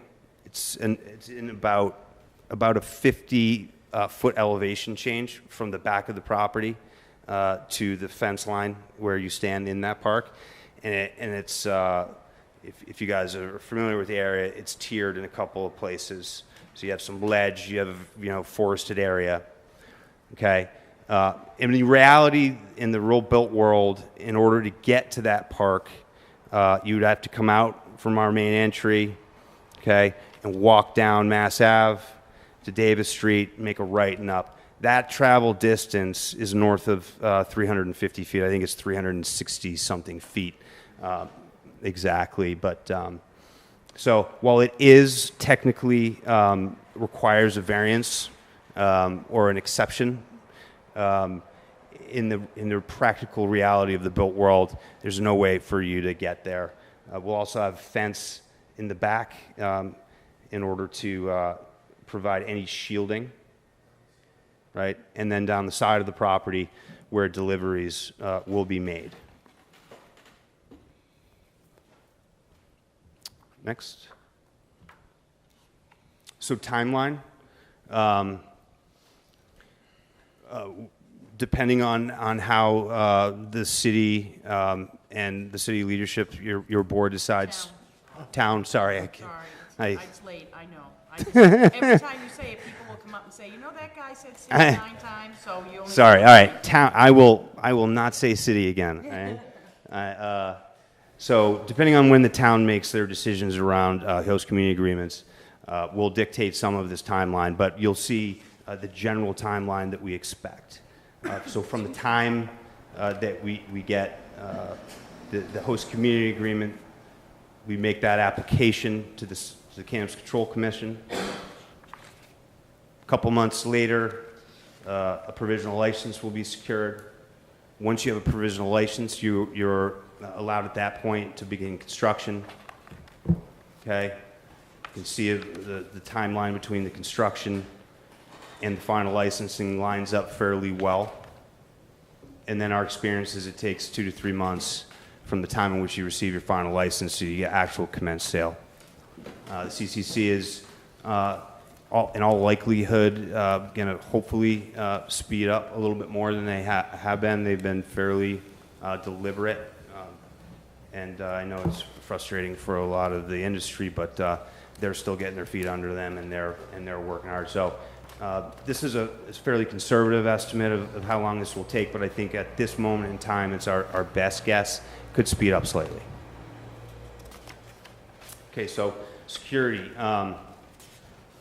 Obviously, security in this industry, and particularly for towns, is important. We've been doing this now a number of years, so we have all of the designs and systems in place. We have the professionals in place. Matt is here if you have specific questions after. But all of, every square inch of these facilities are cameraed. There's not one single place where you can't see or that the CC can't see, or the town's police, right? So all exits are monitored.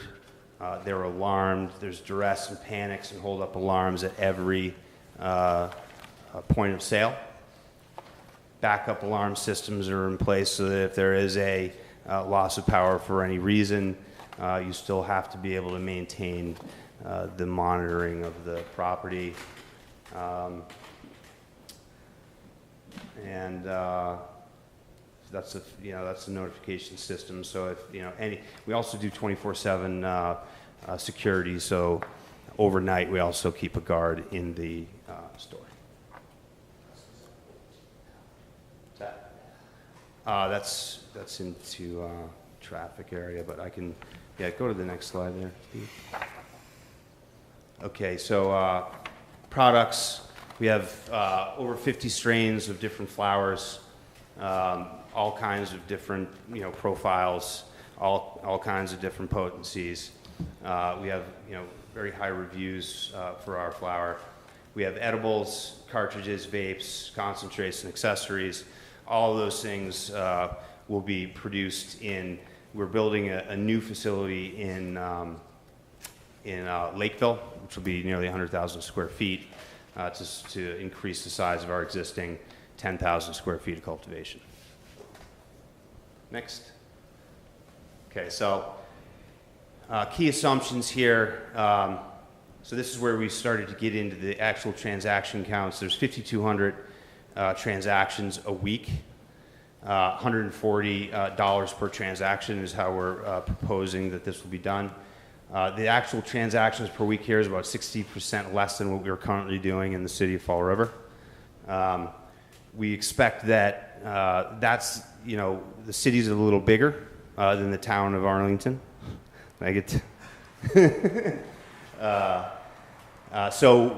but we do, the surrounding area, we expect that there'll be more traffic, and it depends on where other stores will open, but we think this is the transaction number is a little bit higher than we do currently in Fall River, but the demographics, I think, support that here, and the income here is higher than it is in the Fall River area. But you can see generally how the numbers break down in terms of flower sales per month, MIPS, which is all the other products basically that are sold per month. You can see what the host agreement fee is of 3%. The city, the town also at their election can take another 3%, right? So the total take to the town is actually 6%. You can see how all the other numbers break down to what the total net is for Metro Harvest. Next slide. So the benefits for the town, obviously, the financial benefit is clear. That number is reflected with the total of the 6%. We had also talked about a donation to the city, or to the city's, to the town, to the town's benefit, to use as the town sees fit. We with the design of the space, we anticipate 40 to 50 new created jobs in the town. We spend a great deal of time focusing on hiring locally. And we found the best way to do that is through job fairs. Believe it or not, we had 4 of them in the city of Fall River, and we had over 2,500 people show up. And we, of course, we do Indeed postings, and we do, all the other normal hiring procedures. That was your 20, so if you want to start to wrap it up. It was already? Okay. Yes, you okay. Definitely. I think I've turned into a city. Okay, I'll go quickly then. The economic multiplier, every dollar spent with the industry, you have an economic $3 multiplier to the surrounding areas. We focus, really hard on compliance and safety. The real thing about this new industry is that safe access for everybody is incredibly important. Okay, and that was it. I wasn't that far off. I learned, I said, no one's going to take all 20 minutes. Okay, Mr. Dunn. So, I guess my biggest question is also a concern, which is that, so state law says 3 facilities per company. Sure, sure. And it's pretty easy for someone to suggest that this business arrangement is an end run around that. When someone challenges that, when's it going to show up, and is it going to slow everything down and make it such a it doesn't happen? Well, the regulations are very, very clear. We've obviously had our lawyers vet all of this before we entered into agreement. We started the consulting side of this business about 1.5 years ago because we kept getting approached over and over and over again by people that needed help. You know, most people, look, it's new in this area. And so there's a lot of people that are getting into this business, and they should. But they don't have the experience that we have, right? So we decided that we were going to enter the consulting and services side of it for a couple of different reasons. Number one, you know, there's obviously a financial benefit in doing it for our business. We also are able then to provide the wholesale products. So it allowed us to more comfortably expand our cultivation side of the business. And it's perfectly legal. So we can't have any more than 10%. We cannot have any management controls, which we don't. We are a service provider. We take them through the whole process, right, from the startup. And that's really, that whole front end is the 9.9% consideration. And after that, everything is simply just service contracts and wholesale contracts. So it's perfectly legal. And we believe that that'll hold up. The CCC is, we've already talked to them about it, and as long as we stay within those ramifications, and I know where you're coming from with all the stuff that's gone on in the Boston Globe articles. So I understand your concern, but this is not one of those situations. We are a small company, Northeast is, and we are a service provider for Metro Harvest. Huh? Right, yeah, of course. Yeah. Mr. DeCourcey? Yeah. Thank you.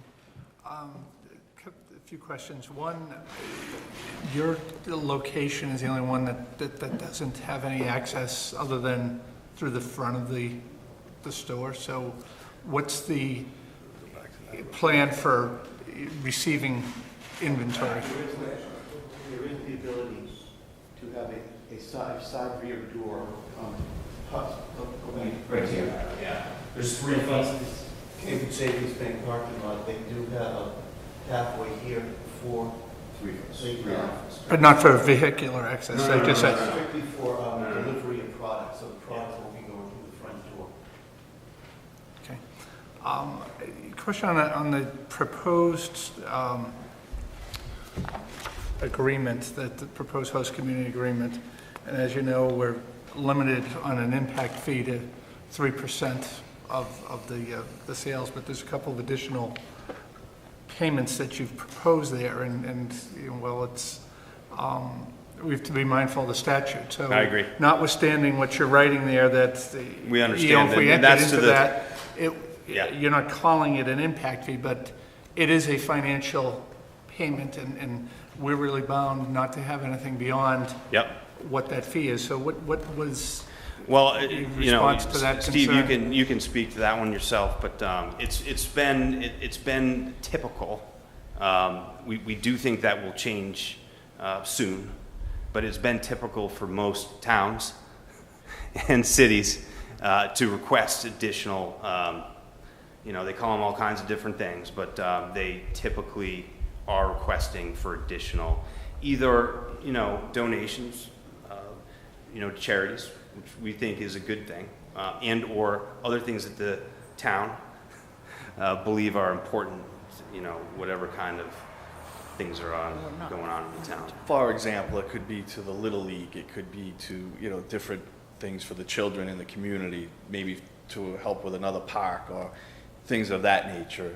It's more of a charitable contribution to whatever is needed in the community. Okay, thank you. Mr. Hurd? So just to expand on something that Mr. DeCourcey talked about, so your location has the highest amount of traffic queuing, I would say, of the proposals. It's debatable, but as far as deliveries, you don't have vehicular access, so is it the delivery is going to come double park in the street, or if there's no parking, what's the plan for? Yeah, so we would take deliveries at specific times, random times, but specific so that there wasn't, so we know that there's not traffic. And when you make deliveries, and you've heard from others that, you're constantly monitored and everything else. So you take once a week deliveries. We have a large area for storage. We have a basement as well. We do have over 3,300 square feet this store is designed at now, not including the basement. So we can hold product for over a week. So it's not like you're going to need it every day. Yep. And are you going to store product in the basement? Well, right now we have a vault. We'll be doing both. Yeah. Right now we have a vault. You can see. So right up. But there could at times be product in the basement? Sorry? But there could be product in the basement? Yes. Is there, as part of this process, would you have to do any sort of 21E inspection for that? Would you have to do a 21E for that, with this type of product coming into a location with dry cleaners? No? Yeah, 21E would be on their own risk if they decide to buy the product. Yeah, well, sure. Storage. Okay. And then you mentioned 24-hour security. Is that your standard protocol? Because it looked like it was unclear in the application if that was. So that's our you do standard. intend to have. That's our standard protocol. Yeah, we have, depending on the day of the week, we have a minimum of 2 security staffing the actual retail floor, and then 1 overnight, and that's working on 2 shifts a day. So there's a 3-shift work flow for the security staff. Mr. Curro? Thank you. Please tell me, what's your training program, summary of your training program to prevent sales to minors? Prevent sales to minors? Oh, well, minors can't come in the store. We have an ID scanner at the door, right? And then the security staff is obviously trained in, visual prevent it. If we think even when you have a scan, is there that possibility? The security staff is trained. We have a full training protocol that all the staff go through, including the retail staff. But the chances of anyone getting through security that are under the age of 21 is next to impossible. I just had another question. That your sales projections, revenue projections, will by like a factor of 2 over the next highest projection of any of the applicants before us. Some staff analysis posited that perhaps you had inadvertently included sales to 18 and over. Because there was a reference actually in the proposal to sales to No, that was, yeah, go ahead. I think what you're referring to is the Health and Human Services report. Yeah. It says he's 18 years old. That referred to the market analysis, which was, they did not do that. That was a industry analysis. Okay. If you go a little further on, their target market starts at 21 and goes up. In fact, there are 3 or 4 other references where their security plan says that they will check everybody's ID and scan the IDs, and anyone under 21 will not be allowed in. So their customer makeup and their staffing is all designed at 21 and above.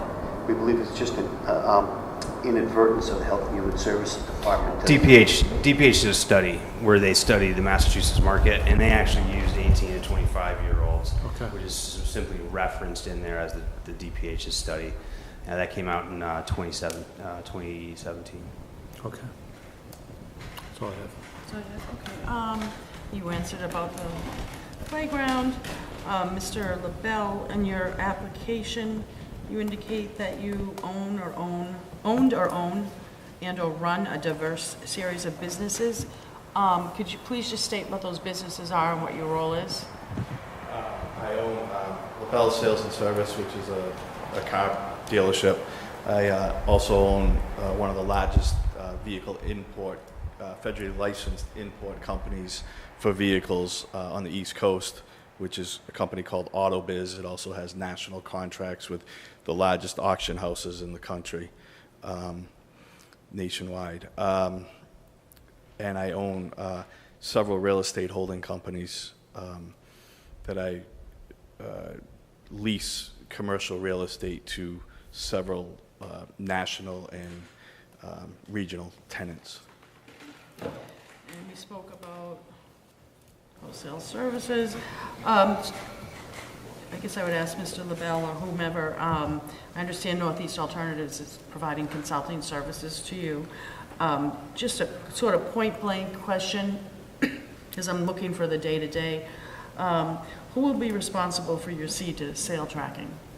Well, Northeast will have the CRM software that will be, monitoring that. I will make an appearance several times during the course of a day on a weekly basis to oversee the management staff. We'll have weekly meetings, probably Mondays and Friday mornings will be, and Mr. Goslin will be also stopping in on the opposite times that I come in, and we'll be monitoring that as well.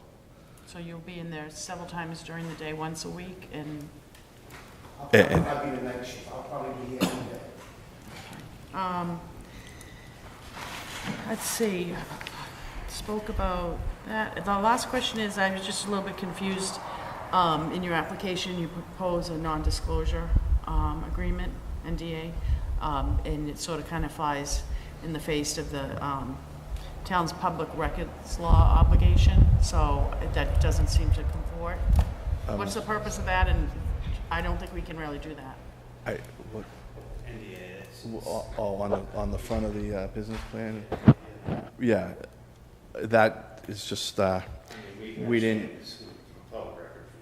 Yeah, we understand that, but our initial package... What do you think?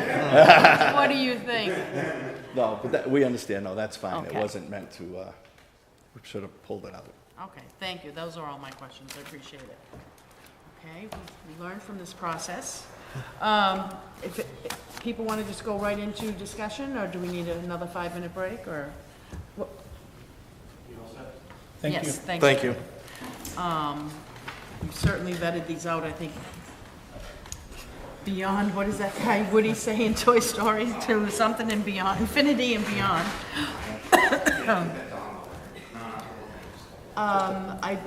We can vote up to 3, but we're not bound to vote 3. Attorney Heim, am I correct that in terms of when the applications were filed, that's when site control had to be, or should have been, obtained, or? So what I would say is that the board's criteria included completeness of application. One of the pieces of the application was to establish site control. The board's not using like a formal scoring process, but it's certainly something that the board listed as part of its criteria. Okay, so it's a criteria. And I'm not saying anything about the presentation, 'cause, Mr. Dunn. You ready for a motion? Yes, sir. So I definitely, so of the 3 that are within the same range of each other, I feel like we can only approve 1, because, and if that should fail before the ARB, then, I'd welcome people to come back. And I prefer, of those 3, I prefer Apothca, because I have enjoyed the relationship that we've had so far with them as a town. And so I'm going to move approval of Apothca's application. And I'll say that I actually like Calix's presentation second best, but I can't approve it simply because of the range issue. And so I also move approval of Esker, and I hope that Calix comes back with a 3rd location. Mr. Dunn, can we do them both together? I mean, Attorney Heim, sorry. I think you can do both together if you like. Yeah. Is there a second to Mr. Dunn's motion? Second. Seconded by Mr. Hurd. And I say ditto on your remarks, Mr. Dunn. Are there any questions? Further discussion? Mr. Curro? I guess I'm really in the minority here, even though... Do you want us to take them separate? I would... I'd prefer that they be done separately, yeah. Is that okay? Yep, absolutely. Then just Apothca first. Okay, motion by Mr. Dunn to approve Apothca, seconded by still Mr. Hurd. Second. Any questions or discussion? Mr. Curro? I would just say that I recognize that one of the the criteria was the completeness of application, but it wasn't a requirement that we put. It was one of the judging criteria. It's a very difficult decision for me. I thought that both Apopka and Calyx Peak had excellent presentations. What I struggle with is that part of our role is also the economic development aspect of this, and the location that's proposed by Calyx Peak is one that we've struggled with for many years to try to fill. I thought the presentation was excellent. I'll just say for the record that they are my preferred choice, but I don't actually have an objection to the Apopka recommendation. I can already hear that the votes are there for Apopka. I don't have an objection to it, but if I had had my druthers, I certainly would have supported the Calyx Peak as a preferred choice, and I would be very happy if they were to find a proposal to bring back to us at some point in the future at another location that's not within that range that we could entertain. Mr. Hurd? Just say briefly, we're doing this based on both the applicant and the location. I think we've heard 4 good presentations. I think we have good applicants. Of the 3, the reason I seconded and would support Apopka is that they have the structure and they've been operating in the town, but also, maybe more importantly, I shouldn't say that, but I think the Apopka location is headed, and this is nothing against the other locations for businesses, but for this particular purpose, where there's parking in the back, it's a freestanding building. I think there's more flow in that location. I just think for what we're looking for in that particular district, that building is best suited for the purpose. I hope the other, there's great locations for the other 2 structures, and I think they'll be conducive for other types of businesses, but I think that the Apopka location is really prime for this first round of applicants. Okay, any further questions or comments on a motion by Mr. Dunn, seconded by Mr. Hurd to approve Apopka? All those in favor say aye. Aye. All those opposed, unanimous vote. Mr. Dunn, Move approval of the Esker proposal. is there a second? Second. Seconded by Mr. DeCourcey. Any comments or questions? Mr. Curro, or? I'll support this one with some reservations based on the experience in the industry and based on I prefer the integrated model, but I do actually think that the location is a decent one for the use, and they were one of the HCA proposals that included a specification around a pilot as well. If there was ever a situation where they were exempted from property sales taxes, but I will support it with the reservations. Mr. Hurd? Yep. And I just say, as far as the presentation, I think, there's a little more experience to be had with these, and that's just it's a new business, so, I don't fault you for that. But I trust our town staff, our town departments to be able to regulate these, and if there's any issues, to identify them and take care of them, so I'll also support this location. Yeah, I'll support the location as well. As the applicant said, it's the only one in that part of town, and it sounds as if there's a decent relationship with the landlord. Yeah. And I think there is going to be a lot of oversight, so if there are issues that come up, they will be addressed, and they'll be addressed swiftly. Okay, on a motion by Mr. Dunn, seconded by Mr. DeCourcey. Any further questions or comments? If not, all those in favor say aye. Aye. All those opposed, unanimous vote. We'll return to the agenda. 16, just please look at these appointments and...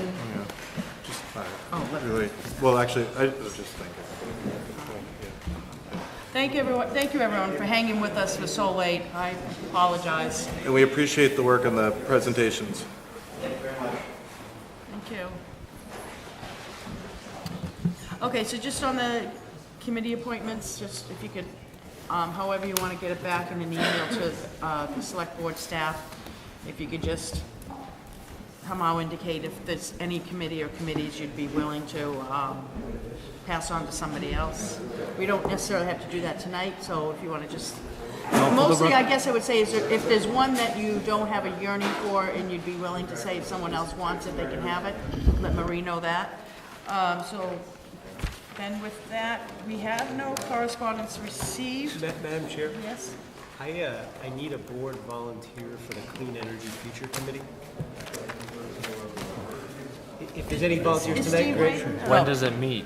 Friday mornings, once a month, Friday mornings, 8 a.m. Friday morning when again? 8 a.m. Okay. That's good.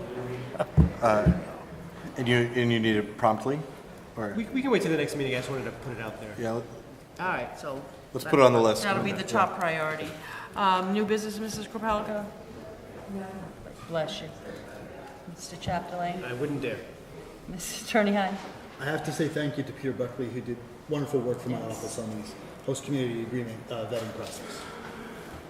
Mr. DeCourcey? None. Mr. Hurd? Mr. Curro? Mr. Dunn? Madam Chair? Yes. Oh, no. Oh, me? Well, Len, who No, complains, Madam- we go over 5 minutes, go ahead. Madam Chair, Yes. on our next meeting, Yes. will we be in business casual? Oh, yes, yes. I mean, some things are worth talking about even at That's 11:45. Yeah, definitely. Thank you. Thank you.